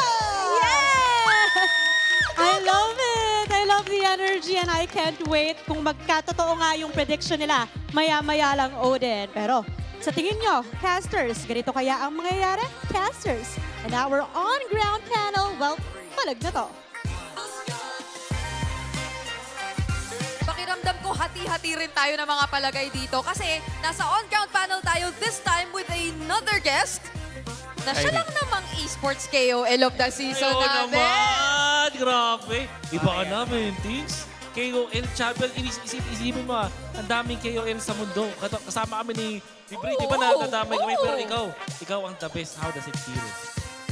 Sobrang saya kasi kahit wala na ako sa pro team, suportahan pa rin ako ng mga nasa esports. And join first naman ako kasi sinasama ko rin sila sa content and sobrang thankful kasi pumapayag sila. Oo.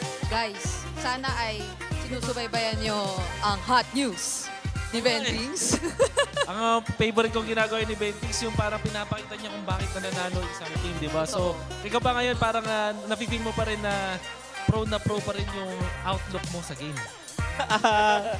Hindi, mga ano na lang. Ano ba tawag daw? Yung mga alaala na lang. Alaala na lang. Gusto na lang, multo. Hindi na ako sobrang updated kasi iba pa rin yung mga nag-i-scream. Mas maganda pa rin yung pwede lang maituro. Ako puro ano na lang, yung mga dati ko natutunan. And hanggat maaari, kung pasok pa naman sa meta, i-share ko yun. O, tsaka lahat ng mga na-share mo, Bentings, ay nakatatak na po sa lahat ng mga naglalaro ata ng MLBB. Kaya naman, ang hirap-hirap na pong mag-RG ngayon. Gusto ko nga kumustahin yung mga bisita natin, sina DJY, di ba? Kung kumusta yung experience nila nung nag-RG sila dito. Kasi ang mga natutunan nila ay galing na rin dito kay Bentings. Ano nga ba ang mga, anong napansin mo pa lang ngayong season 17, Bentings? Kasi parang nag-evolve na yung mga teams. Tapos yung TL, tapos di ba sobrang lakas sila. Then Falcons nakakasabay. Bakit sa tingin mo sobrang lakas pa rin nila maglaro? Siguro yung ano, kung pauna nilang mag-adapt sa meta. Kasi kung makikita natin talagang every week nag-iiba. Yung Pakito biglang lumabas ngayon. So, nagawa na agad ng solusyon. May nagpipik na ng Esme. Pero ganun, pabilisan na lang makapag-adapt kasi mas hindi ka takot sumubok. Mas ikaw yung makaka-advance sa meta. And then, isama mo pa yung mga nangyayari ngayong series na kahit anong hero na, basta hindi na nalulugi sa side lane, coach, kasi nagbe-burst lord na sila para mawala yung pressure. Pero bakit kaya sa tingin mo yung mga teams? Kasi isipin mo buong season, ang nilalaban natin Harley at Suyu, yung palitan, tsaka Leomord. Tapos ngayong finals, Fred rin, yung pinagagawa ng dalawang team. So far, parang, kung tama ako, 4-0 ang Fred rin ngayon. Actually. Diba? Parang pwede natin double check, pero so far, parang kung sino. Oo, diba? Kung sino may Fred. Ano masasabi mo doon? Bakit ganun? Oo nga, feeling ko yung yung pinakalabanan na lang sa Lord na lang eh.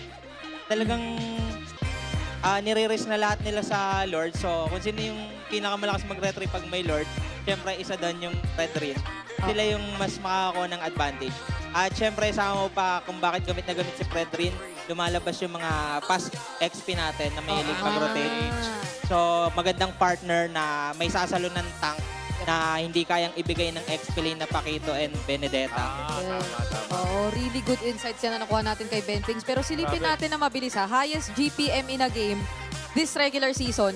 Sa 5 beses na nakita natin siya, isang tao lang. Isang ba tao to? sa 5. Nung ginagawa niya yung unang record, tinalo niya yung kasunod na record. Tapos, hinikita niya ng sobra. Pati yung rank 1 sa kanya. Grabe naman to. 1,043 GPM. Para kay QUÄC. Ito, pwede mo bang gawa ng video to, Bentix? Explain mo sa amin paano nila abot yan. Kasi hirap kasi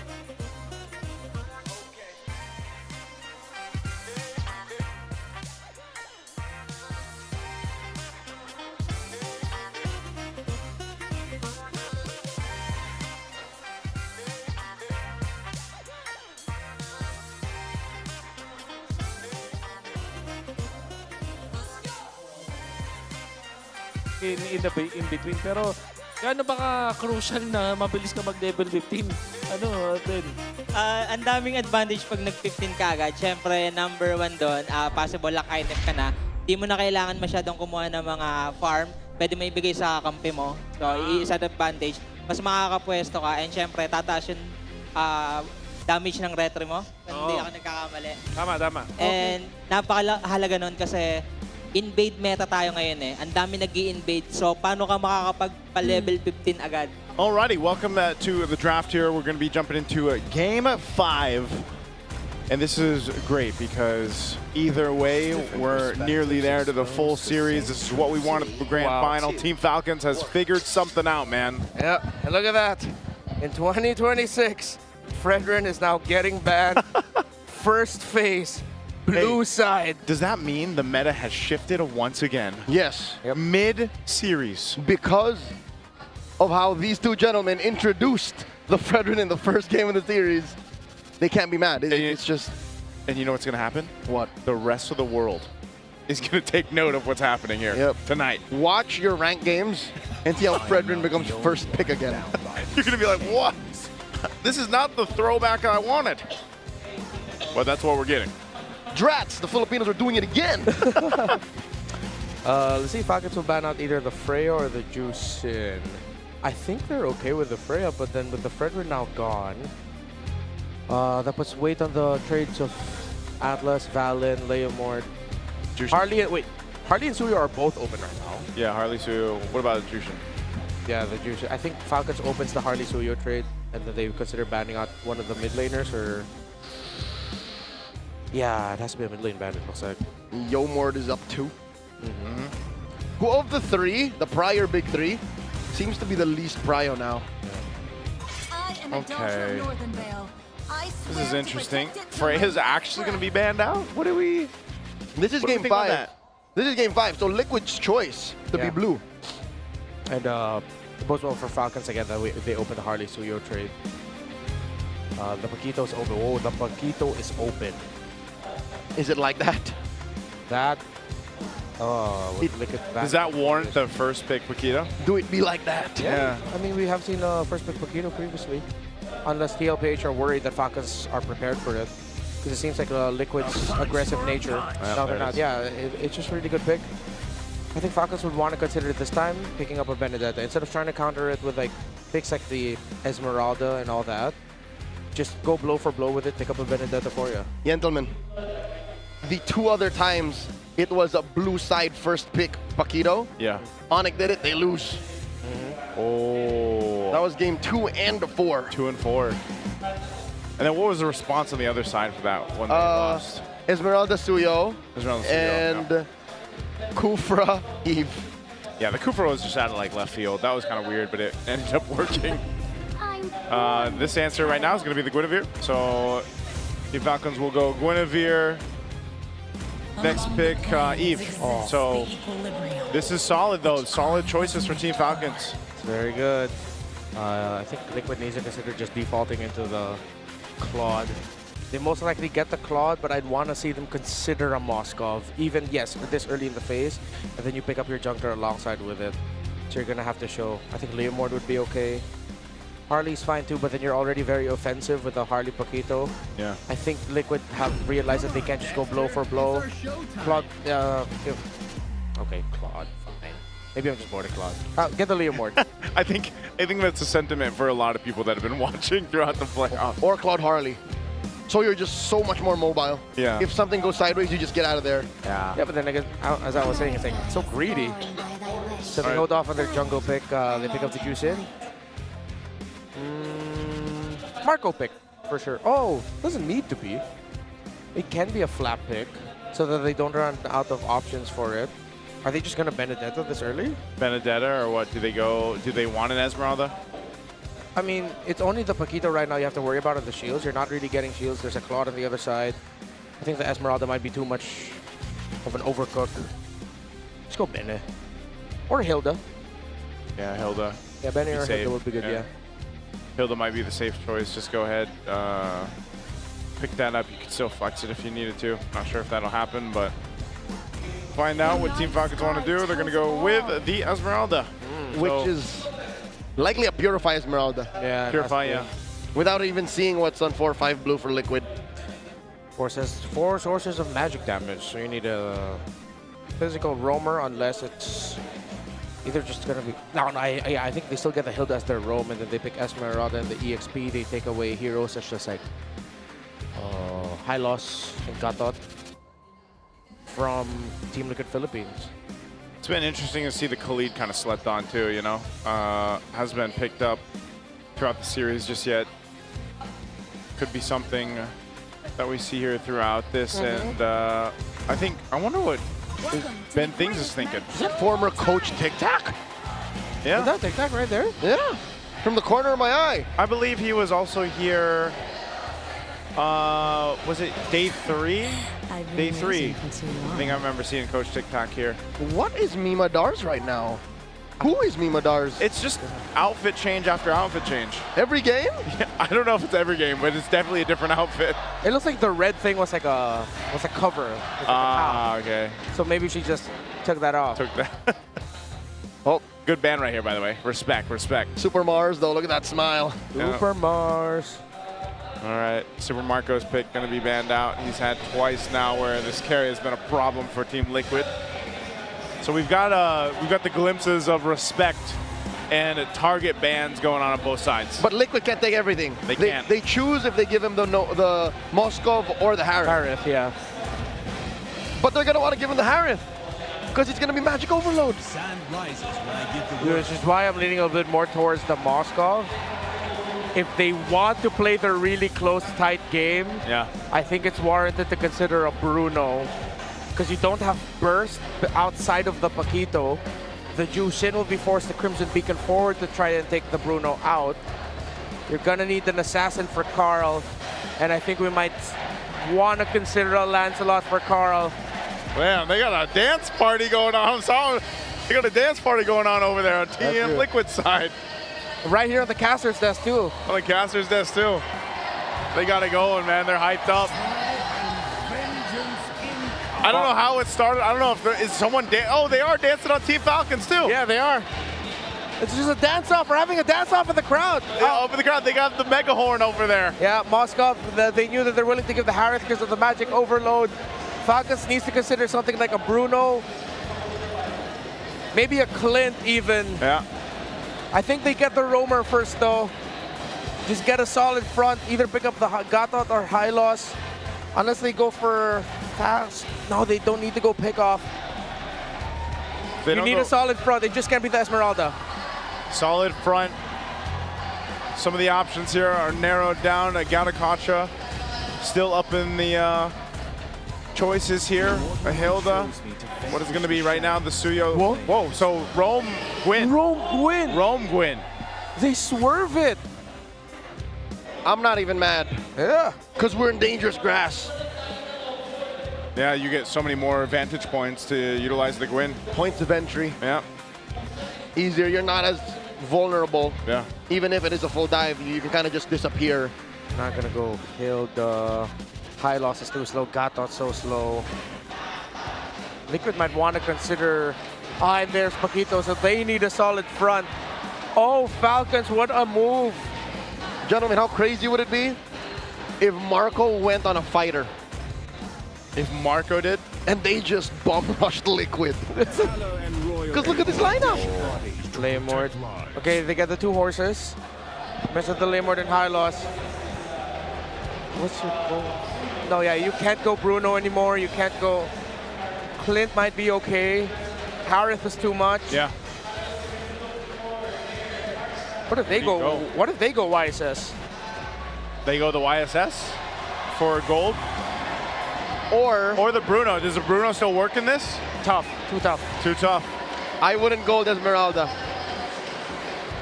That would be overcooking. Don't do it, please. Please don't throw it onto Marco. No, they don't have basic attack. They can't go fighter gold. Oh, they just go the Harith. They just double down on the Harith. Oof. And then, I reckon they just throw us Piercer on a Kyle and then just go from there. Yeah, it has to be a Sky Piercer Suyo. But what if all this magic damage is going to be too much for Liquid to handle? But we're dealing with a what if. The absolutes show Liquid, it looks good for them.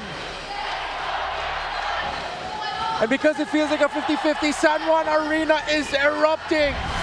Oh, man. Whoever wins is at match point. That is momentum through the roof.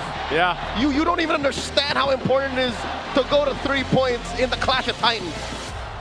It's down to a very pivotal game in this series in the grand finals of this best of 7. The next team that wins this will be up to championship point. Will it be Team Liquid, who has lost 2 games now against Team Falcons, who seem to have figured out the stampede? Gentlemen, recall the last time that they did this, we literally extended the mall hours of Quill City Mall in Kuala Lumpur.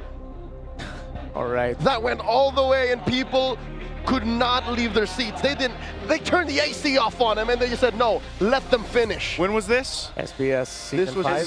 2024. 2024 SBS. Yeah. Yeah, in Malaysia. We stayed up till about 1 a.m. 1 a.m. Dang, man. This is a tense one. It looks like we are figuring things out on the side of Team Liquid, it looks like. So we're going to have to wait a little well, a few minutes here before we jump into the game. It's been pretty smooth throughout the evening, but it looks like we are, yeah, okay, we're taking some time here. Scuba. Joseph, have you jumped on the scuba craze? I haven't, man. Try it. The furthest I went was scuba 6-7, and even then, scuba. No, dude, it's fun. Try it. I'm not doing it. Even in my head, I just say, you're missing out. I'm a grown man. Grown man, by the way. That's just, that's how I feel. You know, if I'm doing that, you don't stop playing because you grow old. You grow old because you stop playing. I guess I'm growing old. Hey man, you have your big goofy ducks. No, I don't. We see your story, sir. That's true. We know you got Carl. Hey, everybody's got something. You know, everyone has something that's keeping them young. I'm sure you can look at that because, guys, we can't be like the players right now jumping into game 5. We're done with our playing days, at least in Lanathon. What I have is just undiagnosed. Okay. All right, let's take a look at the emblems. Yeah, pretty standard across the board. Oh, let's look at that trade in mid. Pretty aggro. And this is something about playing the Gwyn roam. I mean, we had our very clear opinions about it when Twisted played it earlier this playoffs.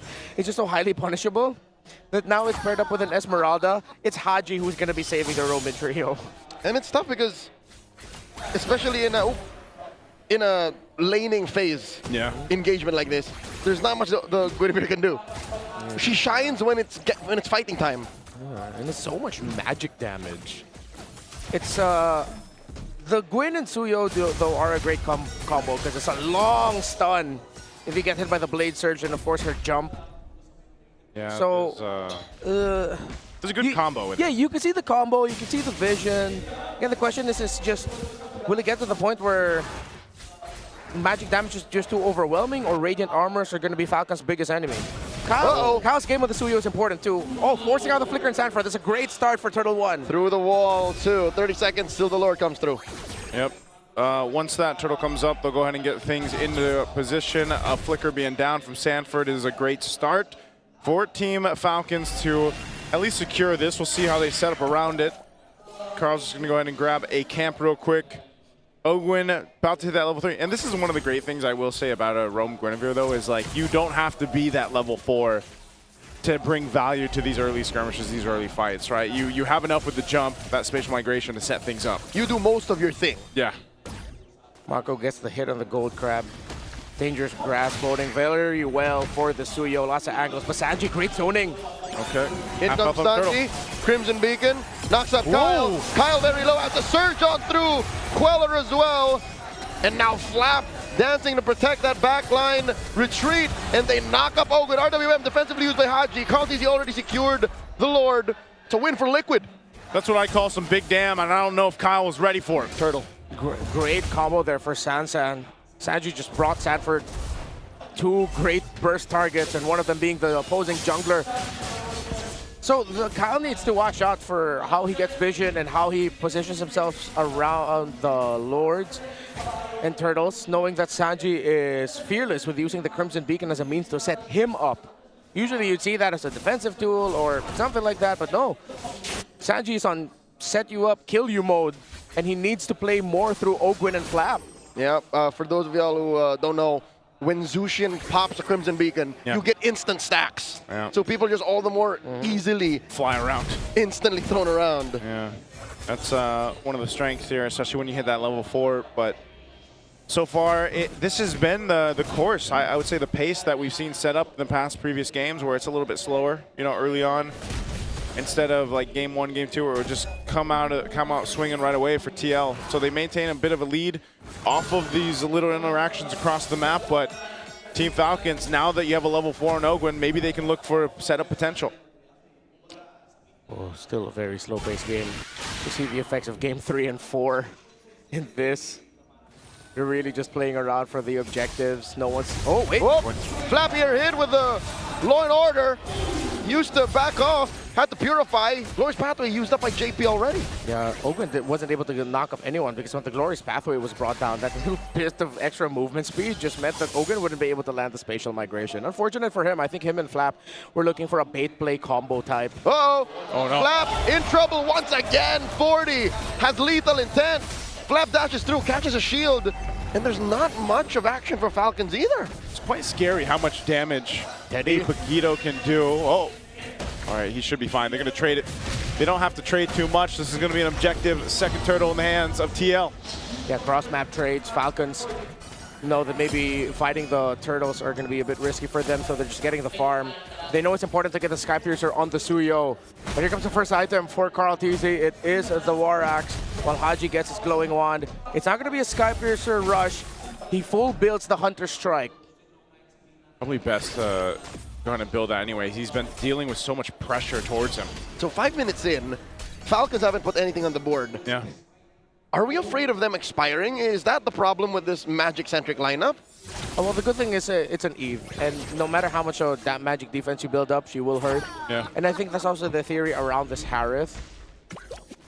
Falcons can play this game as long as they don't suffer any big losses. Again, their counter punch is really good. It's one of those ones where it's like, you just wait.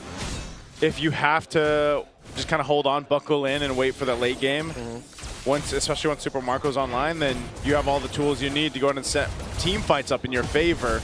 So Team Falcons seems to just be taking that route. Like, let's just kind of sit in, get to this point where we can, and it's TL trying to actually find these moments to potentially make something happen. Good take there. Wow. Teddy with the last hit. I think it was the Art of Thievery that got it. Uh-oh. Flap here, refusing to purify up until the last moment. Has to falling Star Moon into a wall just to survive. Sandy knocks him up, but it still lives. Kyle instead gets fell by CharlTZ and served up a kill, a double over to Sanford. TRWM canceled here. Now Hodge has to flicker back. Cyclone Eye through as well, but JP will continue to pressure them. Ogwen can't save him. Oh my lord, Haji gets squished here. Not much a Guinevere can do, and Liquid aren't done. Under the tier 2? Another double for 40. That's why they call him the Apex Predator. And the straw that breaks the camel's back, you were just waiting for that moment where everything snaps. And it snaps in favor of Team Liquid. Again, they have the lineup for it. And Sanford now has secured all 4 kills for Liquid in this game. Gentlemen, remember when we posed the question, should you not give the Paquito over to Sanford?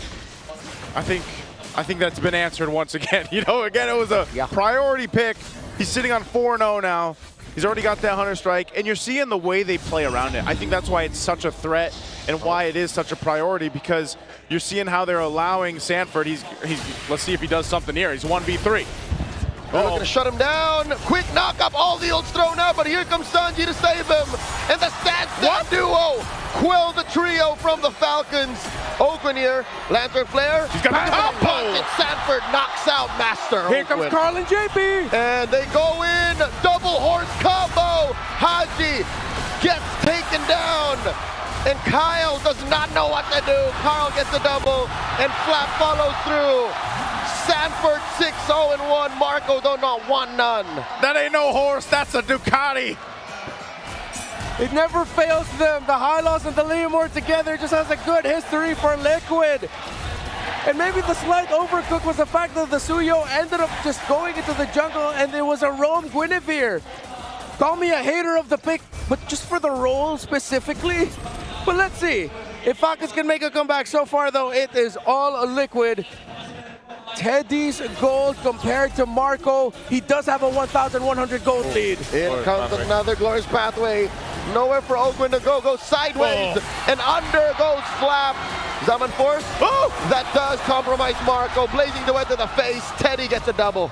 Teddy wanted some of the action. He just got a great placement on the Blazing Duet. And so TL has brought it to this point, an 8,000 gold lead. Where did this come from? Win after win, massive 4 kills. They get towers out of that too. The fact that Super Marco couldn't get a big considerable win or lead against Teddy in the lane despite a few helps and rotations from Falcons because of how well Teddy was able to control the lane as well and keep himself alive. Oh. Yes, there's a lot of eyes on the Roman trio and the 4 horsemen. But Teddy's play in the lane was crucial for Liquid being at this point as well. Oh, I feel you. I feel the crowd in here too, because did someone pick a Hellcurt? Yep, someone picking a Hellcurt here, playing with us. But right now, TL, easy take on the Lord. So they'll secure that.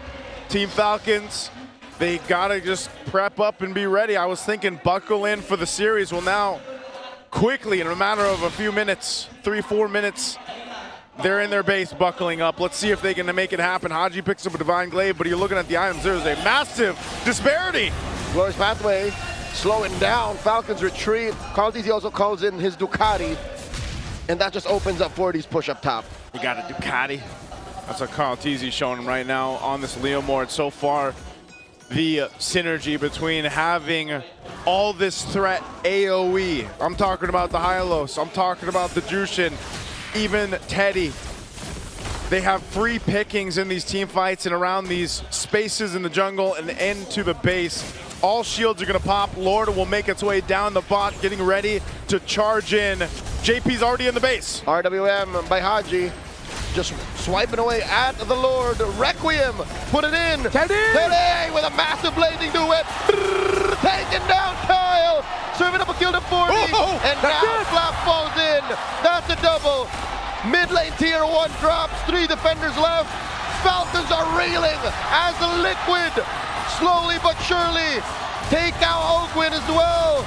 Ogwin is holding on. Liquid at match point. 1 away from making history and solidifying themselves as the greatest, making it undeniable. 1 win away from the first ever 3-peat in MPL PH history. History is on the verge of being made here in the Champions Arena. Can feel it. It is full of Let's Go Liquid on one side, and on the other, the Falcons Nest is looking to see if Team Falcons can readjust the flight again, because this game, Game 5, was not theirs. They kept the pace from the first early game, but then boom, quickly was the work done by Team Liquid. Sanford's Paquito here was massive. Of course, this link up with Sanji. As great as this was, a lot of the big turnaround highlights came through the San duo. Sanji and Sanford together, and I wouldn't be surprised if one of those names is going to be the MVP. Oh, we know it's the Paquito. We know it's the Paquito, guys. We know it's the Paquito. It has to be. Again, you can't give this guy the Paquito for the next game. There it is. We're all getting uppercut. Oh, whoa! He's flexing on him too! Man, what a performance. 8-0-2, Paquito, Sanford. I don't know. Oh, what else can we say about this? It was clean from the very start. Oh, he was trying something else. He was on his way to a Rose Gold Meteor. Yeah. So there's a little bit of innovation in the late game build for Sanford, but I can't even call it a late game build. Yeah. It ended so quickly. Well, Renmar did mention that it was a magic-based damage. Oh, we were almost in Harry Potter land, right? But he basically, he went Hunter Strike first, he finished his boots, and then he went the wings. And that was like enough. My goodness. I mean, this game could have gone either way. It's just that, yeah, I think that first turtle was misplayed there by Kyle and Falcons. Because Liquid already had the information that Kyle was holding the bush right behind the turtle pit. Because when the turtle first spawned, he used his Evil Queller to just poke JP down. And he never really left that. He would just either go there, go to the bush beside the beetle, and then go back. So with an easy read for Sanji to just use the Crimson Beacon forward, and then Sanford coming in from the lane. As good as the Esmeralda is, of course, with the idea of getting a shield, that raw hard crowd control isn't there outside of the Falling Star Moon. And even if you get that in, it's not that long of a stun. Yeah. It needs to be follow-up right away.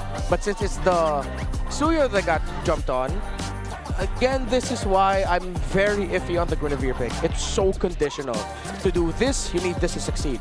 For that to succeed, though, there needs to have been a step that you took beforehand, which is either getting vision or getting into the place first. Ogwin was getting into the place first, but then just that link up within Ogwin, Flap, and Kyle in the first turtle, it hurt them in the long run. Because that's where the 2 kills from the Paquito came first. Yeah, there was also just really good usage of the synergies that came in this lineup for Team Liquid. You know, and that's why, again, when we break down the drafts and we really look at it in a certain way, like the play style that comes from a draft, they knew their timings on it. It took them a little bit longer to initiate that or execute it, but once they did, they didn't stop. And again, this is the importance of keeping the trio of the roamers that can pack healing or revitalize. We've said it so many times. Gata, Hylos, Kalea. It really looked like the swerve onto the Guinevere hurt them in the long run. They should have just kept the Guinevere in the jungle. Yep. I know that they were looking for physical damage. They probably accepted the fact that they are not going to end up with enough physical damage because of their priority, again, on the Esmeralda. I think that Esmeralda definitely could have been something else as well. Because, yes, it steals the shield. Sure, it manages the Paquito, but it's just it. This is insane, by the way. 10:48 game time on this one. We just went through like some distance games, right? We had a 20+ minute game, then we had a 16, almost 17 minute. This one, holy moly, 10:48. Remember the stat we had the other day about how many games were actually finished under the 12-minute mark, and it was 8 for Team Liquid? Like, that's just, that is why, that is the epitome of the Liquid Stampede we're seeing. And that's why this was a non-starter for Falcons to begin with. The fact that with this lineup, they can't slow down Liquid. Look, between Ogu and Spic, it's very all-in. We either win or we just die. Between Flap, who can just jump in, or die. It just doesn't work. For Falcons to get one over Liquid, it has to be start, stop, slow down, we win. Yeah. That's just how you stop Liquid. Well, you could even make an argument that an Atlas would have been better here. Still would have been good. Keep the Guinevere in the jungle. Pick up an Atlas again. And I'm wondering if that was just the method to the madness. Like, like they actually want to put the Guinevere in the jungle, and then for some reason, it ended up swerving, right? Yeah, again, which to me, I think the reason is they realized that they'd be lacking physical damage. So then they backed on the idea of a Piercer Psuyo or Psuyo. Was there no chance or room for them to consider picking up an assassin? Again, the Lancelot worked out for Liquid. Yeah. So yes, it did experience a difficult comeback for it. They were able to make a comeback for it eventually. Yeah. Still, I think one of my biggest learnings in this playoffs is just don't pick the Guinevere. I'm sorry if I sound like a hater on the pick. It's just not for that role, and we're not in this meta. In recent history, I think it's only won once.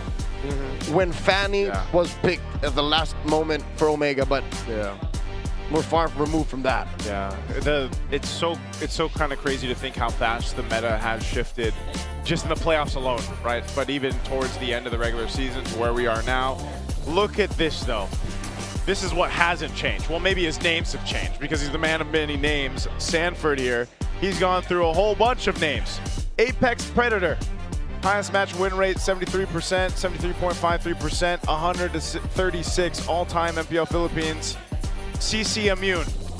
This was the 4 times MPL Philippine champion, 2 times finals MVP, M4 world champion, MSC 2025 champion, finals MVP. Of course, way too many. There's just so many. I think, doesn't he have more than these 2? Yeah. Wait, Apex Predator, Immune, Nuya, Raging Sanford, King Bob, Dole. Like, what do we forgot some, but I think that's the point, you know? Raging Sanford, by the way, was just one of those it's a happy mistakes. Yeah, it's a happy accident. Happy accident. You know, we were. Was that us on Des? A coinky dink. I was not there. I think that was me and Redmar with her. I love how it's an iconic figure in Philippine esports that ended up giving the name of CC Immune.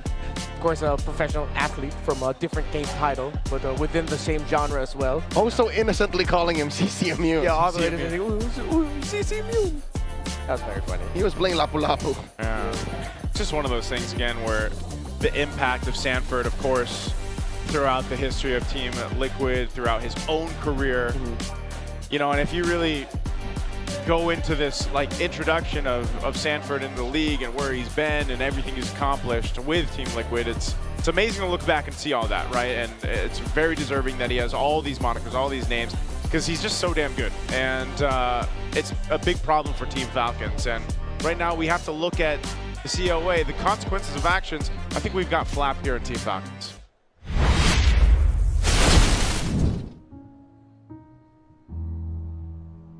Bago kayo maging mag-teammate, anong impression mo kay Flap? Impression ko sa kanya, masayahin. Tapos, at the same time, din siya. Parang mabilis lang din siyang ma-down. Sa tingin nyo, sa camera, lagi siyang masaya, pero sa mga di nakakita, meron din siyang parang soft side si Flap. May mga times na malungkot rin siya, ganun. Tapos may mga times din talaga na, ayun, down yung tao. So parang kami naman yung take turn para i-lift up siya. Yun. After nung M2, parang sobrang down eh. Tapos walang pumapasok sa isip ko na senaryo na kaya ko ba bang mag-champion, gano'n. Gano'ng kalaking factor si Flap sa success niyo ng M5? Sobrang laking factor ni Flap, lalo na sa finals eh. Parang siya yung game changer din nung time na yun. Malaking part rin talaga siya nung pagkapanalo namin sa M5. Talaga nag-focus siya sa sarili niya para mag-improve yung laro niya. Nagpa-stay sa akin is yung talaga MSC eh. Kasi gusto ko talaga makuha yun eh. Kasi yun na lang talaga yung kulang ko. Kaya yun yung nag-motivate sa akin. And at the same time, nung last season, kasi sobrang miracle na nun eh.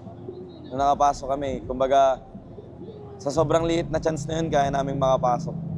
Kaya yun din yung nag-drive sa akin kasi kahit anong porsyento talaga tinitake ko and tinitake namin na sa team. Kaya parang sobrang proud din ako sa kanila. Paano ka natulungan ni Flap na mabuo yung decision na pumalag pa rin this season? Kailangan namin bumawi this season kasi lalo na MSC. Gusto namin bumawi. Tapos yun, minomotivate kami ni Flap na huwag na namin siyang iwan sa team. Si Flap talaga, parang ayaw niya rin kami maghiwa-hiwalay. Siya parang siya yung unang umiyak nung time na yun. Gusto niya rin talaga bumawi kasi pangit yung naging run niya this last season. So, tas ako rin. So, yun, nag-connect lang kami.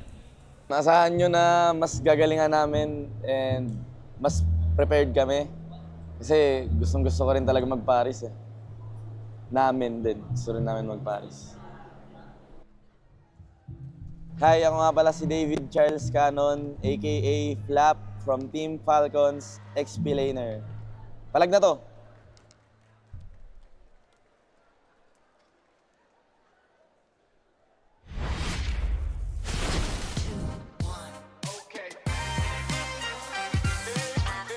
Hindi ko talaga alam bakit pinagawa sa akin yun ni Direk. Gusto ko lang po sabihin. Pero mukhang ang facial expression po na ito ay pag may naka-outplay. pinauso ni Hans. Pag may naka-outplay. Oo. Tapos sinusuportahan mo yung tao na naka-outplay, di ba? Parang gano'n talaga yung reaction eh. Oo nga eh. Medyo matindi ang naging palitan at bawi doon ng Team Liquid, bringing them to match point. Surprisingly, after that game. So, grabe ang ating naging shift din sa game na yun, Wolf. Kailangan nating pag-usapan kasi ang puro Fred rin na first, ilang games? 4 games? 4 games. Ay biglang nawala pagdating ng game 5. Eto ngayon hindi kita niloloko dito, Bri, pero talaga naging instrumental para sa akin yung quality ng gameplay ng Sansan Duo na nakita natin nung game number 5. I believe na sila rin yung dahilan kung bakit sobrang aggressive ng Team Liquid Philippines. There was a time na tatlo yung pumunta doon sa may top lane para kay Sanford around the 7-minute mark.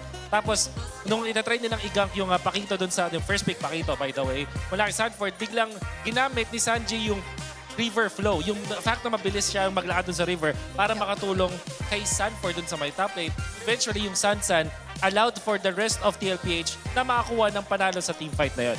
And that's when we were probably a bit worried about the presence of another Esmeralda with no direct answers whatsoever coming in from Liquid. I guess it was mainly on the Claude lang talaga dito ni Teddy, no? Pero wala siya nung typical na Gord or Freddy na talagang hold down lang ng lahat. Pero parang sub-sub mindset lang yung ginawa doon ng Liquid, especially through the high lows. Oo nga eh. Nakita ko din yung parang relentless na tuloy-tuloy lang sila na kumuha ng kill. Mind you, this is a lineup na ginamit nila yung Leo Mord na parang pakiramdam ko halos parang unli yung kanyang paggamit ng ulti. In a way na hindi sila nagtitipid ng kanilang mga ultimates. Even si Sanji, hindi nagdadalawang isip na gumamit ang kanyang Crimson Beacon to go in. Partner that up with that Glorious Pathway mula kay JP. Nakita natin na sub-sub nga talaga ang mindset ng Team Liquid Philippines at nakuha nila yung panalo because of that. Pero ano kaya ang hatol naman natin dun sa biglang shift ng Guinevere into the roam role? Kasi akala talaga natin buong time ay magiging jungler siya. Pero ano ang tingin mong naging epekto na nilagay nila sa roam etong Guinevere in that game? Parang naging greedy sila afterwards. Naramdaman natin with that Esmeralda, tapos meron kang Suyo, and then the Harith, na meron kang tatlong heroes na kailangan ng farm. So what I got from that was, biglang nawalan ng early game presence itong side ng Falcons. Although, ang ganda ng idea na inuubusan nila ng jungler hero itong si The Goat. Pero bigla naman nating nakita na nung time na ng papaghahanap ng farm, dun sila pa nalugi. Yep. Marami tayong mga nakita at naobserbahan na changes throughout that game, but it was relatively fast and something na parang kagulat-gulat in terms of just how quick Falcons was in terms of picking up the pace or momentum. Parang binawi at pinakita na naman yung stampede sa atin doon ng Team Liquid. It's perfect. Makikita natin dyan dito sa ating clip na ipapakita ko sa inyo. When you look at the red side team, na dito sa, tingin tayo muna doon sa minimap kung saan tatlong members ng Falcons ang makikita natin na kumulaps doon na para kunin itong si Sanford. Pero, mapapansin naman natin na ang gagawin lang ni Sanji ay i-take advantage yung river flow. Again, tatlo at napapaligiran na itong si Sanford. Ang piniling gawin, mag-try niya mag-apply. So may mga nadadodge pa rin siya, but eventually afterwards, ang kunat masyado ng isang Pakito at tinulungan na siya ng kanyang tropang si Sanji, the Sansan duo, making it so na makakuha sila ng isang kill. Inarangan pa nga ni Sanji yung talon doon ni Ogwin. And then, ito na yung the rest of the cavalry. Glorious Pathway sabay gamit ng ulti nitong si Carl TZ. Nakikita mo yung synergy ng ating jungler pati ng roamer ng TLPH. And while that is happening, 4 horsemen were able to take down the members of Falcons at sa may bandang gilid, may masaya. Uy. Ang nakita na naman talaga natin dito rin sa palagay ko ay ang dalawang kabayo na na-maximize ng Team Liquid. Kasi Hylos, Leomord, parang sila ang nag-combo doon aside from Sansan. Tapos Steady, farm lang sa gilid. Siya yung nakangiti sa gilid na sinasabi ko, Bri. So, imagine mo kasi yung mga kakampi mo nagpa-farm para sa'yo. Talaga mapapakita ka sa gilid. But kidding aside, nakita nyo kung gaano kalakas yung 4 horsemen dun sa team fight na natin na yun. It was Sanji saving his Sansan duo, tapos yung JP plus the Carl TZ na mayroon kang kabayo at Glorious Pathway na kasama. Nakita natin kung gaano ka-impactful, and that's the reason why they are at match point. Okay. Now it's Liquid on blue. Hindi, mamaya. Hintayin natin. 1, 2, 3, 4, 5, 6. Okay, Falcons, I believe they picked red side. Flying Clouds. Tama ba to, Coach Will? Parang kanina pa nagiging preference ng Falcons ang red side. Whereas Liquid, it seems like they do prefer having the blue side. Exactly. Kasi nag-aaroon sila ng mga first pick na first pick material heroes like the Pakito. So far, Bri, if my memory serves me correctly, Pakito laban sa Esmeralda ay 2-0 na ang panalo. Ooh. Eto balikan lang muna din natin saglit dahil Haji makes a return to the international stage after 1,232 days since the M4 World Championship Grand Finals. Kung nandun si Haji sa M4 World Championship, ang kanyang katapat ay none other than Coach TikTok. Nakatabi ko ngayon. Coach Tik, baka naman may message ko. Wala naman. Mahihain. Wala Mahihain.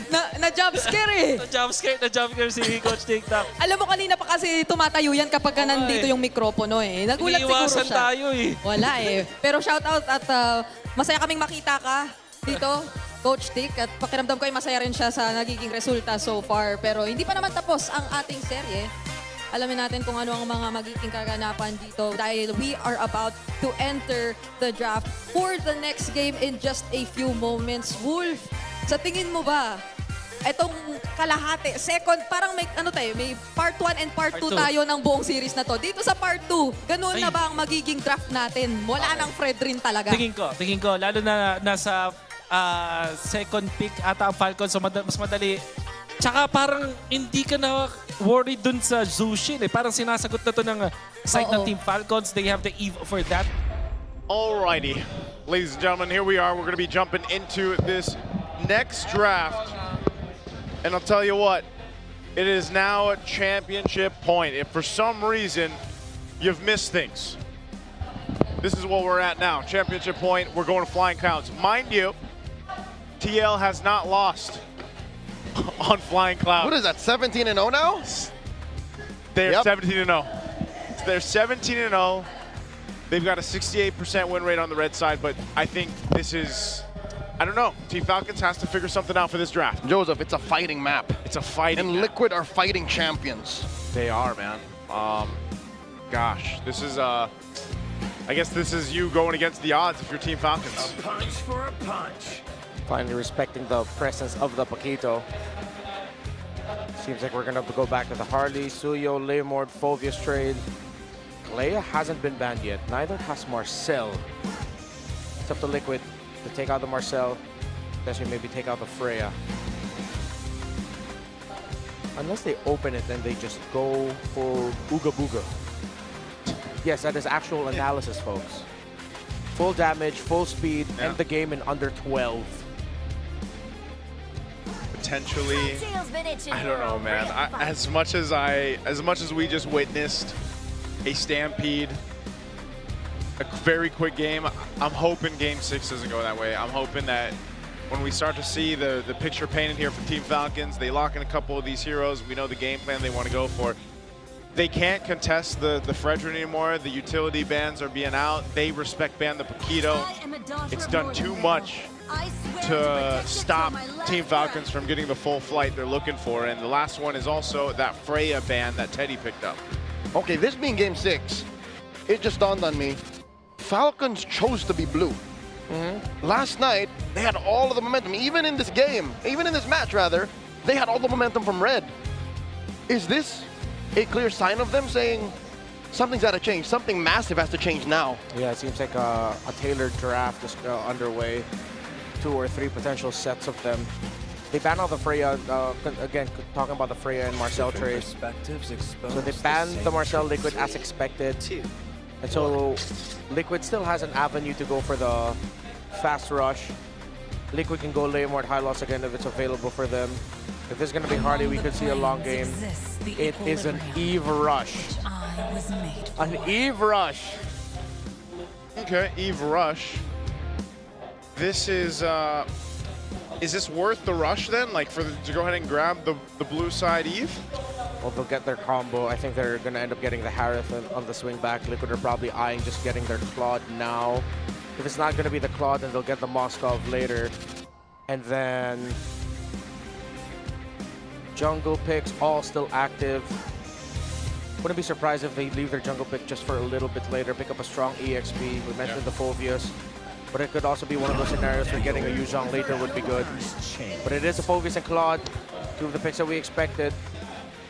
With the Harith, it'll be tough to get it now. I think they just double down on what worked for them in the past. Get the carry onto Super Marco. Consider the Suyo or maybe even the Leomord for Team Falcons. There's no Sora that you have to worry about. Now, the next big picks you have to worry about might actually have to be the mid laner for Sanji. If Falcons show the Leomord, that's an easy Valentina pick for Team Liquid Philippines. You get to steal not only the RWM, but even the Phantom Steed. Okay, next up, Guinevere. Oh, they're going with the Guinevere again.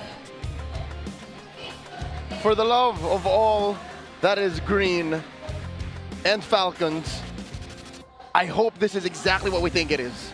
Yes. Gwyn jungle only. Gwyn jungle. It can't be the Gwyn roam. Joseph. I'm not feeling it if it is, man. That's what we thought in Game 5. Yes. So keep it in the jungle. Team Falcons is going to come up with the best game plan depending on what these choices for Team Liquid are. And right now, the Harley comes through, at least for Colonel TZ. Phovius is going to be one of their big stoppers.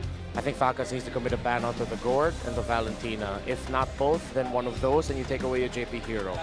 But if you take away a JP hero, actually no, don't take away either the Hylos or Gatot, because Liquid will end up with one of those two. And there was a lack of heal, which is what hurt Falcons earlier. Keep the Hylos Gatot Kaka trade open. But the tough thing about that, Liquid might just also ban out one of the options.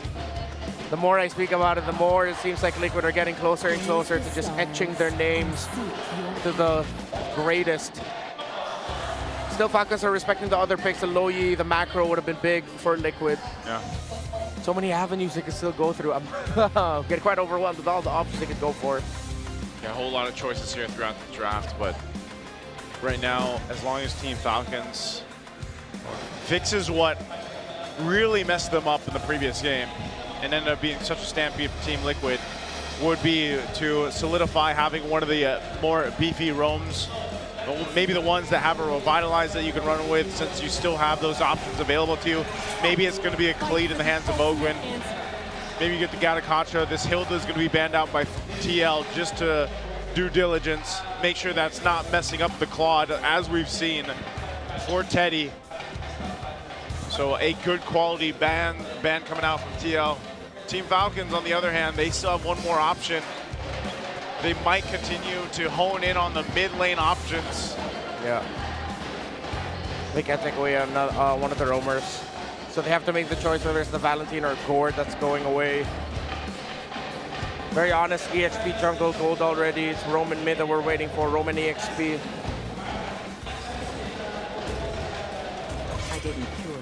It's the Valentina that they pick. Gord available for Sanji if everyone wants to go for it. Oh, Gord Harley combo, man. Gord We've Harley. seen it. Wait, if they Gord Harley, Flap gets the Sora. Yeah. Yeah. So that's why they banned the Val. Yeah, that's what TLPH is waiting for. They probably pick JP's pick first and then wait to see what Flap's gonna go for. If they show the Gord, it's a very easy Sora, but there that's is a what the Phobe. Phobius. Again, it's not always an automatic counter, but it does not make it so easy to play it. It's more demanding of the execution for a team when Sora goes up against a team with a Phobius. With how long a Phobius can buy time for the rest of the team, Sora might not get the help it needs. A Cho for JP. The Cho? Man, this combination, having the Cho and the Phobius, were big components of their win against Onyx. If they want a big box and a lot of crowd control, you consider either Batang or Atlas. And then for Flap, you have to get Burst. Get the Lapu or maybe even consider something like a Yuzhong. So my recommendation is Yuzhong Atlas, Yuzhong Batang. Getting a Khalid to try and match the rotational speed of the Cho might not be enough for your team. And for the love of all that is good, put that Guinevere in the jungle. Yeah, this is where we find out. Yeah. This is where it happens. A couple seconds will tell us what they're going. You get the thumbs up from Ogwin. It is. So Hylos will be the roam for Ogwin. Flap will get the Lapu Lapu. And we've got the Guinevere in the jungle. So it's very similar to combo and execution to when they went to 2-2. Yeah. So a little more hope for Falcons here. I definitely like this a lot more. What's the answer going to be in the mid lane for Team Liquid? They could simply just go the Gord, but they're going to go the Jushin instead, providing them with one of the strongest mid lane picks, if not the strongest hero for that role. Cho and Jushin don't get the combo, but the Cho and Harley does.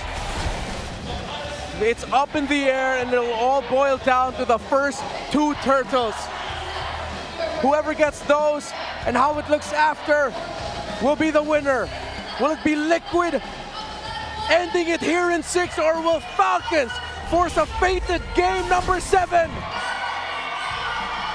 Man, we need that game 7, Team Falcons.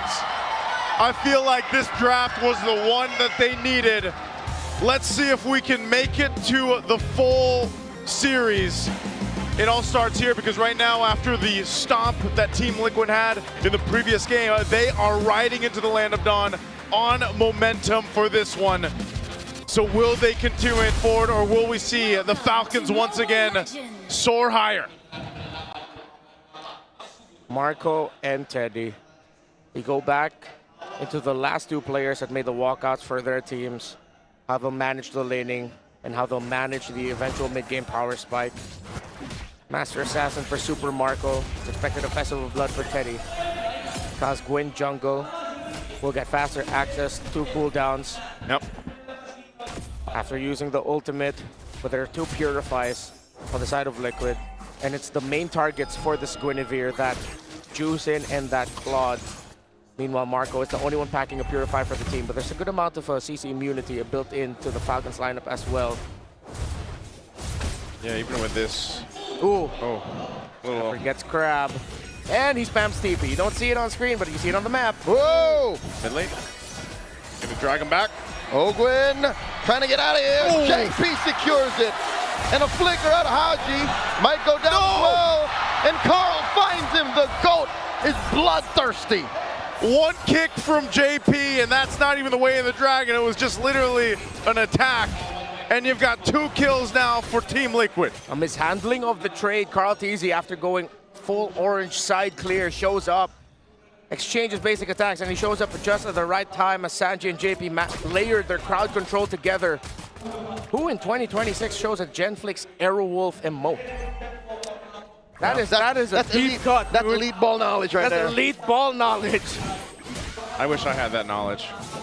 Now I do. Thank you. Those were the times, Joseph. Those were the times. Very old ID team. So now with this lead, Turtles up, first one of the game. Team Falcons is looking like they want to go ahead and grab control of it. TL, want to contest? JP, relying on the G-Kundo here. It's him against 4 members of Falcons. In comes Sanji with a Crimson Beacon. Requiem helps Kyle secure. Turtle goes over to Falcons, and Sanji gets taken down. They trade for Kyle. Now Ogwin caught inside, RWM by Haji. In comes the dunk from 40, and 40 gets taken down by Ogwin. Carl takes down the big horse, and SOD, no one home. Falcons win, but just barely. Yeah, Kyle had to use his Violet Requiem Teddy Blazing Duet, and they are gonna steal the purple away! Kyle is hungry, that's his lunch money! What a perfect play there by Liquid, but Haji got the last hit! Void Blast from the Eve! Okay. Haji says thanks. Carl didn't have the retribution, so it went from bad to good.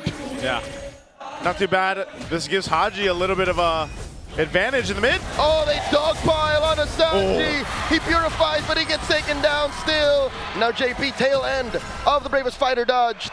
Falcons pick off. That is Onyx-esque in how they executed that. They found the pick off right away, forced out the Purify from Sanji, but Sanji already took too much damage. The aggression. Falcons needs to keep this up if they want to force game number 7. Yeah, just when you thought, you know, Team Liquid was pressing on that same pedal that they've seen in game 1, 2, and even the previous game 5, they get to this point where Team Falcons has responded. That's great for them. They made the adjustments they needed. Super Marco's been able to go ahead and just farm up in his lane. He did throw out an SOD earlier. I'm not sure if he would have followed that up or not, but still, part of this game plan from Team Falcons has been leaning towards Haji, leaning towards Super Marco later in the game, and that's still a potential here on this Moskov. Guinevere has been one of the signature picks for Falcons this season. Often banned. Early on, it showed up as a surprise pick that ended up working out really well. Flap had to use the Bravest Fighter for the CC immunity so that, for that little jump, so that he would not get caught by Liquid, and he is safe. Oh! In comes Kyle, forcing a Blazing Duet from Tere. He lives. Didn't even need to use the Purify. Yeah, that's going to be Turtle going to Team Liquid, but now Falcons have to trade it up for the tower up top. How much will they get? Seems like not much. In comes Sanji. RWM, TRlardC secures the Turtle off camera. Haji swiping away. Ogwin comes through. Last minute. Glorious Pathway forcing a Crimson Beacon out of Sanji. No dice for Falcons. Okay, so they trade for objectives. TL doesn't end up losing anybody off of that, but there was definitely an attempt from Team Falcons. They just couldn't capitalize on the kill, so it's pretty much an even trade. I'd rather have this than them overextend and end up with nothing either way. Yeah, it's a good thing also that Teddy didn't need to use his Purify the last one, just the raw power of Blazing Duet, Fighter Emblem, Festival of Blood, keeping himself alive through raw, lifesteal, and spell spam. And I think just the movement speed that he got, it just allowed him to get out of dodge. Yeah. Good moves here on both sides right now. Team Falcons just slowly cooking with this lineup. 700 gold lead now for Super Marco, so that rotation from the Falcons ended up helping their cause. They want to get their Moskov out of this lane quick. They want to get him out here quick. Part of that is just continuing to let Super Marco do this. Again, I think even if he lands the SODs in the last Turtle, it depends. You know, he's right there on that side of the map. If he has an opening, he'll take it. If not, he continues to scale up on the Moskov. So far, though, your advantage is fighting around Haji. Potentially Kyle's threat. Whoa! Like this. Requiem finds JP. But JP does live. Oh, Haji with the RWM clutch today. Defensive use of the BMI. A pickoff is a pickoff. TRlardC almost got taken down. If Falcons got that, that would be a snowball start. But they did get JP. They use a lot of abilities for that, though.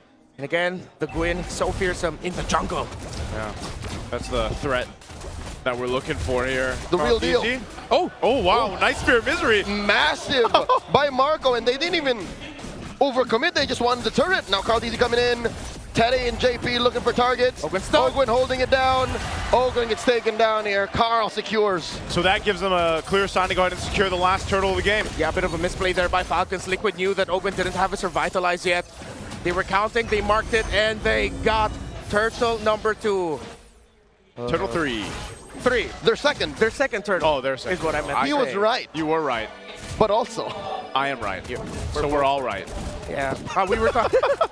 We were talking about the first 2 turtles, but it ended up becoming dead even because no one got a clear lead. But now this turtle 3, Falcons needs to start getting towers off the sides. That's how Teddy and Liquid were able to get one up top. So now it's going to be Kyle helping out Super Marco to break this. Just a trade yet again across the map. Oh yeah, they're going to trade it. Teddy just does a bit of damage that one, but that will be the tier 1 falling. That's a lot of minions, man. Even with a damage reduction of the turret, it still took out way too much health. Oh, and Flap is taking his time. He doesn't trust the map. He doesn't know where JP is. Nor Carl, so he's not sure if he wants to overcommit to the defense. Look at JP right now, man. He's just behind enemy lines, just taking a gander around. One might say light-like. Yeah, looks very light-like at this point. They want to go for this tier 1. Oh my lord! Deadly Magic, it's Hanyu catches it. Yep, they'll be alive though. A bit of a body block there by Ogwyn. Kyle thinking about recalling back to base or staying in the pixel. And he makes the right call and goes back.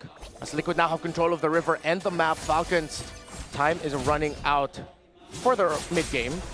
But their time comes back online for the late game through their Moskov and their Eve. Yeah, that's what they're playing here for. Tier 1 going to be worked on again. TL playing around this advantage of mobility where Team Falcons is centered up. Kyle won't land it. Whoa! Dear Lord! Marco put within an inch of his health. He stays. Ballsy. The same area where Marco spotted out TRtrebuC when it was the carry versus the YSS. Carry versus Harley. Harley, there, thank you. Look at Teddy again. Opening up the map. Marco's getting there. Yeah, Falcons are lost in their own jungle and in their own side of the river. Because of the threat of the Cho and how fast it can rotate, they really cannot read the rotations of Liquid. They don't trust it. Bravest Fighter from Flap, forcing one from Sanji. And now in comes the Bravest Fighter, blazing to win inside the RWM. Teddy trying to deal some damage. Sanford caught through. Does flicker out. That's a great pick. This is the Lord up. TRtrebuC still up though, so Team Falcons, even with taking out Sanji, they still have to be cautious. Harley. Just like against Onyx, as long as they pick off the Zushin, they are ready to go. Lord here, within a tenth of his health, and Kyle secures. Ogwyn will get picked off though. JP taken down. Flap is wailing away. Will get taken down here. And now Carl and Teddy. Kyle with the setup and the freeze. Oh, he gets taken down here. Pyrrhic victory for Falcons. They get the Lord, but they lost too much. Liquid. With the pedal on the gas, Falcons tried to get some kills, but Liquid were able to sidestep and survive. The Lord, though, will still be able to get out of the Falcons' base. It spawns now. While Flap is back in 5, Kyle is back in 11. Falcons will be able to push out. 6 games in, one thing is true. Yeah. RWM plus the SOD and the SOM. Haji with a shutdown. Carl falls. Traded out for. Looking for more. Super Marco here. That's too much pressure. He flickers back. Dodges back rather, but it's too much. And there's not much of a punish from Falcons as they get run through by Liquid. Sanji with a Crimson Beacon. Infernal Pursuit by Sanford. They both just live. And the Lantern Flare from the Chef. One thing is true. That might have been an overstep. They got the Harley, but it cost them too much. Still, the members of Falcons will return, and this Lord will get the charge and pop the passive. In the big picture of the macro, it works out for Falcons. In the small picture of the gold, in terms of the outplays, TRtrebuC is 3 levels ahead of Kyle. But that never stopped Falcons. Yeah. More than once in this series, Kyle stepped up and knew that it was all about utility. And if there's a way for Falcons to slow this down, that's what they gotta do. time and again in this series alone, you've seen as long as it's slow and steady, Falcons win. But if it happens in the blink of an eye, even if it's Falcons who engages, initiates, Liquid wins. Oh, look at this. He's into this. That's a kick onto Ogwin. RWM plus the Glorious Pathway used defensively. SOM into the wall. A lot of damage coming in from Marco. Now he takes down JP. Sanji with the Crimson Beacon. Compromising Super Marco. Teddy with a blazing duet. Taking down Flap. Taking down Ogwin as well. 2 for none. Make it a 3 for 1. Teddy with a triple. Sanji finds Marco. 4 for 1. And that's a wipeout. Teddy is a maniac. The minion waves are far, but does Liquid have the damage? Does Liquid have the speed to march through the mid and into immortality? They're taking it down the tier 2 turret. You have a couple seconds for Team Falcons to come up. JP will immortality tank this turret. They'll just get that and go reset. Slow it down. Liquid have demolished that mid lane inhibitor. Now in comes the rest of Falcons. JP dashes on through, flickers out. Glorious Pathway, SOD. Sanji does use the Crimson Beacon to survive. Super Marco into Teddy. Blazing duet. BMI through, and Haji punishes him. There's a shutdown. Ogwin gets taken out here. 2 for 1 the trade. Teddy makes it happen! From steady Teddy to deadly Teddy! It cost him his life, but it's 2 members of Falcons who fall. But Falcons also made the right call. But Liquid got the counter. It's not over yet. They're still fighting. This is why they're the Titans. Oh man, this spear and a great beacon from Sanji. But look at that, Teddy there for the team and comes out swinging. Still could be anyone's game, folks. But the map is blue. And I'm not talking about the color of the Falcons towers. I'm talking about Liquid. Still in control, but Falcons, they're not going down without a fight. They keep on fighting. Marco has SOD. Oh, this is a deadly dance. Lord here at the tent of its health. Kyle comes in. Teddy secures. Glorious Pathway. In comes Teddy. And there's a Requiem, but no follow through. Ogwin here is going to get taken down. Sanji gets in. Kyle taken out. Teddy finds another. What's Marco thinking? Chubby wave down bottom. Oh, they sent Sanford back to defend. Falcons needs to withstand this. Haji didn't use his real-world manipulation, so we'll have it with him. But Kyle and Ogwin are down for too long. And it's 5 against 3. The 4 horsemen and their Teddy. Liquid and the cavalry are feeling it. It's possible that they turn into the 4 horsemen and the GOAT. There's the RWM. Lord still standing. Sanji taking a lot of damage with hoof stomps. Heard through history. A stampede by the cavalry. Going back to back to back. Team Liquid Philippines are your MPL Philippines Season 17 champions. We are all witness to a legacy that will withstand the test of ages. Emulated, never to be replicated. Their fierce gallop into immortality will echo forever. Team Liquid PH are the greatest of all time. One hell of a grand finals we had here in San Juan Arena as all sides erupt with the ending we had here. 6 games of distinct action on both sides. One hell of a series, and again, congratulations. The Titans roared here in San Juan. Carl Teasy kept his promise. Snap, Aeon, and Teddy got their titles. And San Juan Arena still remains his home. A gold medal in 2019, 3-peat in 2026. We've been the We Bear Bros. Thank you so much for joining us here. Let's throw it over on the stage for our winning ceremony. They fell 1 step short, but they fought a good fight. Maraming salamat, Team Falcons!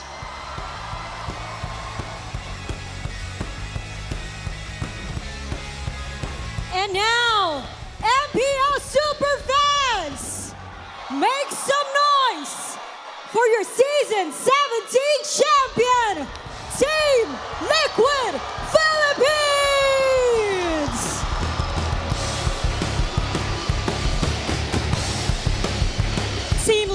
Philippines.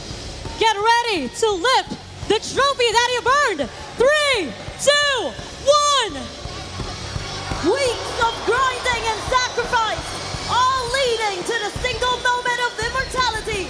Welcome, your MPL Philippines Season 17 champions!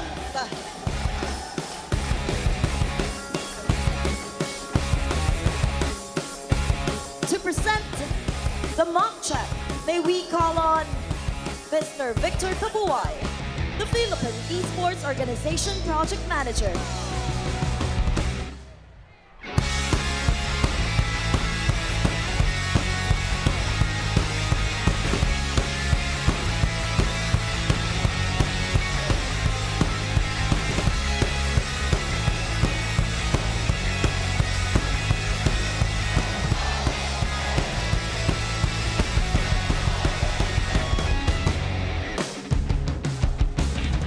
'The medals and rings, please welcome on stage Mr. Julius C., the Chief Executive Office of Ferry.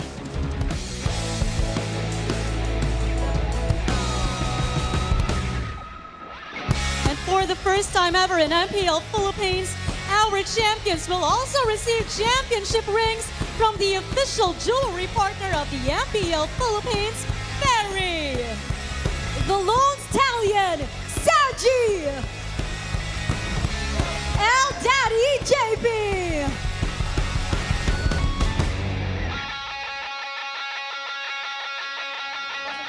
Steady, Teddy.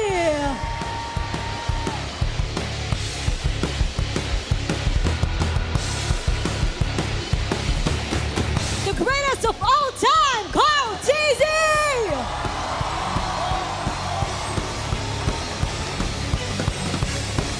The Apex Predator, Sanford.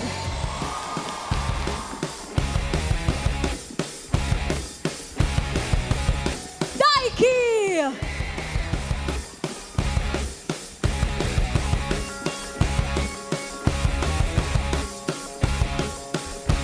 Coach Snap.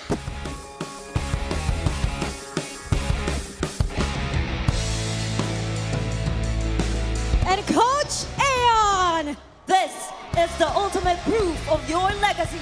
Tatak na ngayong season ay kayo ang huling pumalag.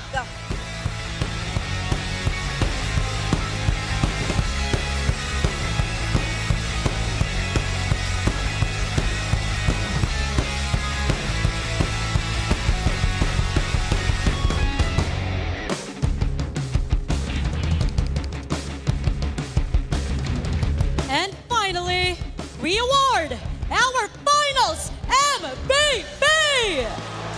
The player that significantly contributed to their team's road to immortality. Presenting this award is attorney Francisco J. Rivera, the Games and Amusement Board Chairman. Super fans, let me hear it from you! Who is your finals MVP?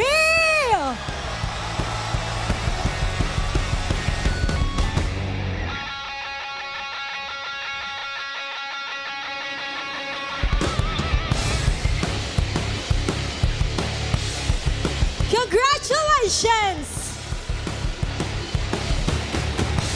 Sanford!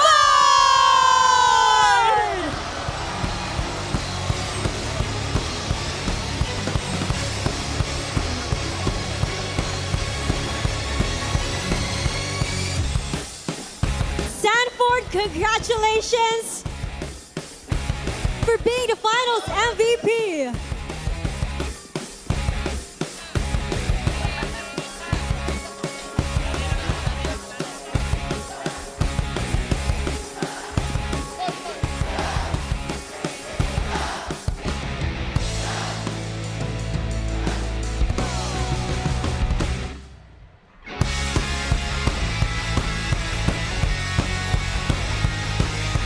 Sanford, congratulations! You're already a champion! Not just a champion, it's a three-peat! And you are a finals MVP. What's one thing that you want to say to your supporters, the whole cavalry, and your family?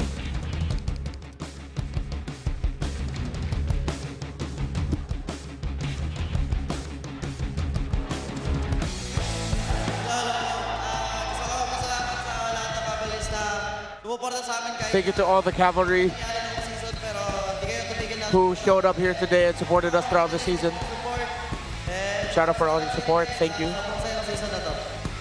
And this season is for you, cavalry. Finals MVP, Sanford! And one more time, champions, please step towards your trophy.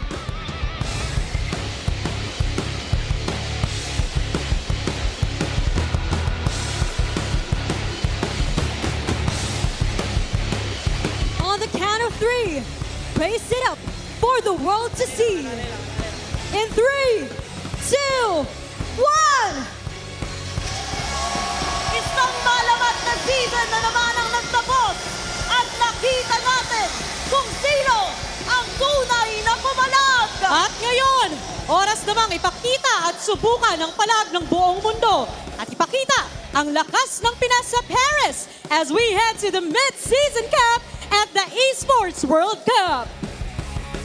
Congratulations once more to Team Liquid Philippines!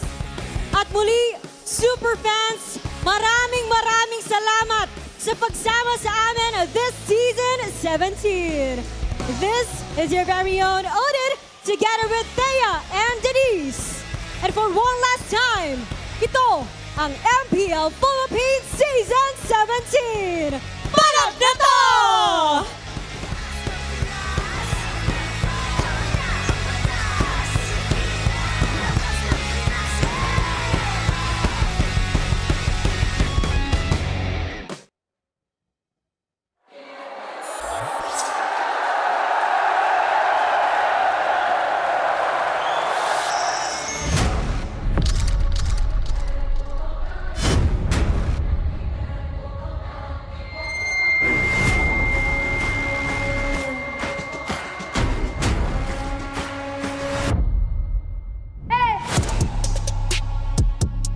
Pinagpagura natin. Peso's goal has always been to build a sustainable path from the grassroots to the global stage. So, and here we are. Excited na din kami kung sino ang huling papalag.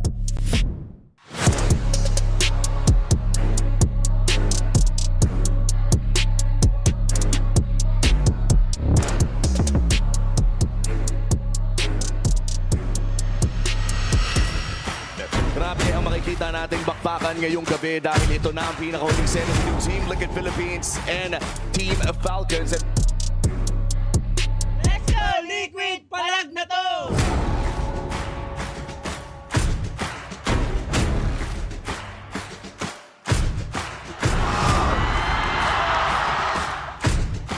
At ang buong kupunan ng Falcons ay pinipilit lamang na madepensahan ito pero napakahapdi na rin talaga ni Sandy! At rekta na sila kagad sa tore! Game 1! Ilista mo na sa camera, B!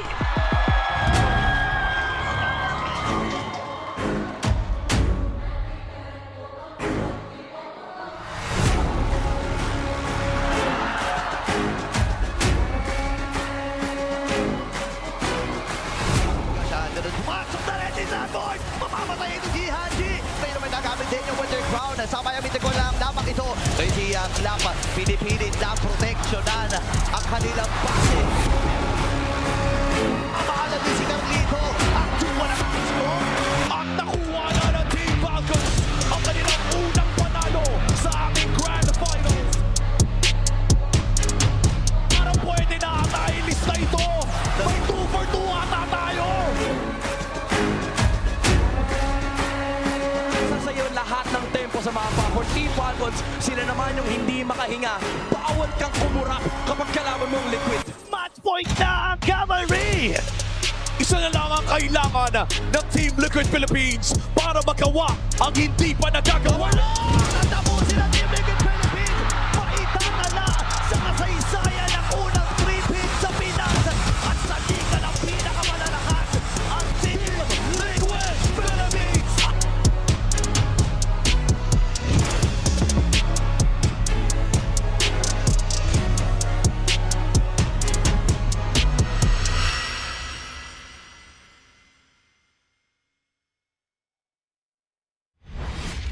O tara, pala ka ba?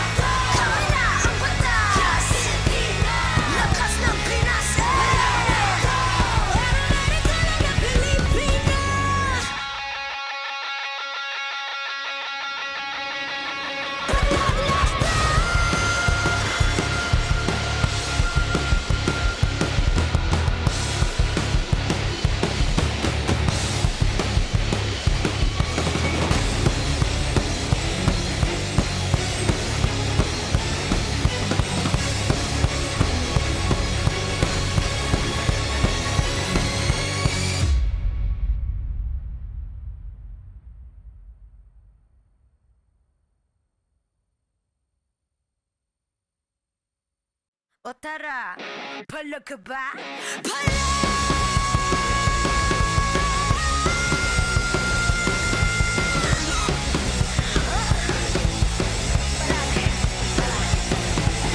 Handa sa laban, sanda ka sa aking kamay. Watch with my click, may fire in the eyes. Yeah, I walk with my head held high. Ano ba yung takot kong tore ang aking gabay?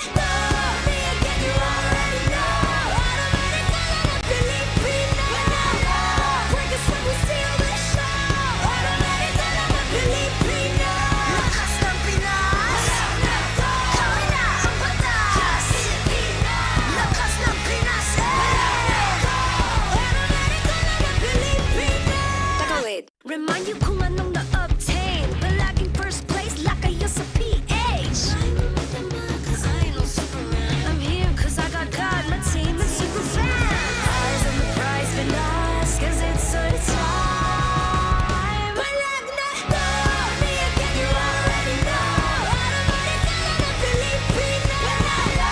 Break us when we steal the show. Automatic na Pilipino. Lakas ng Pinas.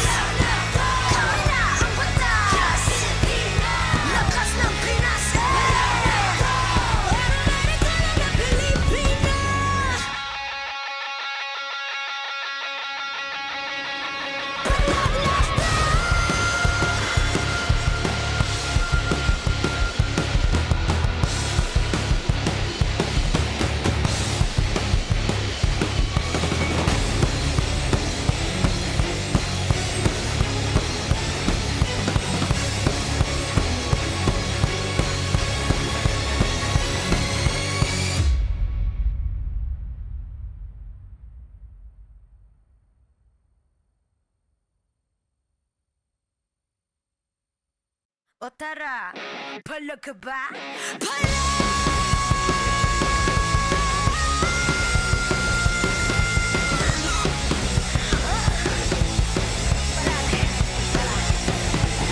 Handa sa laban, sanda ka sa aking kamay.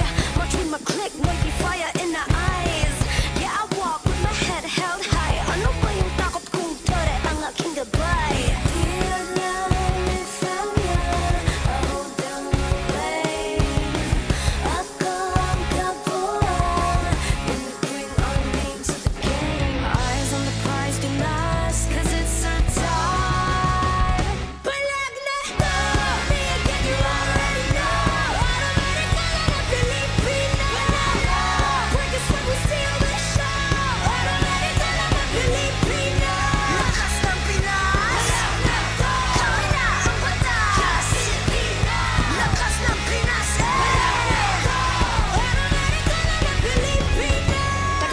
Remind you kung anong na-obtain. Palaging first place like I used to PH. I ain't no Superman. I'm here cause I got God, my team is super fan. Eyes on the prize, been lost cause it's so time. Palag na to, me again you already know. Automatic na Pilipino. Break us when we steal the show. Automatic na Pilipino. Lakas ng Pinas.